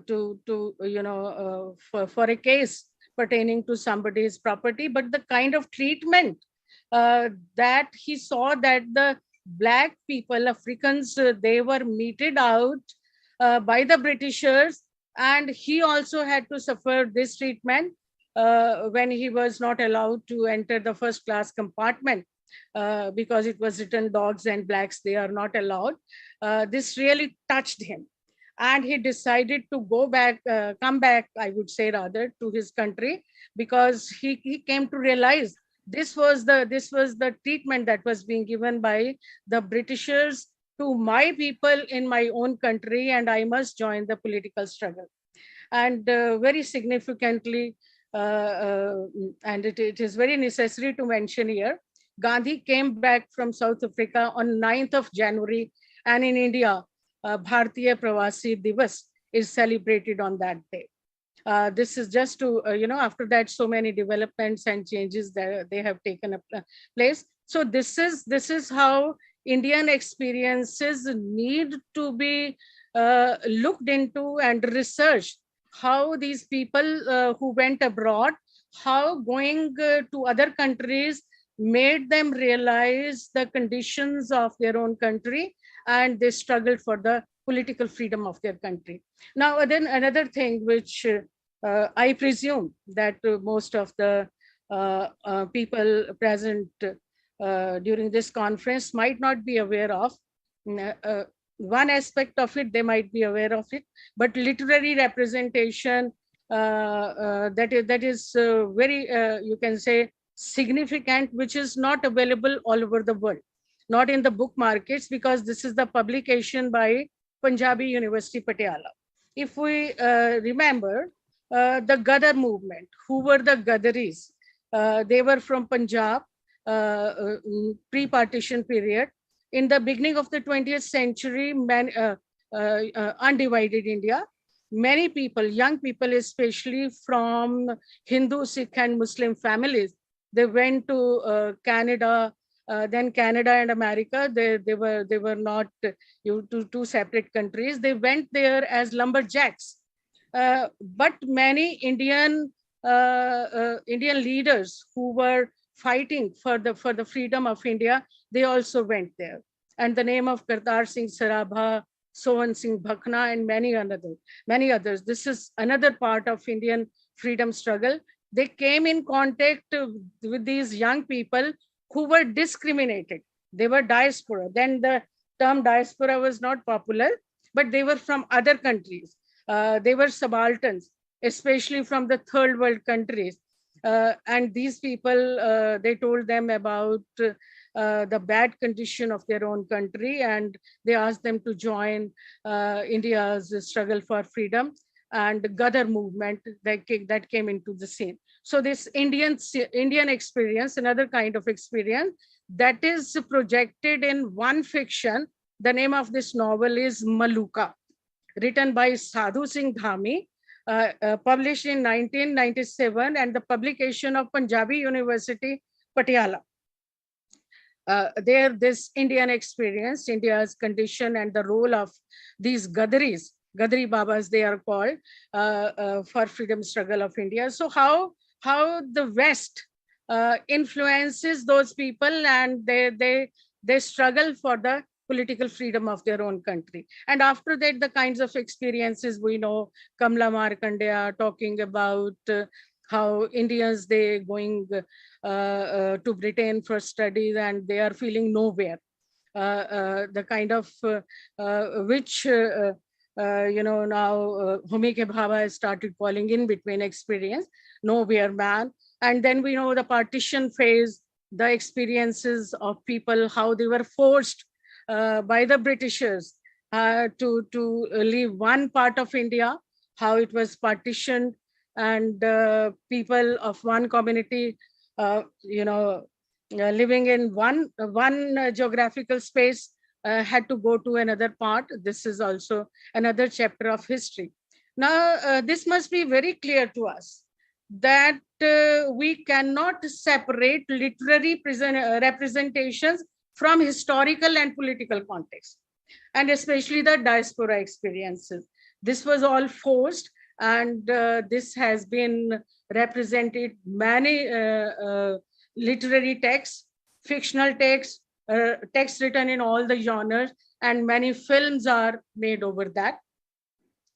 Now we come to the next phase. You can say post-independence phase, and we know how the people from India, this is very important, they started moving outside. Now these first world countries, so-called, they were very smart. They saw that these third world countries, and by that time, most of the countries, they were made free by the Britishers, and they started showing them lollipops. You come to, yes, I'll take just 5 to 7 minutes.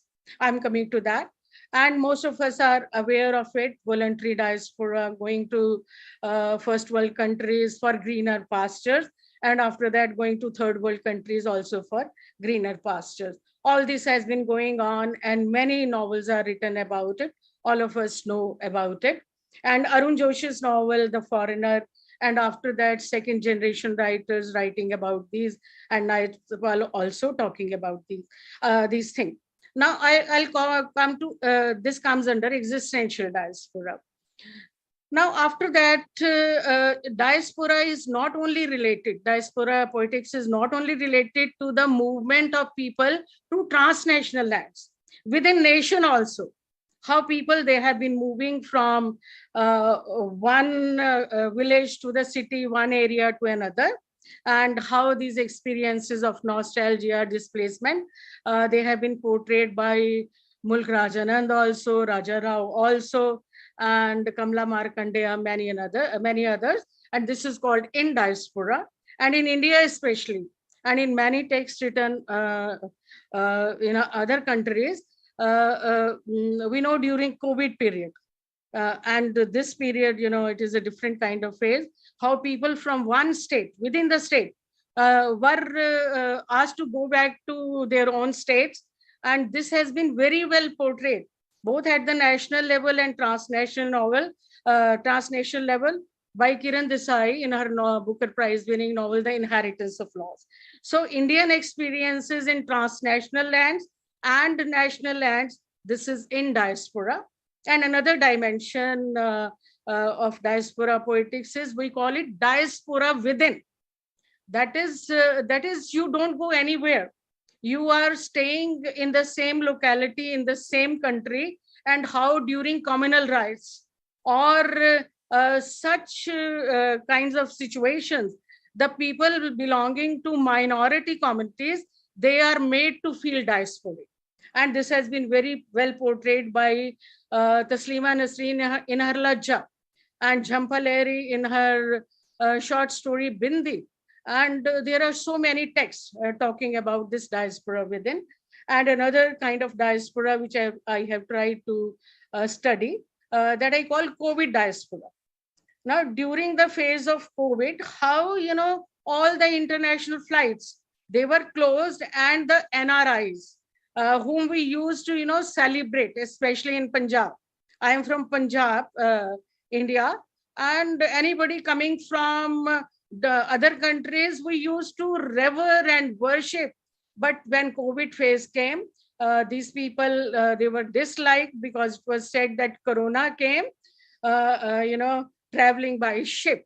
So this is the COVID diaspora that we can call. And the virtual diaspora is one, when we don't go anywhere.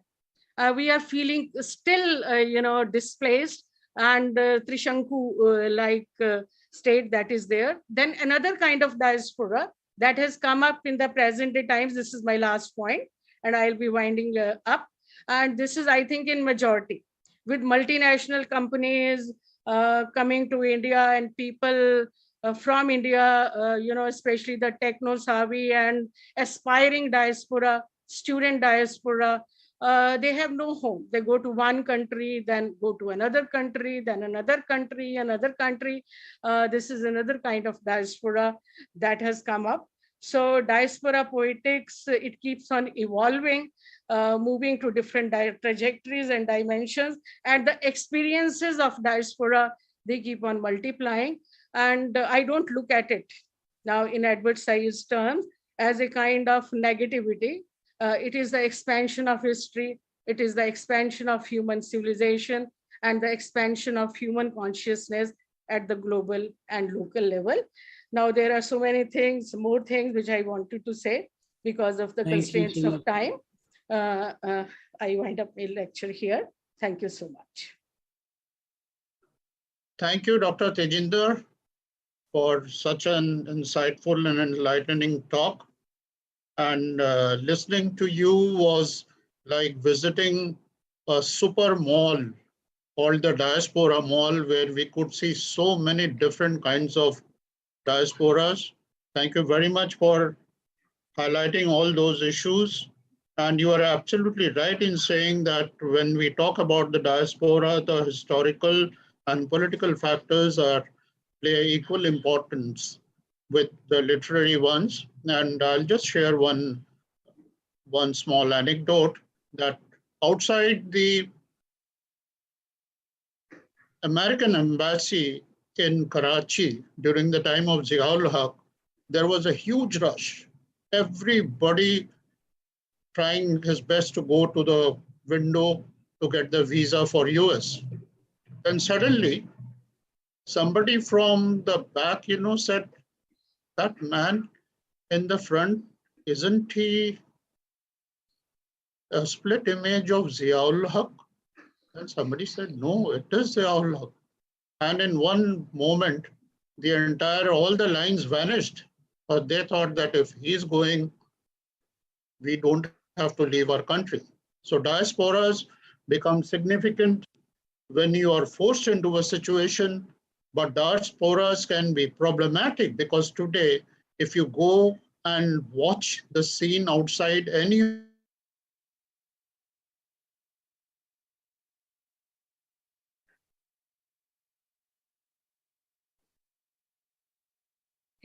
You are not audible, Nibir. Can't hear you.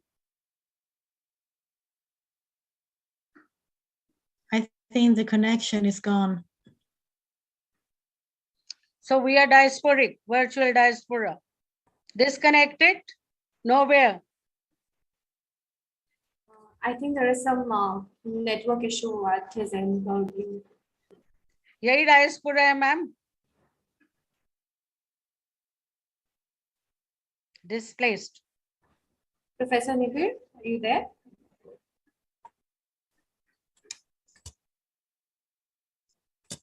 Dr. Nibir has become diasporic, Atrishanku, at the mercy of ICT. Maybe we can wait. We have time. Yes, yes. So, in case Meherji, you can probably ask for any question if Yes. there is any. Yeah, Because so- the next session starts at 4 o'clock, so still we can get going. Absolutely, sir. So if there are any questions, if you have any questions, you may please unmute yourselves, or else you can also type your questions in the chat window.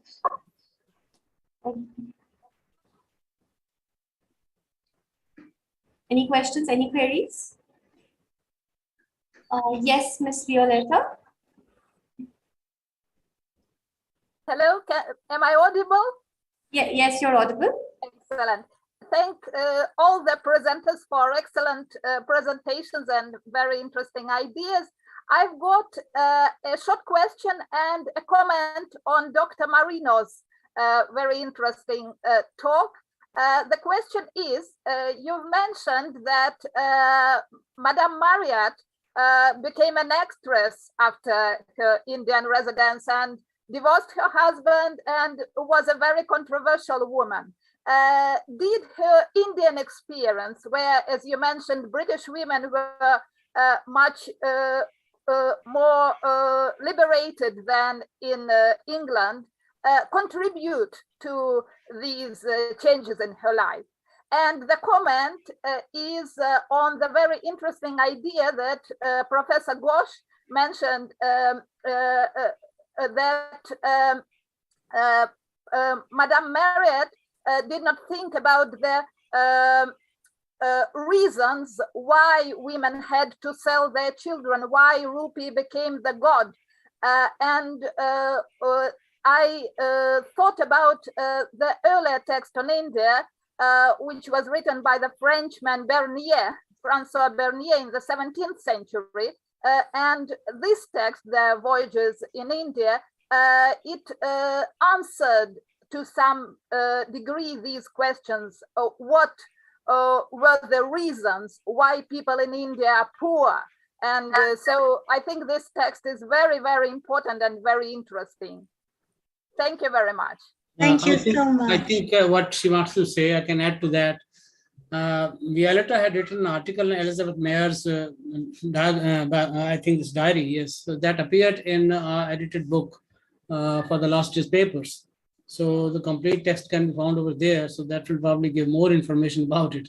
Thank you, Violetta, for reminding us of this. And would anyone like to respond to that, please?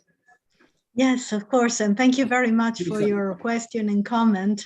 And for sure, India contributed in giving Florence Marriott the possibility to rethink her own role in society, or to think differently, think outside the box.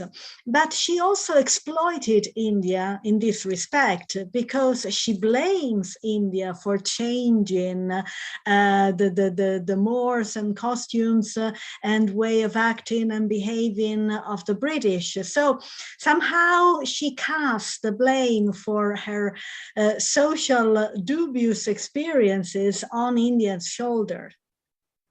So on the one hand, for sure, it helped her, but she was not grateful for the experience. The lack of compassion remains. Thank you. Can I say something? Sure. I think when we read, I'm a student of English literature. When we read the texts by Britishers, especially talking about India, and this is what we can say in the terminology Edward Said, Orientalism, I think compassion is generally missing. You know, whether these are male writings or female writings, only a few of them, you know, they have got that Orientalist view, and it needs to be changed. And I shared one video with Dr. Jagdish Batra in the morning. He might not have got the time. I'm telling about it, especially now after your lecture and after the comment made by the dear scholar. Now, one of the professors from Punjab Agriculture University, Ludhiana, in Punjab, I would ask Dr. Jagdish Batra to share this video as a part of this conference, and it should be, it should not be taken up as a kind of fundamentalist thing. Now there are Britishers, especially 90 years old, they are apologizing that the people from their country, they did injustice to India, you know, by having this kind of attitude, and how the entire education system, this was thwarted, and how the missionaries, they came from England to settle a different kind of system. Now, this is another aspect of post-colonialism, pre-colonialism, and the perspectives of Britishers about India, though we talk about these things in literature these days, and we openly challenge them also. And Dr. Nivir Ghosh's comment was quite right, that though she is a female writer, she is not compassionate as a human being. So these perspectives, they need to be pointed out, whether it is literature written about India, it is a presentation of India in the literary imaginary, or any country or any aspect. I think the basic purpose of literature is to make us better human beings.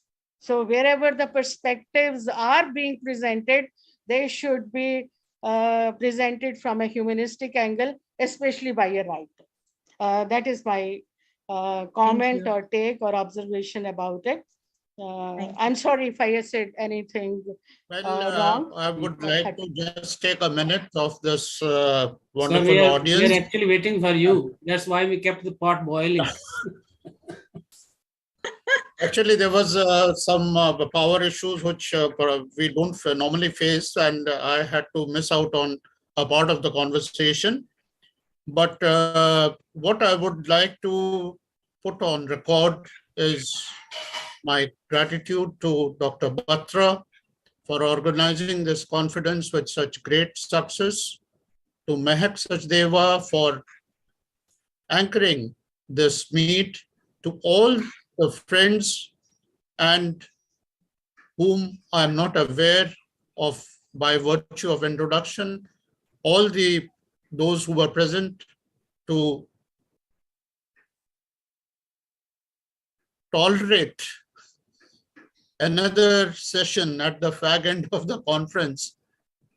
We really appreciate your patience, and I'm sure that it was, again, I would like to repeat that the presence of Elisabetto Marino from Rome has added to the outsider-insider concept, and I'm sure that at the end of this session, at least, I can confidently say that no one is an outsider of those who are present here. We are all insiders. Thank you, Dr. Batra. Thank you, Dr. Mariano. Thank you, Tejinder. Thank you, each and everyone who's present here. It was a pleasure to see so much of activity on the image of India, and I'm sure in our own writings, in our classrooms, we will try to motivate the students to think on deeper lines when we are talking about the image of India. Thank you very much. Thank you. Thank you so much, Professor Nibir. And on behalf of the organizing committee for the 8th JGU International Literary Conference, I thank each and every one of you for being here with us. And a special thanks to Professor Nibir for chairing this session so flawlessly. Thank you so much, sir, for being here with us. Thank you. Thank you so much. Thank you. Bye. Professor Batra, you're on mute. Yeah, thank you so much, sir. And I request you to, in case possible, to stay on for the valedictory, which starts at 4 o'clock sharp, and people are already joining actually for the session. Thank you so much, Dr. Batra, and everyone else who have helped you organize this conference in such a great way. Right, sir. Thank you. you.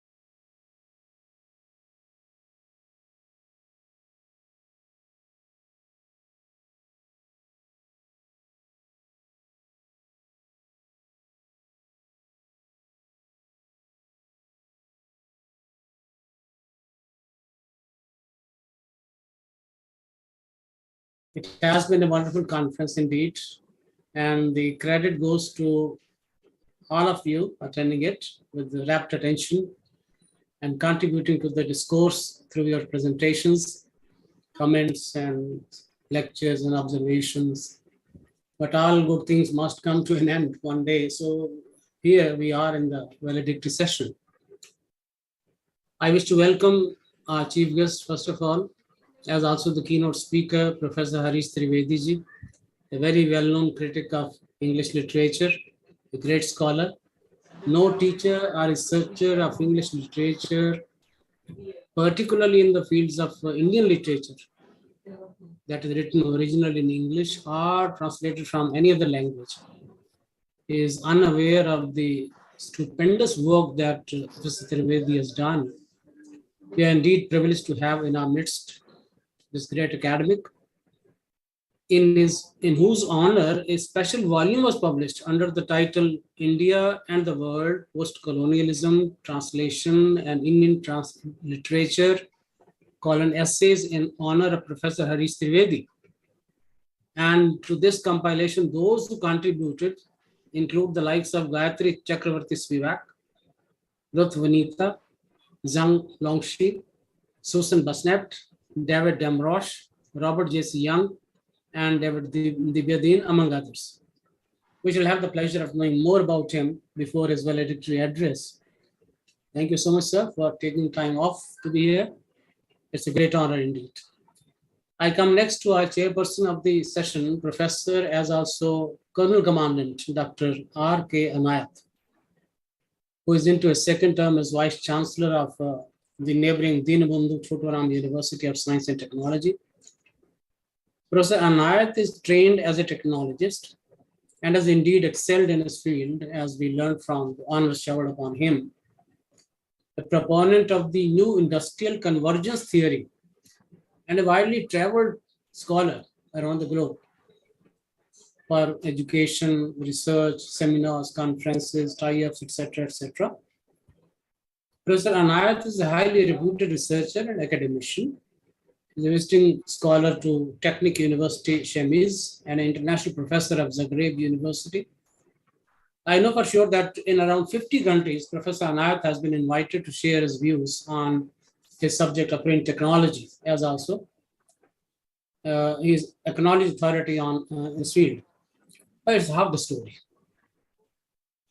I had the pleasure of interacting with him on many occasions and know that he is not only a great technologist. If he were only a technologist, I would not have invited him here. He's a great Sanskrit scholar and a great student of literature as well. He has studied deeply many of our cultural and philosophical texts like the Vedas, Upanishads, and the Bhagavad-Gita. And you might be surprised that he actually remembers the entire Bhagavad-Gita. Such a combination of modern technical and classical cultural knowledge is indeed very rare to come by. Thank you, sir, for being with us here today. I also welcome Professor C.R. Vishweshwar Rao, former Vice Chancellor of Vikramshila University, Nellore. Professor Rao is not new to our university or to our conferences. He actually has never missed any of our earlier conferences as well, if I remember it well. And it was Professor Dhawan, through him, we came into contact with him. Even though he's a great scholar with many books to his credit, many articles as well, and has many engagements in other universities, a very humble person at heart. So much so that at our initial conferences, he would voluntarily take up the job of doing what Neha Tyagi is doing here, writing the entire report of the conference also. So his guidance has been there for us all through these years, and today is present as guest of honor. I heartily welcome you, Rao sir. Thank you for being here. So friends, without taking more of your time, I'll now request Dr. Neha Tyagi to present a report of this conference of the earlier 2 days and even today also. Dr. Neha Tyagi, please.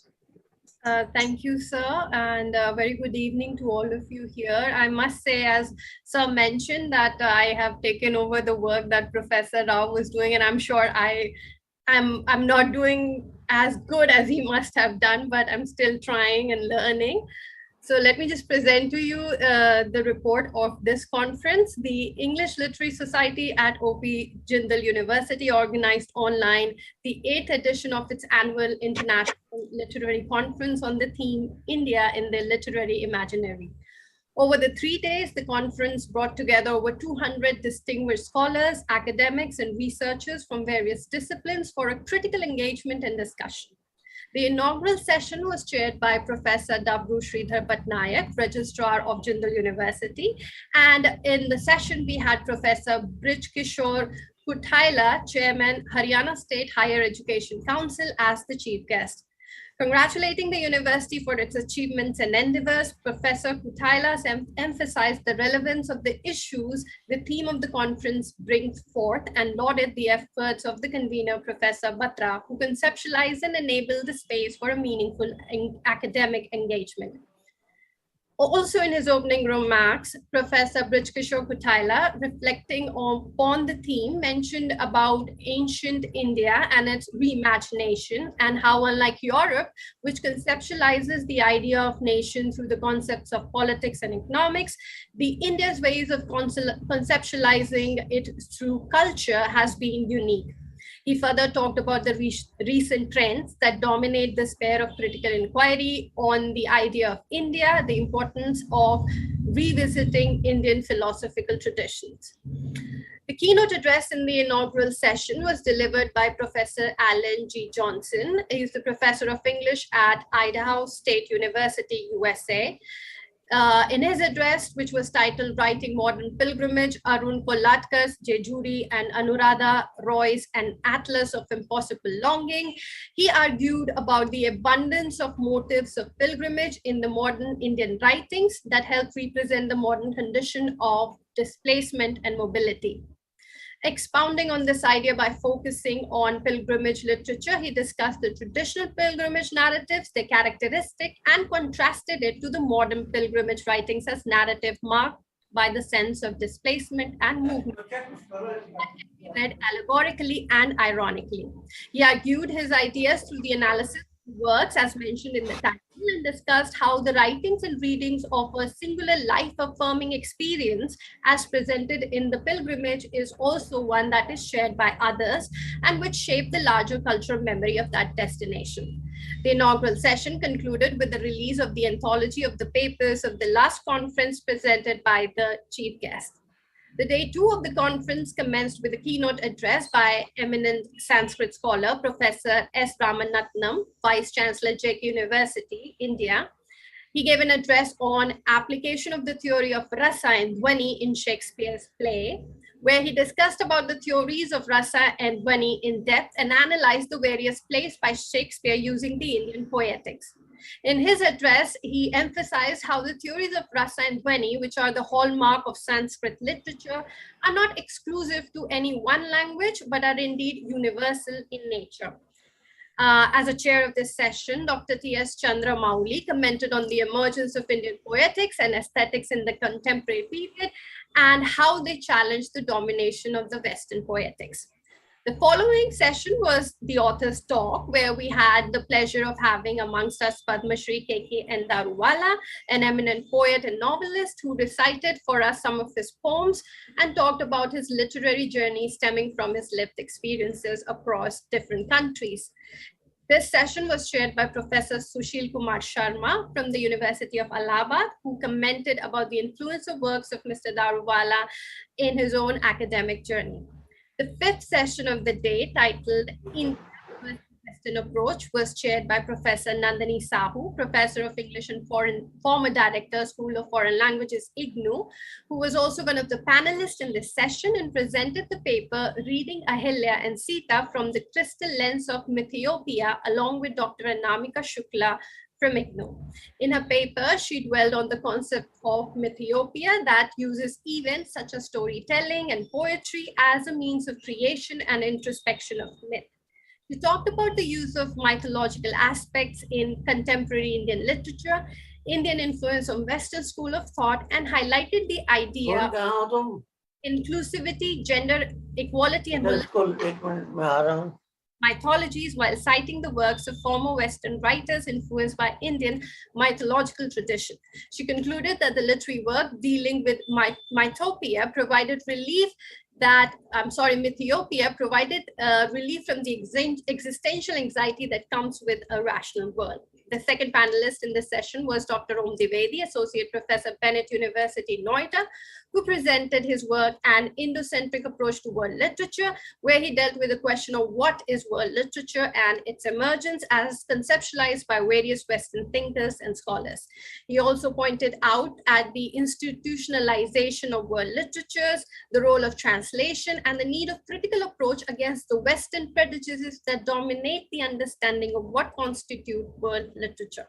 The last session of the day was titled Culture and Literature, chaired by Dr. Anand Prakash from University of Delhi, who gave a talk on envisioning an integrated India in culture and literature, where he emphasized on the need to understand literature and culture in India across ages, and the importance of European Renaissance tradition and devotional literature from India that provide an important fuel to the modern Indian literature. And further, he also talked about the aesthetic ethos, academic intellect, ideas of inclusiveness and tolerance in literature as social science and reflection of the world we live in. For the panel discussion in this session, we had Dr. Jayashree Singh, Associate Professor and HOD, Bhopal Nobles University, Udaipur. Her paper was titled Critical Perspectives of Emotions of an Angry Young Man in Selected Films of Amitabh Bachchan. In her work, she analyzed the different perspective of emotion of anger through the concept of internal experience of frailty, and discussed how anger, though a sign of personal weakness, also generates some specific values, for example, uncompromising ethics of honesty, which subsequently fueled the revolt in order to create social justice. The second panelist in this session was Professor Jasbir Huda of Maharishi Dayanand University, Rohtak, who talked on the topic Power of the Discursive Discourse and Contemporary Indian Fiction in English. He discussed about the influence of pulp fiction on his own understanding of literature and presented his perspective as a reader of literature and other cultural products, while focusing on the issue of economic equality, climate change, globalization, capitalism, and consumerism. In his talk, he problematized the hierarchies of high and low culture and how market influence our cultural and literary consumption. The other panelist in this session was Dr. Suman Bala of Delhi University, and her presentation was on cultural encounter in diasporic fiction, in which she discussed the old and new diaspora and talked about the issues central to the works of contemporary diasporic writing through the works of Uma Parmeshwaran, Jhumpa Lahiri, and Kiran Desai. She analyzed some of their works through the concept of loss, displacement, identity formation, alienation, and nostalgia. The last day of the conference, which is today, in the morning, we had a stimulating opening session as we had with us Professor Shiv Vishwanathan from JGU, who in his thought-provoking keynote address on democracy and the literary imaginary, while making a case for plurality and diversity in a democracy, spoke on the urgent need to reinvent language that consists of an imaginary of possibilities for the future, of possibilities that are yet unborn. The use of desiccated words performing overloaded functions leads to boredom and lack of meaning and the stifling of democracy. Following writers such as Mahashweta Devi and Sadat Hasan Manto, he highlighted the role that literature and by extension even films could possibly play in reinventing the imaginary. This session was chaired by Professor Chandra Mohan from University of Delhi. In the next session, we had poet, writer, and columnist Mr. Rajbir Deswal talking about humor and wit, and especially Haryanvi humor through his words. In his presentation, he also discussed on the genre of middles and anecdotal writings and shared some of his poems with us. Professor Tanu Gupta, HOD English from Chandigarh University, chaired this session. The following session on Indian philosophy and practice was chaired by Dr. R.K. Dhawan, President, India Indian Society for Commonwealth Studies, and had Dr. S. Chitra from Yongphula Sanitary College, Royal University of Bhutan, presenting her paper titled Understanding the Indian Philosophical Thought System from Valmiki's Ramayana and Yoga Vasishtha. In her paper, she highlighted the need for retelling Ramayana in contemporary times, as it represents an essence of Indian culture and consciousness. She also emphasized on understanding the metaphorical meaning of life through the epic text.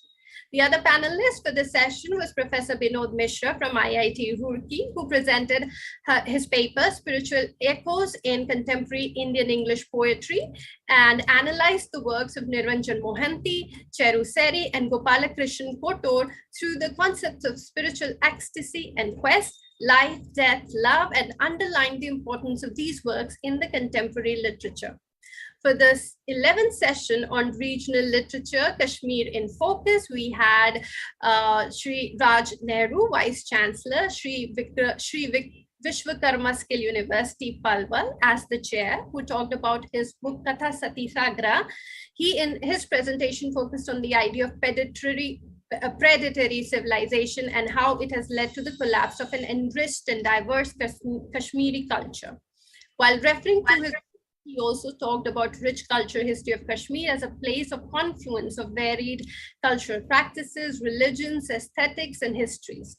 The second panelist in the session was novelist Professor Rajat Mitra, who talked about his novel, The Infidel Next Door, and what led him to write this novel. He mentioned how, as a psychologist, his encounters and meetings with the victims and families of Kashmiri Pandits brings out the stories of pain and trauma and gives voices to those which have been swept away under the dominant discourses.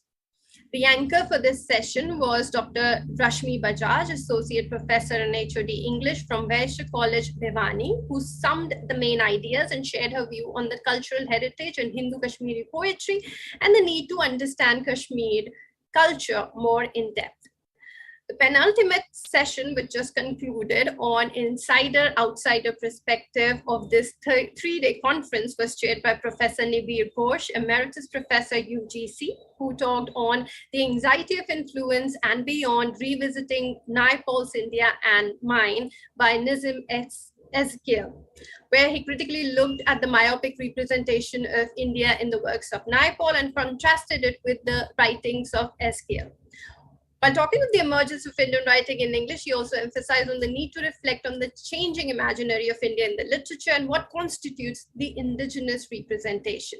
The other panelist for this session was Dr. Elisabetta Marino, Associate Professor, University of Rome, Tor Vergata, who presented a paper between travel writing and fiction, Florence Marriott Depiction of India, where she described how the British author in her works, Sketches of Anglo-Indian Life and Character, released in 1868, concocted an imaginary of sensational description of India and its people to entertain her readership with the elements of mystery, wonder, crime through a colonial gaze.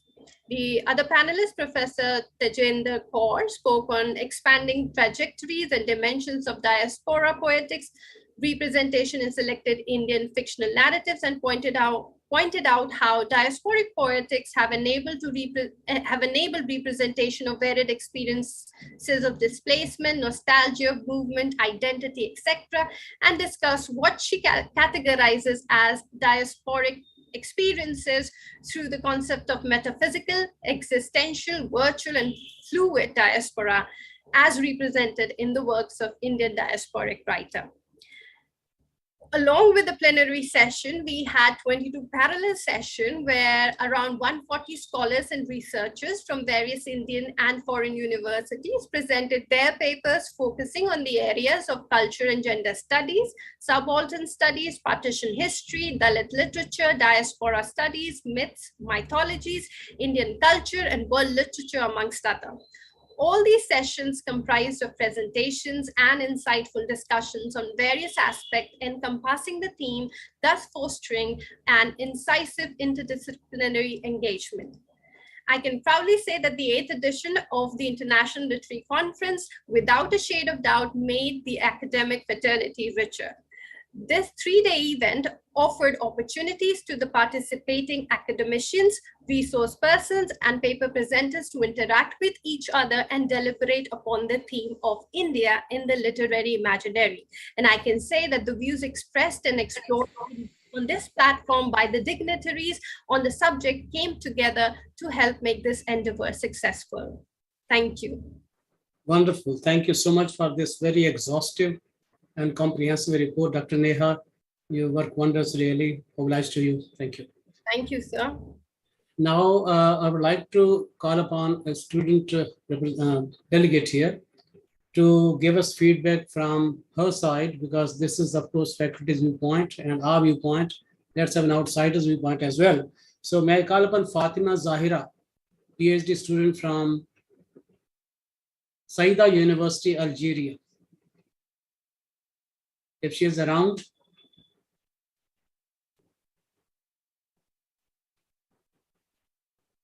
She had accepted my offer, but probably she is not here. All right, then I think we shall move on. And I'll request now Deepika Tekchangani, member of the organizing committee, to kindly introduce the chief guest. Thank you, Professor Batra. A very good evening to all of you. I would like to extend a very warm welcome to Professor Harish Trivedi. Before I invite him to give the valedictory address, a few words about him. Professor Harish Trivedi, who holds PhD from University of Wales, was Professor of English at the University of Delhi and later head of the department from 1997 to 2000. A period during which he implemented major changes in the syllabus to make it less Anglo-centric and more post-colonial and global. He had earlier served as reader in the department and as lecturer in St. Stephen's College. He was visiting professor at the University of Chicago and at the University of London, and has lectured at various universities in the US, UK, Canada, Brazil, South Africa, Turkey, China, Japan, Australia, and in about a dozen countries in Europe and in Southeast Asia.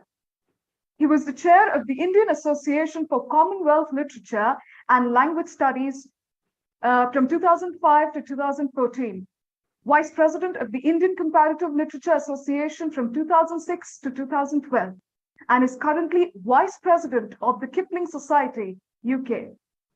Professor Trivedi has published books and articles on post-colonial literature and theory, translation studies, and Indian comparative literature, and is currently a contributing editor of an international project based in Stockholm for writing a history of world literature. He has recently edited a book on the medieval Bhakti poet, Abdul Rahim Khane Khan. His works include Colonial Transactions, English Literature and India, Post-Colonial Translation, Theory and Practice, and the Penguin Classics edition of Kim by Rudyard Kipling. He has written on and translated various Hindi, Urdu, and Sanskrit writers, including Ashwaghosh, Premchand, Manto, and Ajneya. He has edited and contributed 2 chapters to a book on the Bhakti poet, Abdul Rahim Khane Khan. It's a great pleasure and an honor to have you, sir. I now invite Professor Trivedi to give the valedictory address.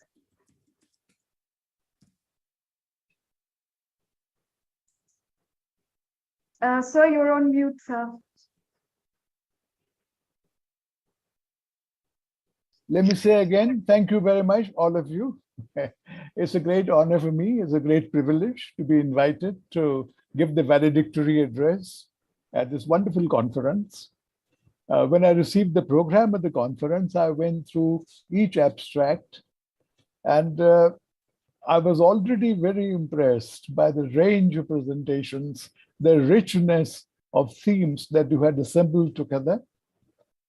I was also very impressed by the fact that the book of abstracts and the whole program came to me several weeks before the event began.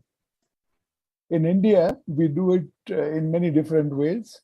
Once I went to a conference some years ago where all the delegates were being given by hand the invitation cards for the inauguration ceremony, which had already taken place the previous day.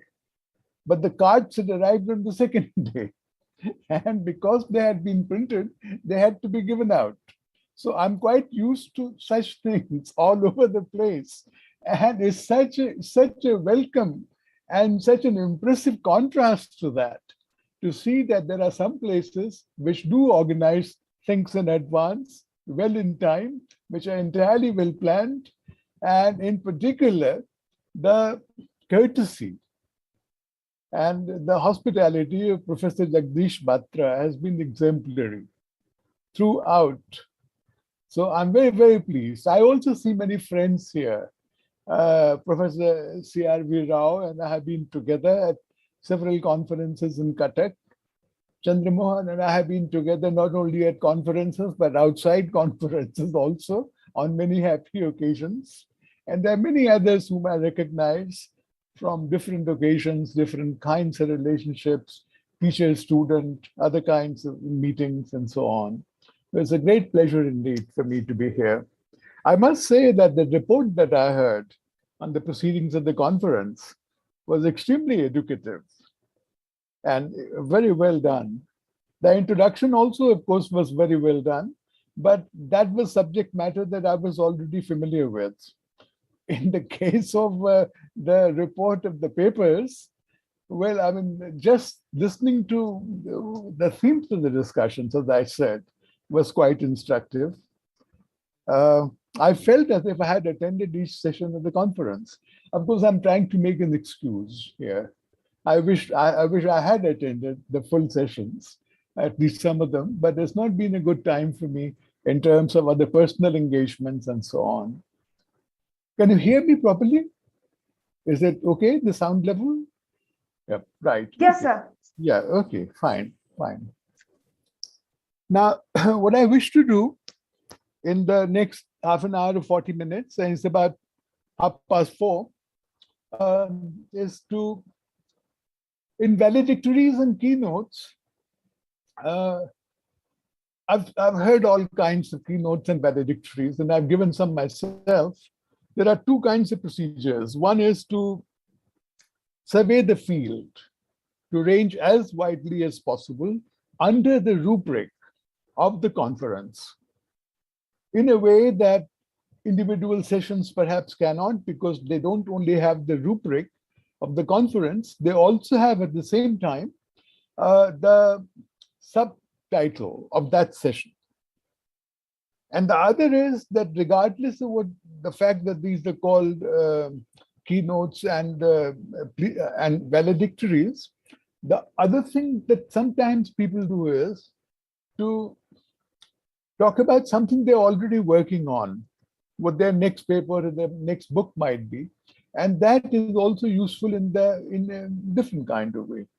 What I propose to do is to stick to the first model, to range as widely as possible for me within this period of time, and to therefore not to go into anything in any detail, but to suggest many ways of looking at the broad theme, the broad rubric that you had chosen, India in the literary imaginary. I know it's too late in the day for me to be talking about the title itself, the rubric itself, but there are two words here which are problematic. Well, all the words can be problematic these days. It's very fashionable to be problematic for words and for speakers both. But I will focus on two. I mean, one could also say, what is literary? And spend hours over that. I will not touch that. India and imaginary. These are the two key words that I wish to say something about before proceeding. What is imaginary and why not imagination, the old word that we used to have? The major difference here seems to be that the word imaginary, more or less inaugurated by Sartre in the title of a book, and then taken up by a number of theorists and commentators, mostly in Europe, from many disciplines, from sociology to psychoanalysis, has been defined over and over again in different kinds of ways. And it's not the same thing as the imagination, though of course it comes close in some respects. One thing about French words is that when they are used without translation in the English language, they sometimes create confusion rather than clarification. Another word is critique, for example. French word, recently adopted in English, and most people think or at least use it so as to suggest that critique means criticism. No, it doesn't. Problematique. Problematique, of course, is not as widely used in English, but it means something totally different in French than people take it to mean in English. Imaginary is not that different from imagination, but if I cite to you just one kind of distinction made by Melanie Klein and by Lacan, they distinguish between three different kinds of perception of the world. And one of them is the real, the next is the symbolic, and then there is the imaginary. We cannot and we should not go into especially the deep psychological shades of meaning that are implicit in it, but I think it'll be enough for us to recognize that imagination, as we use the word in English, is inseparable from other concepts like fancy, as Coleridge said, and like real, which exists, but the real, symbolic, imaginary triad that Lacan is suggesting has not been available in English. About India, what I'd say is a number of people, especially those who operate mainly in English, also buy the theory advanced by the British that there was no such thing, there was no unified entity as India before they came and united it.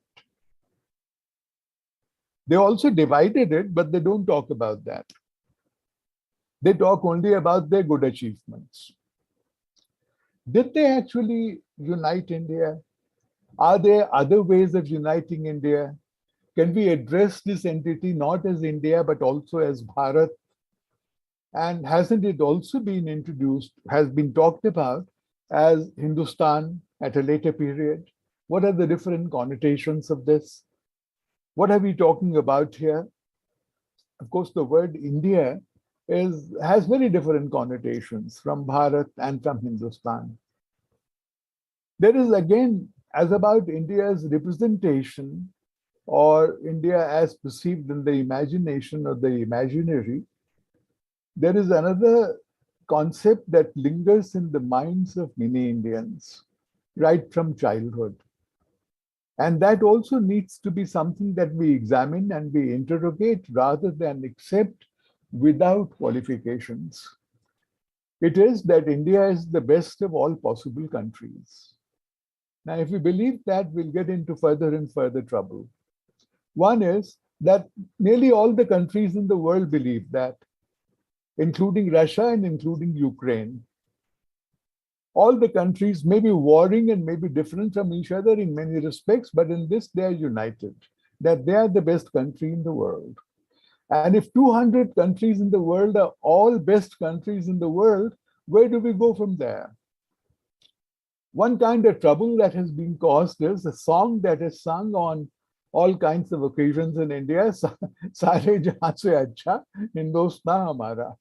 Now, people don't realize that the poet who wrote that, Iqbal, also wrote another song, another anthem, in the same meter, with the same rhyme, saying something completely different within a very few years, in which he said, Muslim hai hum, Vatan hai sara jahan hamara. Now, there are all kinds of complications which arise as soon as you make a tall claim. So let's not expect that India will be represented in anyone's imaginary as the best in the world. There will be good aspects and there will be bad aspects. There are 2 or 3 distinctions again to be made about the representation of India.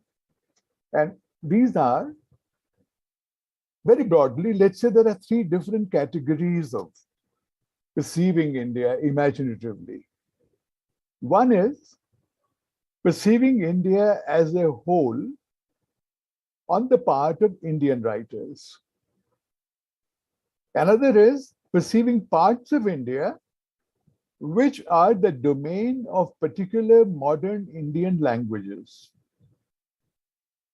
And the third is to see India as represented in a foreign language like English, either by our own English writers in English living in India, or by diasporic writers, or indeed by foreign writers.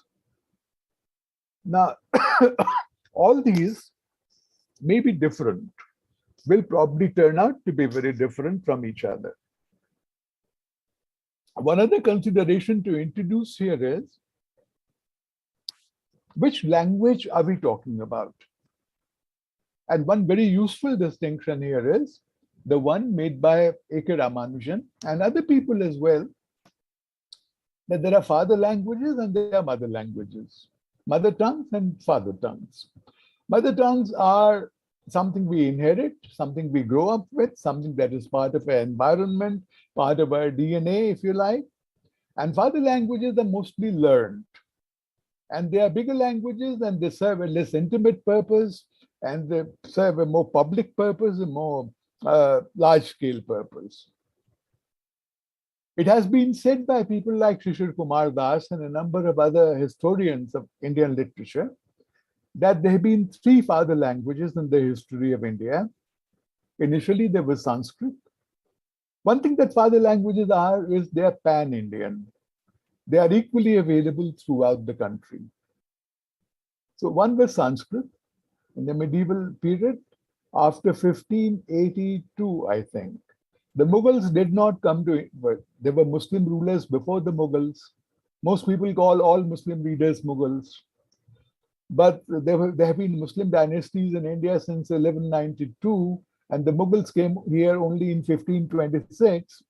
And even after they came here, until 1580 or 82, their language was not Persian. Akbar introduced Persian as the language of state. Before that, Babur, the founder, Babur wrote his memoirs in Turkish, in Chattai Turkish. This had to be translated into Persian after Akbar said that Persian was going to be the state language of India. Now, Persian was a foreign language, even to the Mughals, to say nothing of other Indians. But it became, for several hundred years, the father language of India. And the third foreign language, of course, was English. Perhaps it still is. I should not say was. So these are the three father languages in which the entity called India is represented in a different way than it is in other languages. The other languages are like Hindi and Bengali and Marathi and Punjabi and so on, which are specific to and mostly prevalent in a particular region in India. And those regions in India are represented best of all in those languages native to those regions. And very often they don't give a damn. They're not concerned too much about the rest of India because that region forms a coherent linguistic and cultural unity. So some of these distinctions need to be kept in mind. And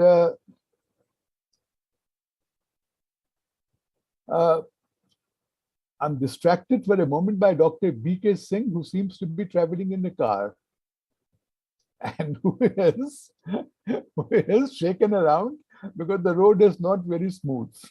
But let me not be distracted too much by these passing visions and images. Let me focus on the job. Let me focus on what I meant to say. Let's begin with the first father language. Yeah, no, that's okay. One particular, I like people to have their videos switched on because then one is not talking in the void. But at the same time, if they're doing too much, then it's a bit of a distraction. Yeah, anyhow. Now, in father languages, we talk about the whole of India. Now, I'll give you some examples. I was very interested to hear that there are many highly competent Sanskritists in this conference, because I know a little bit of Sanskrit, but when actual Sanskritists are present, my tongue should be tied, but it's not. I will venture some Sanskrit anyhow. I'll draw your attention to the fact that both the Ramayana and the Mahabharata are determinedly, self-consciously, deliberately pan-Indian. The Mahabharata was fought in Kurukshetra, in Haryana. But the armies that participated in it came from all over India. It was not only a local battle. Even now, we hear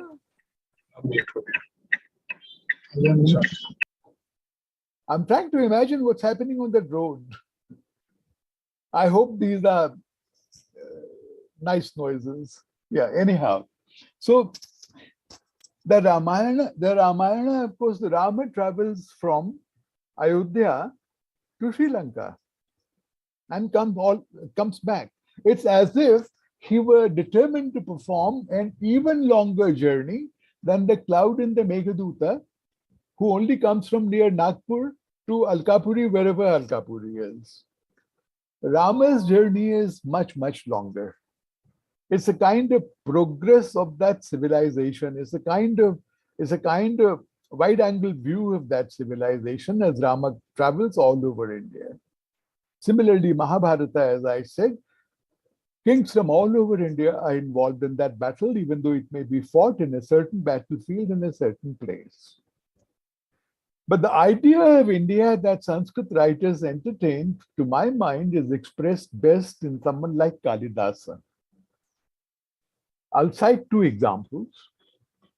At the beginning of Raghuvansha, describing the great glories of the Raghu dynasty, he has one line about how great their empire is, how great their kingdom is, how glorious they are.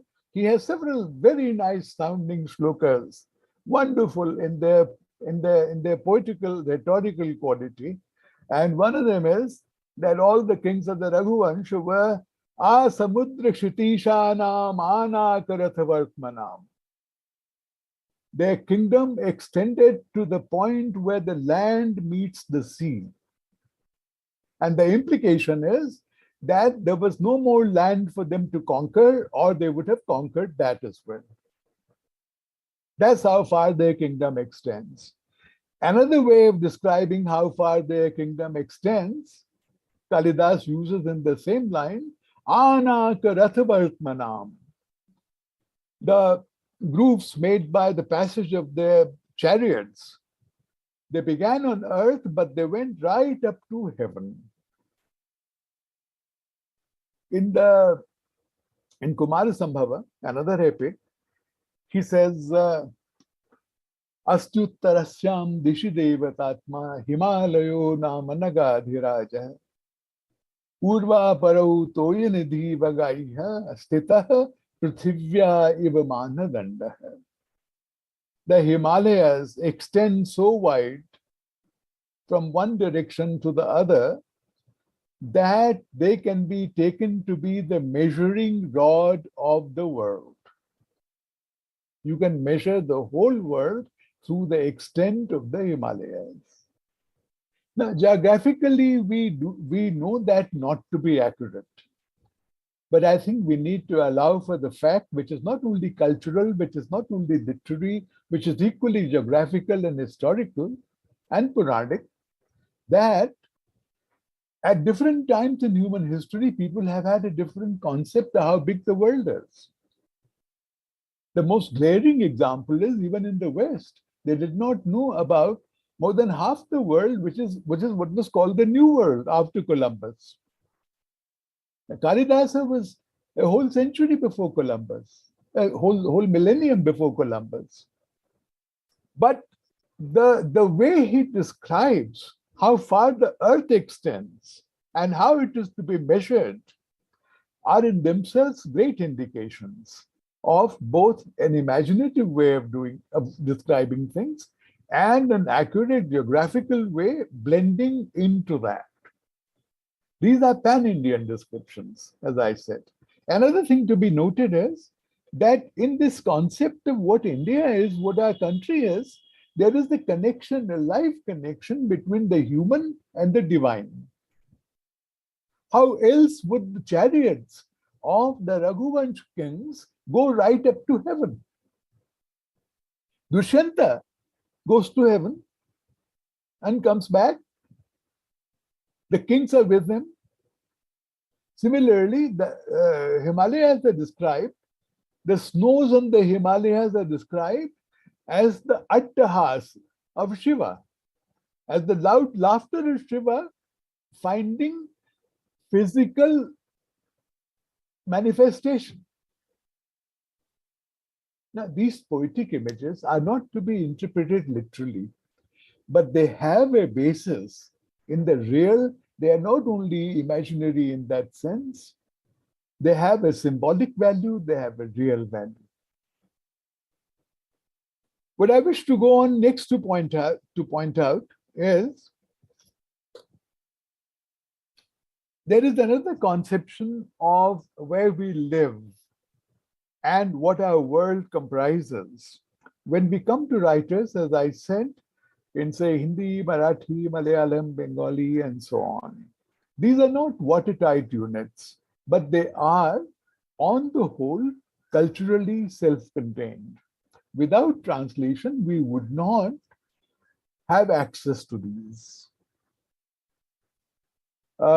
This changes with the rise in nationalism. It's not, of course, that each language is a watertight unit, as I said. It's not a sealed unit. Languages are always interacting. Malayalam is a particularly interesting case where Tamil and Sanskrit both make large claims about what a large element they are in the formation of Malayalam at different periods. Tamil cultural nationalism now lays down that it has not very much at all to do with Sanskrit. While even now, if you look at the names of their leaders, for example, they're very Sanskritic. So these claims are made for all kinds of reasons, which are not strictly historical, but also political and cultural. At the same time, we have to take a view not only of the interaction between languages, but also the autonomy of these languages. In Hindi, for example, Hindi poetry is confined to Bhakti poetry for several centuries, and it's very convenient for Hindi that both the major gods who occur in Hindi poetry were born within the Hindi area. One in Ayodhya and the other in Vrindavan or Mathura.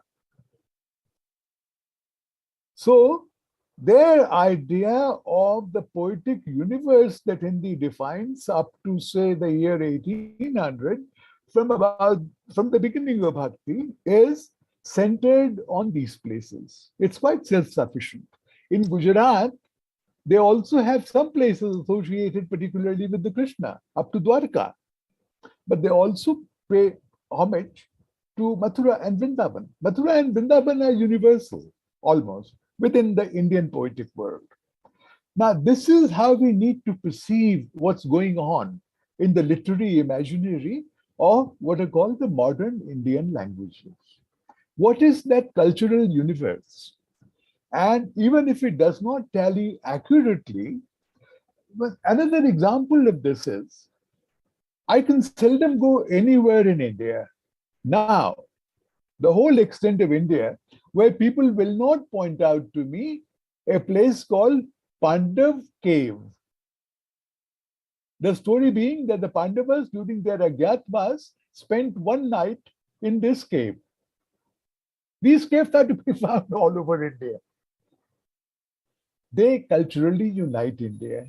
Another place that you can expect to find all over India is Sita's kitchen. My friend Ramchandra Gandhi colleague of mine at St. Stephen's College, once upon a time, wonderful philosopher. He wrote a book called Sita's Kitchen. Sita's Kitchen is again a kind of imaginative emblem of Indian cultural unity, because Sita seems to have cooked everywhere during her Vanavas, all over the country. Now, these are imaginative markers of how our country is together and not together in so many ways. And therefore, these markers of the same story have to be found even in improbable places, if you like. Even in modern times, in so many languages of India, in the nationalist times, say from after 1870s, 1880s afterwards, right up to now, there's a new image. There's a new image that, and please note that image, imaginary and imaginative and imagination all come from the same root. There is a new image of India that emerges, and that is India as a mother. It's not very old. Bande Mataram, and then a woman being represented against the map of India, almost fitting the map from head to toe, from Kashmir to Kanyakumari. The second part of the literary imaginary of so many writers across the Indian languages. How else do we perceive what the literary imagination grabs hold of? I will, let me see. Yeah, I've spoken for about 25 minutes already. Let me speak for another 10 if you like, something like that. Is that okay, Batra sir? Yeah. Yes, sir, please. Right, okay. And then I will finish. Most people, when you talk about India and the literary imaginary, would think of foreign writers, whom I have successfully avoided so far. But I think that I should actually go to them and make a distinction even with two categories, even within foreign writers. One is our own writers in English, as I said. They have the privilege of writing about India because they don't belong to any region. As soon as you begin writing in English, you are disaffiliated from any region. You are thrown out of that region because you don't know the language of the region and you can't write in it. So in English, Midnight's Children is about all of India and Bangladesh as well. Arundhati Roy's novel, The God in Small Things, is about a particular state of India, but its concerns are very wide indeed. And her second novel, The Ministry of Utmost Happiness, actually goes to the other end of India, Kashmir. But let me talk about some foreign writers here. You know, one thing that has happened in India over the last 30, 40, 50 years is that everyone has begun working in the English departments on Indian writers in English. So they have become rather overworked. Before that, we all worked on Jane Austen and Byron and D.H. Lawrence.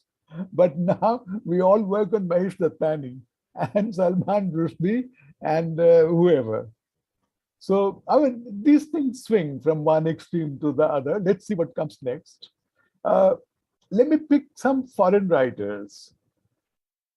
India enters the English language and many European languages only with the Romantics, with what is called the Oriental Renaissance. There's not only Orientalism by Edward Said, a better book, I think, a truly more scholarly book and more enabling book is The Oriental Renaissance by Schwab, by Raymond Schwab, written in French, translated into English, with an introduction by Edward Said, because it was published at the Columbia University Press and Said taught at Columbia. It has totally the opposite view of Said's Orientalism. If one has read Orientalism, one should also try and read Schwab's book. So it's the Romantic poets who begin running with India in the English language after the first translations by Wilkins, Charles Wilkins, by Nathaniel Halhed, and most of all by William Jones in the 1770s and 1780s.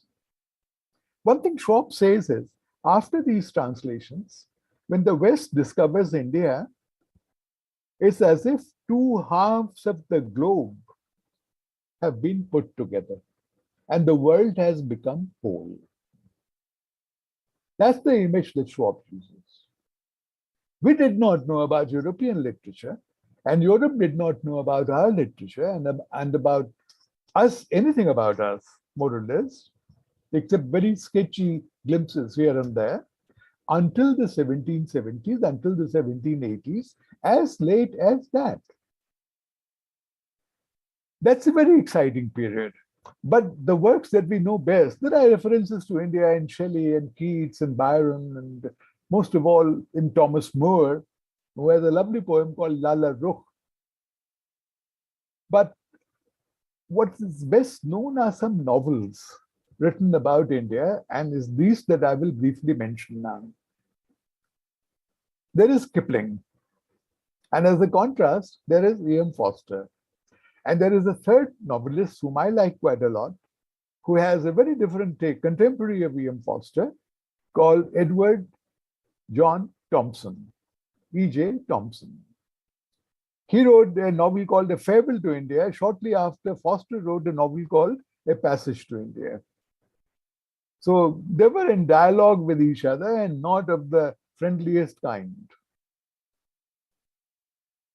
About Kipling and Forster, they're very different novelists, but they have one thing in common. They believe that even though India is under British rule, it is possible for Indians and Britishers to be friends. That's the whole theme of A Passage to India. And in Kipling, though there is major dissension depicted as well between Indians and Englishmen, which is more accurate historically and even imaginatively, there is Kim, the figure in that, the hero in that novel, who is called the little friend of all the world. He is not that, but he's called that. There's this fantasy on the part of the British that on the one hand, they can rule India and oppress India and exploit India, and at the same time, Indians will look on them as friends. This is a political impossibility. And they found that out. They found that politics will prevail over these fancy notions of friendship, as on the last page of A Passage to India, and that a harder, more hard-headed solution will have to be found. As Aziz says on the last page to his friend Fielding, we can be friends, but only after we have kicked you out of the country. That's when we'll have a level playing field. There are two perceptions here of India. Well, let me not go into that. I don't have too much time.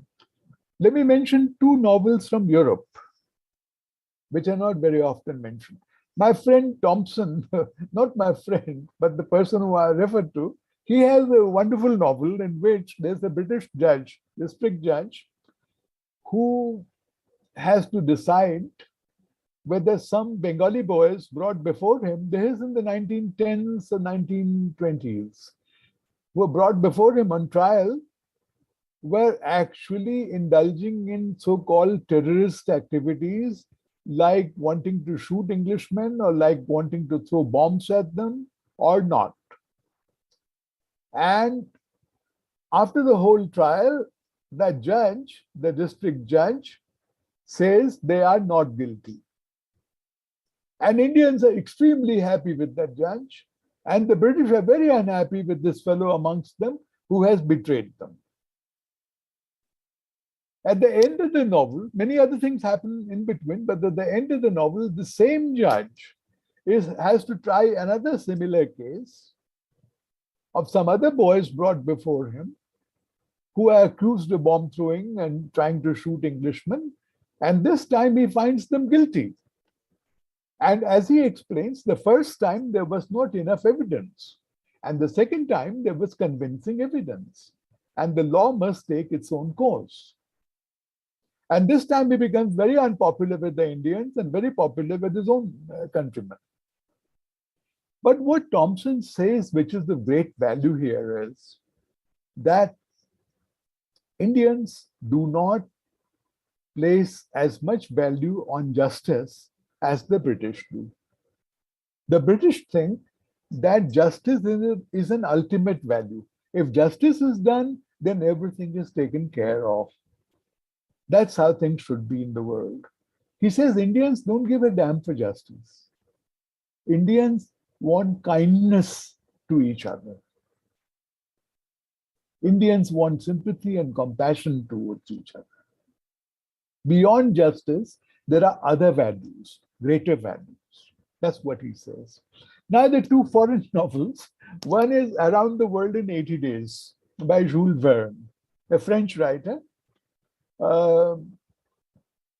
There's an Englishman, a nutty Englishman, who takes on a challenge to go around the world in 80 days in the year 1870, before planes are invented, where even trains are not built all over the country, all over many countries. In fact, the temptation is that the newspaper has reported that in India, one continuous train line has been connected between Bombay and Calcutta. So he takes on a challenge. While in India, during his travels, he finds a woman committing sati, the wife of a Maharaja who has just died, Maharaja of Bundelkhand, who has just died. This Indian woman, of course, is rescued from the funeral pyre by this traveling Englishman with his French servant. Once she is rescued, he doesn't know what to do with her. So he just takes her along in his journeys throughout the rest of the world, and she finally ends up with him in London, and by this time they've fallen in love. And the woman who's going to be burnt as a sati on a funeral pyre is now the wife of an Englishman. That's the story. What is the stereotype here? The stereotype here is sati. If India is known for something, two things happen: elephant and sati. He finds that the rail line is not operational for a short distance before Allahabad. So he buys an elephant. He's a rich man. He buys an elephant and he makes that bit of journey on an elephant. So two wonderful things about India in his imagination, which are both represented in the novel. One is an elephant, the other is a sati. Now, the other novel that I wish to talk about is by a Nobel Prize winner who wrote in German, was a Swiss person, Hermann Hesse. He wrote a novel called Siddhartha. He was inclined towards writing philosophical novels. Siddhartha in this novel is not Gautam Buddha. Gautam Buddha is called Gautam, as he spells it. And Siddhartha is another person. And his friend is Govinda. And Siddhartha, in Buddha's own time, goes on a spiritual search through India, and is especially inspired by a river. Now, it's a novel of spiritual quest, which in English translation became extremely popular in the 1960s and 70s. So between these two, the flower children, the hippies, the dropouts, they particularly liked it. So what are the stereotypes of India that emerge in foreign fiction? One, that even if the British rule India, it doesn't matter, Indians should be friends with Englishmen. No trouble. Justice can be done to Indians, but they will not like it. They want something else, they want something more. In an earlier period, India is still the land of sati and of elephants. In a later period, as well as an earlier period, India is the land of spiritual search. Don't be fooled by it. When the Westerners say India is a spiritual country, please don't be fooled by it. Please don't think that it's a compliment. It's only a stereotype. So these are some of the ideas that emerge. The last thought that I will leave you with is, when we are talking about India in the literary imaginary, especially of the West, it will be a very sobering perception, adventure for us, also to spend a few minutes thinking about England in the literary imaginary, France in the literary imaginary, Germany in the literary imaginary. Why only India?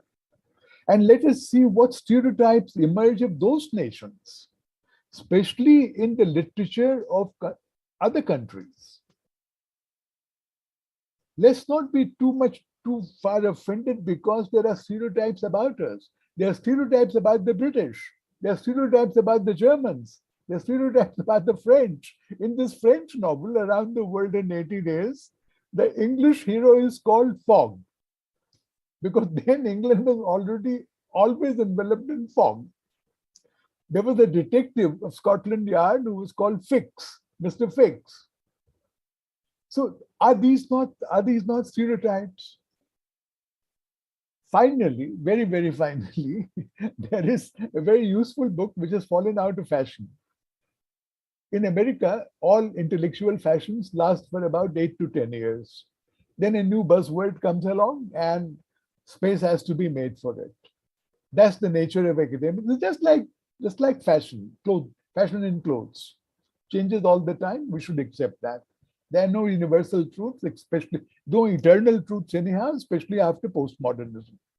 This book is by Frederick Jameson, and it's about reading third world. It's an essay in a book.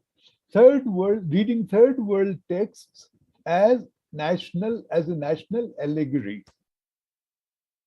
You read a third world text. He says Westerners read third world texts as a national allegory. Indians didn't like it. Marxists particularly did not like it. My very dear friend Ejaz Ahmed mounted a full attack on it, recently deceased Ejaz Sahab. Ejaz Bhai was such a wonderful man. I still miss him so much. So we didn't agree with each other on everything, but that made our friendship even better. He mounted an attack on Jameson. Everybody mounted an attack that he's being patronizing to the third world. But if we apply the idea of reading all literature as a national allegory, we may read only one novel ever in German, or German novel translated into English or whatever. But our idea of Germany will be formed by that. We read Dickens, we read Thackeray, and we think England is like that. We read a 20th century writer about England, which we don't anymore, not very often. We read T.S. Eliot, we read James Joyce, neither of which was English, neither of whom was English. One was an American, the other was an Irishman. So we feel that their one work represents the whole country. And if foreign writers feel the same about India, writers and readers, please take it as a mode of perception, what Stanley Fish called maps of misreading, through which a true reading would emerge eventually as we read more and more. Thanks a lot. I've gone over time, but not as much over time as I had feared in the beginning I might. So I haven't done too badly. Thank you very much. Thank you so much, sir. It was very enlightening talk, starting from your comments about language. And actually in the morning, sociologist Shiv Vishwanathan also touched upon this subject of language and imaginary. And you also touched upon critique and other words so very beautifully, and really enlightening talk it is. And also talked about certain stereotypes which ought to be avoided. That was actually the burden of this conference, to get into the mode of avoiding these stereotypes and thinking afresh and thinking rather out of the box. So this session is now open for a few questions. If anyone wishes to ask any question, no comments as such, but brief questions may be put in the chat box, please. and we have very limited time. So therefore, please be brief about it.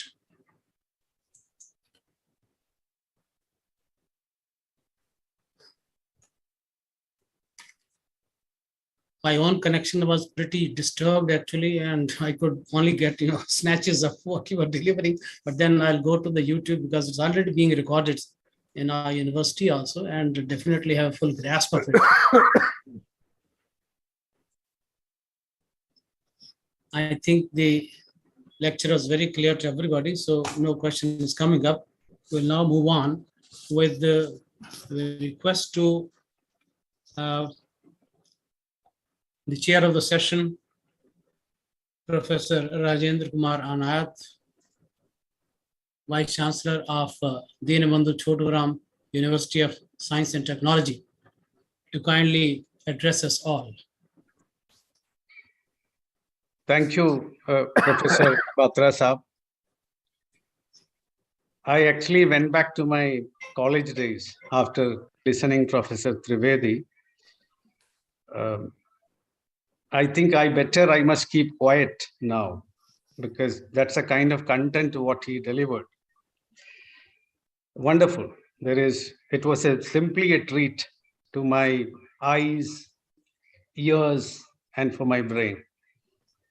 I'm sure all the lucky people who were able to listen him now, let me use the word listen, not hear, because a lot of other noises were coming in between. So hearing will not work out, only listening will work out. So those who were lucky to listen him would have got something out of it. I'm a hardcore engineer and I don't know what to speak. My background, I'm sure you would have seen a small printing press, which is my passion, which is my love, which I kept. It's a virtual background, but it is really in my mind.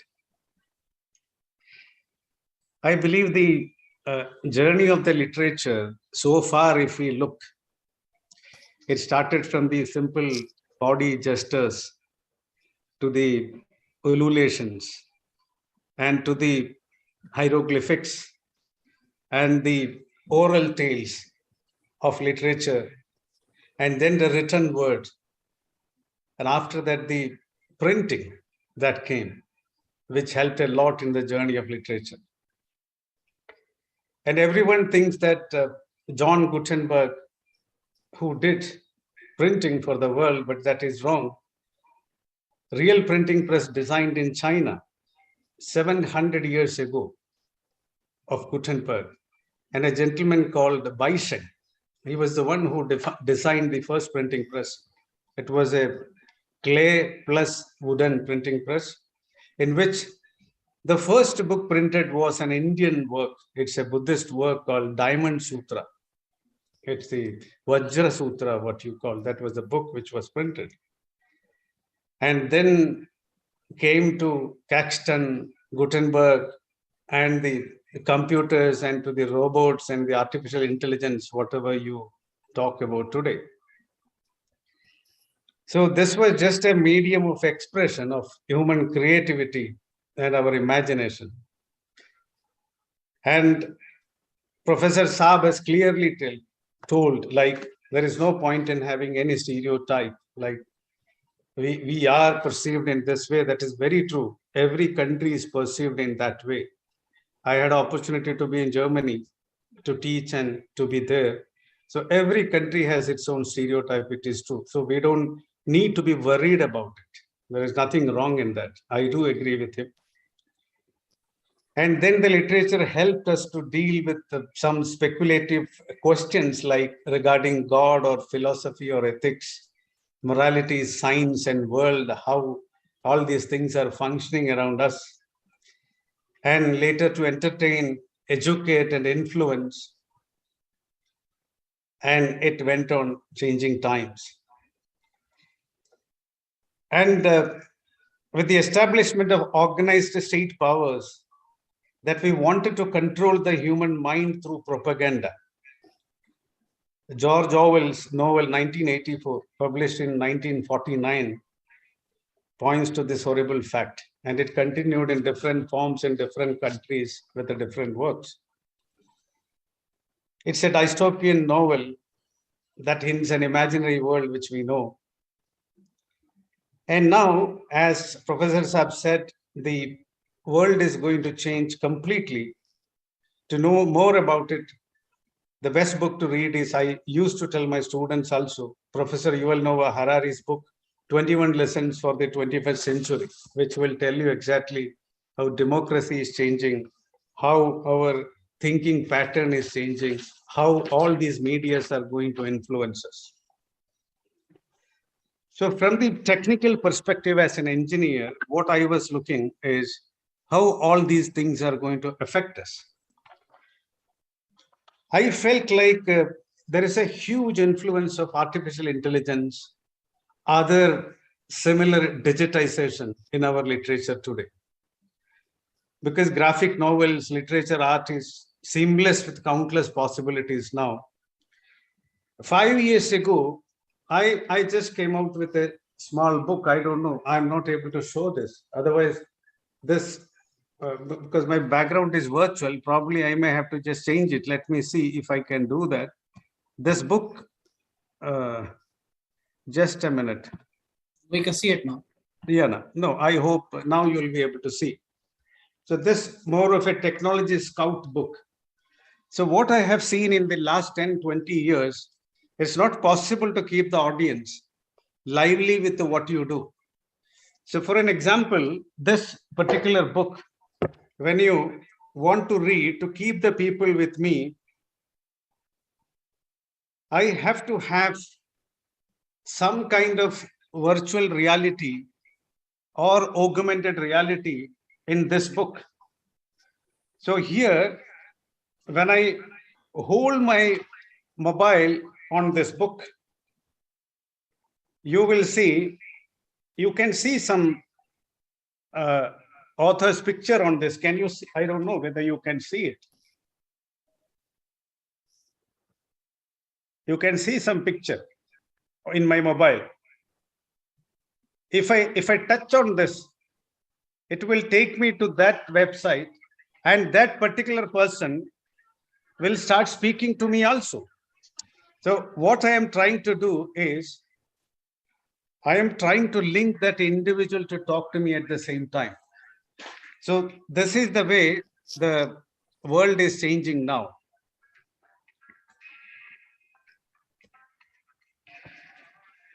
So in this changing world, when this is another book printed, written by my friend in the recent past, print become electronics.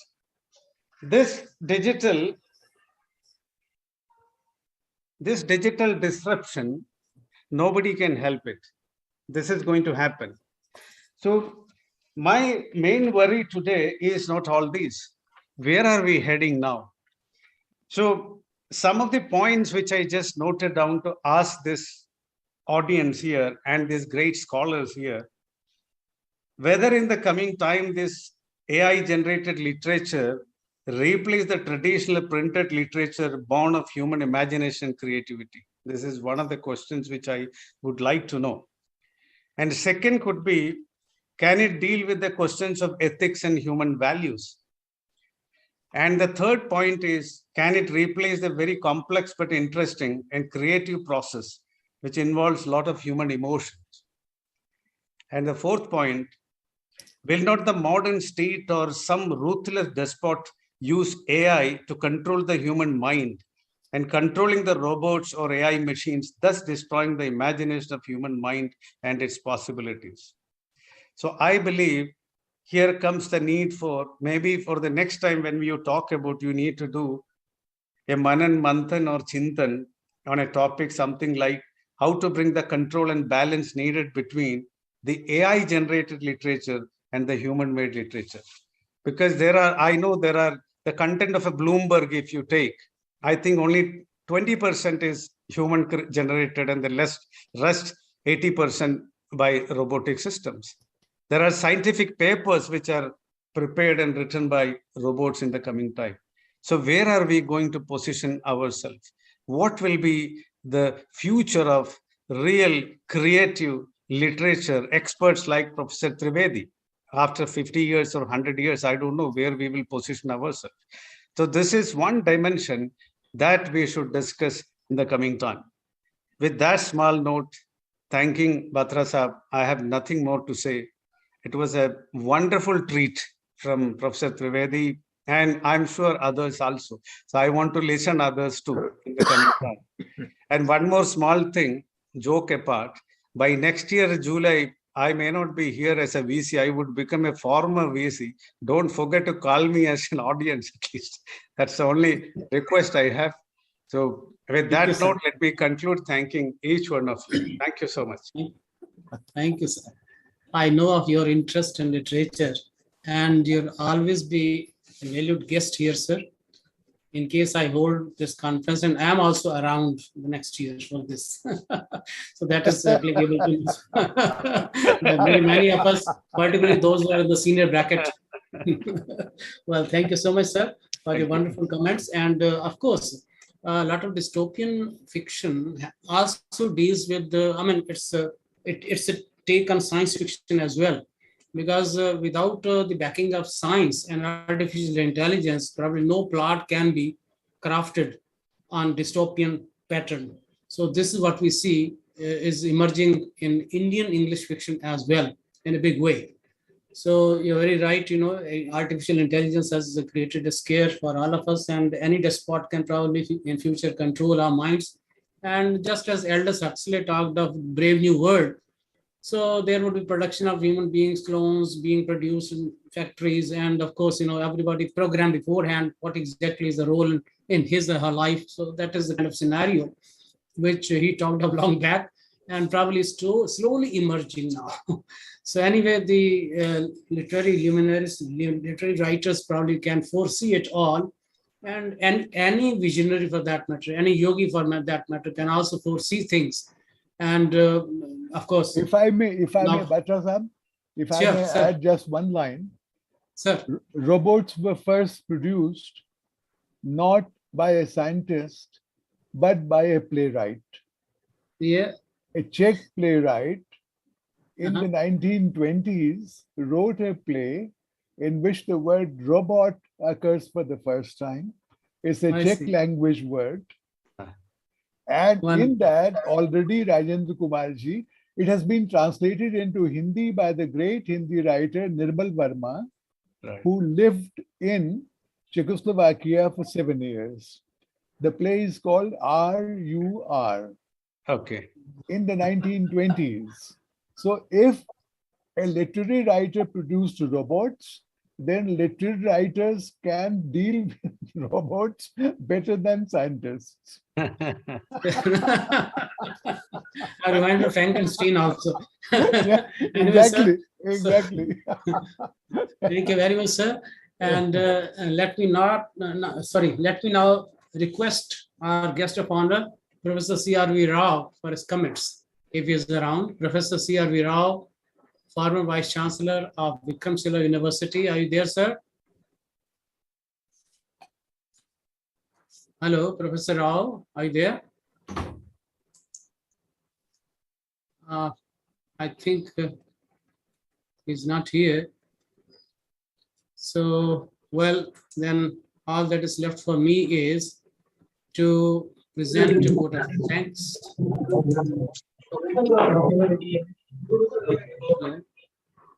I see some noise coming from any end. Jayashree ji, please stop your video. It's coming here. Unpin yourself, please.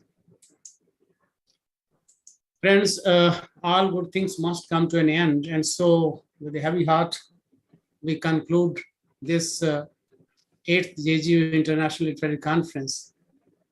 Before that, let me place on record our grateful thanks. At this virtual conference, we do not have the facility to present any mementos. All I can do is to say thank you on behalf of English Literary Society, which is the organizers of this program, and on behalf of the organizing committee, which has several of my colleagues with me. I am most thankful to Professor Harish Trivedi ji, who has delivered a very thought-provoking and enlightening valedictory address, which will be remembered by all of us for days and years to come, probably. Thank you, sir, for sparing time to be here. I just can't resist from referring to this great personality with simplicity of heart. All I did was to drop a mail introducing a bit of past record and the theme of the conference, and instantly I got his yes. So it shows your commitment to lead the young generation on to the right path in this confusing postmodern scenario. Thank you, sir. Thanks also to Professor R.K. Anarji for gracing the function as a chair of the session. It might be argued that the chairperson is from the side of the host who welcomes the guests, but we don't see him as an outsider. Professor Anayat is not a stranger to us in this university. He was there last year also as chief guest of the valedictory. And what a scholarly address it was, I still remember.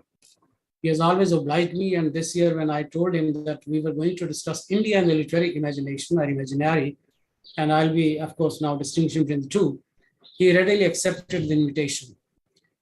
And his reservoir of knowledge is indeed awesome, I should say, and we are thankful to you, sir. We had also the pleasure of listening to the readings of poetry by Padma Shri K.K. Daruwalaji, the greatest, I believe, is the greatest living, God blesses him with long life, greatest living Indian English poet of India. We don't have that system of poet laureate here, otherwise he could have been one indeed. We also had readings by novelist Rajat Mitra and writer Raj Nehru, presently Vice Chancellor of another university, and my friend Mr. Rajbir Deswal, the former Super Cup of Haryana, a very popular writer of numerous articles. My grateful thanks to the great sociologist, Professor Shiv Vishwanathan, to Professor S. Ramaratnam, Vice Chancellor of JK University, Odisha, and Professor Ellen Johnson of USA for their wonderful keynote addresses. Now, thanks to plenary chairs, Professor R.K. Dhawan of Delhi University, Professor Sushil Kumar Sharma of Allahabad University, Professor Nandini Sahu from IGNOU, Professor Anand Prakash, Professor Chandra Mohan, Professor Emeritus Nabir Ghosh, Professor Chandra Mauliji, Professor Tanu Gupta for chairing various sessions and sharing their insightful observations. We had also with us Dr. Om Dwivedi and Dr. Anupama, Dr. Jayashri Singh, Professor Jaybir Huda, Dr. Suman Bala, Professor Vinod Mishra, Professor Tejendra Kaur, and they delivered very erudite plenary lectures. Thank you so much. Thanks to dignitaries who came from abroad to join us, Dr. Elisabetta Marino from Italy, Dr. S. Chitra from Bhutan, who were the panel speakers, to Dr. Violeta Trofimova and Dr. Julia Ramayeva from Russia, researchers Alina Serer and Fatima Zahra from Algeria, Dr. Eliza Binte Ilai from Bangladesh, who were also the paper presenters. Special thanks to Professor C.R. Virao, former Vice Chancellor of Vikramshire University, Dr. R.K. Dhaman, Dr. Suman Bala, both of them from, all three of them from rather the Indian Society for Commonwealth Studies. They have always been kind enough to participate in our conferences. While in the plenaries we could listen to and thank different dignitaries, the contribution of breakout session chairs, all 22 of them, whose names I won't be able to mention right now, they are all there in the program sheet. My hearty thanks to each one of them. Thanks to Dr. Poonam Dwivedi of Punjab University and Dr. Shivajaj Vaishkali Bhiwani for wonderful comparing of the plenary sessions. Friends, it's a matter of great satisfaction that the scholars gathered here had the benefit of listening to different perspectives on the conference themes like Indian versus Western critical approaches, Indian philosophy and practice, culture and literature, regional literature, diaspora literature, etc. Apart from listening to readings by some great creative writers. In the technical session, some other themes like gender studies, subaltern studies, social criticism, partition, history, myth, etc. were also discussed. Let me place on record my humble thanks to the members of the organizing committee, all of whom contributed sincerely and wholeheartedly.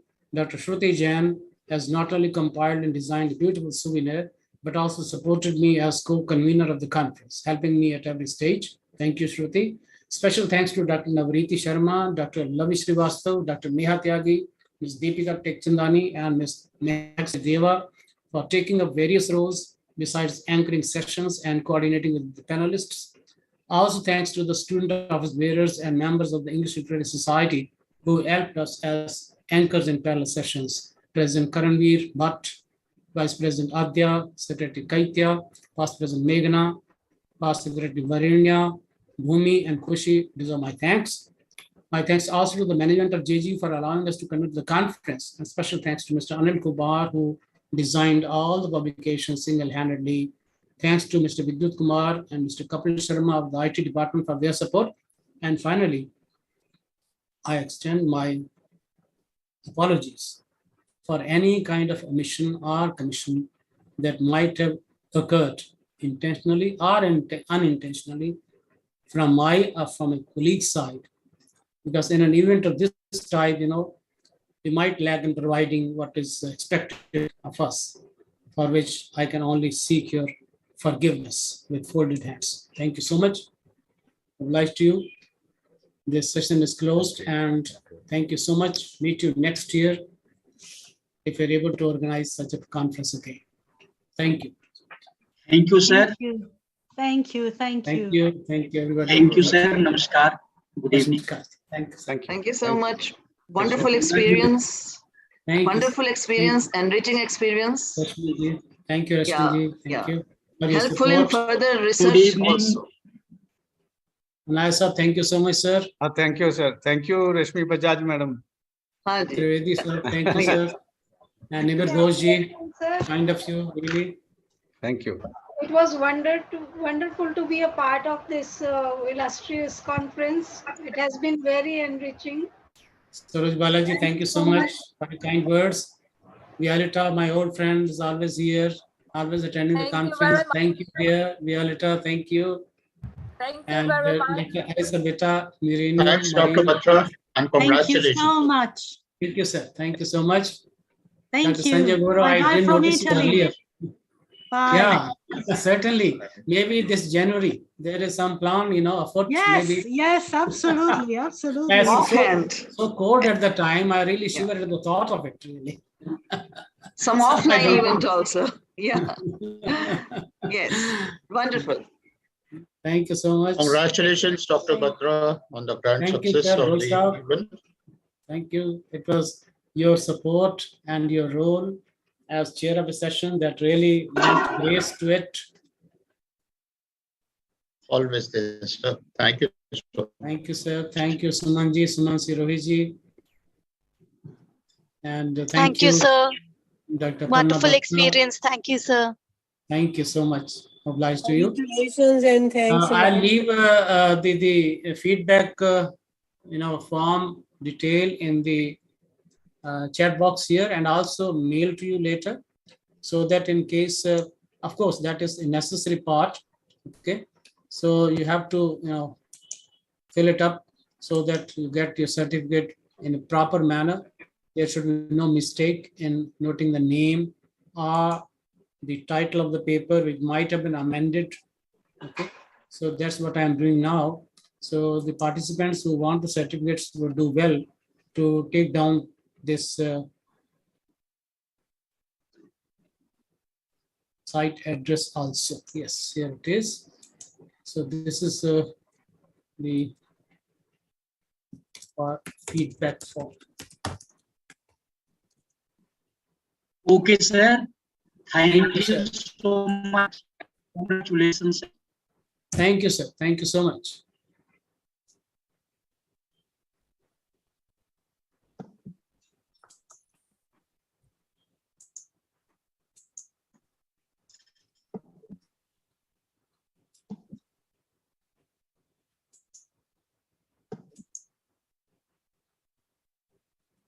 I, being the host, will leave last of all. Sir, didn't receive the link. Can you resend it, please? Sorry? Didn't receive the link, feedback link. Can you put it in resend the chat box. I have just put it in the chat box. I can see it there. Okay, maybe it has gone directly to somebody, so it should go to everyone. Sorry. Once again, I'm doing it. So here it is. Yes. Now it will be reflected. Yeah, it's there. Thank you, sir. Thanks for reminding me. Sumanjit, thank you so much for your ready support at every stage. Dr. Neha, your report was wonderful. Ji, Sumanjit. Yeah, had a good conference. Very nice.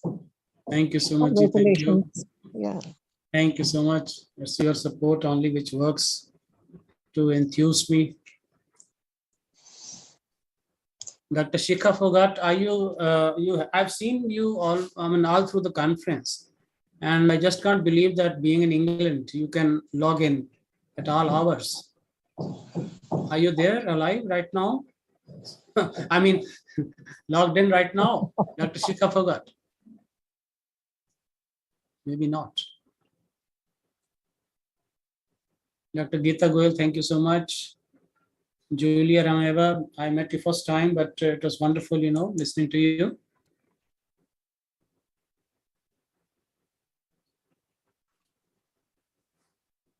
Chandra Mohan ji, I'll talk to you later, sir.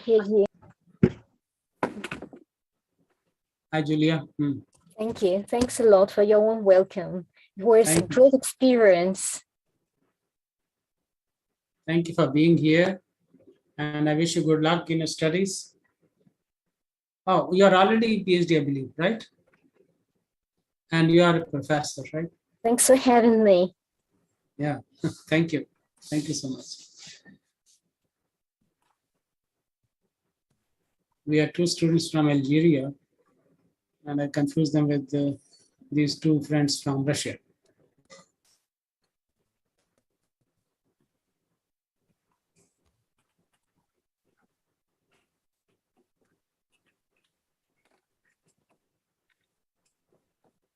IT, you can stop live streaming, please, and recording.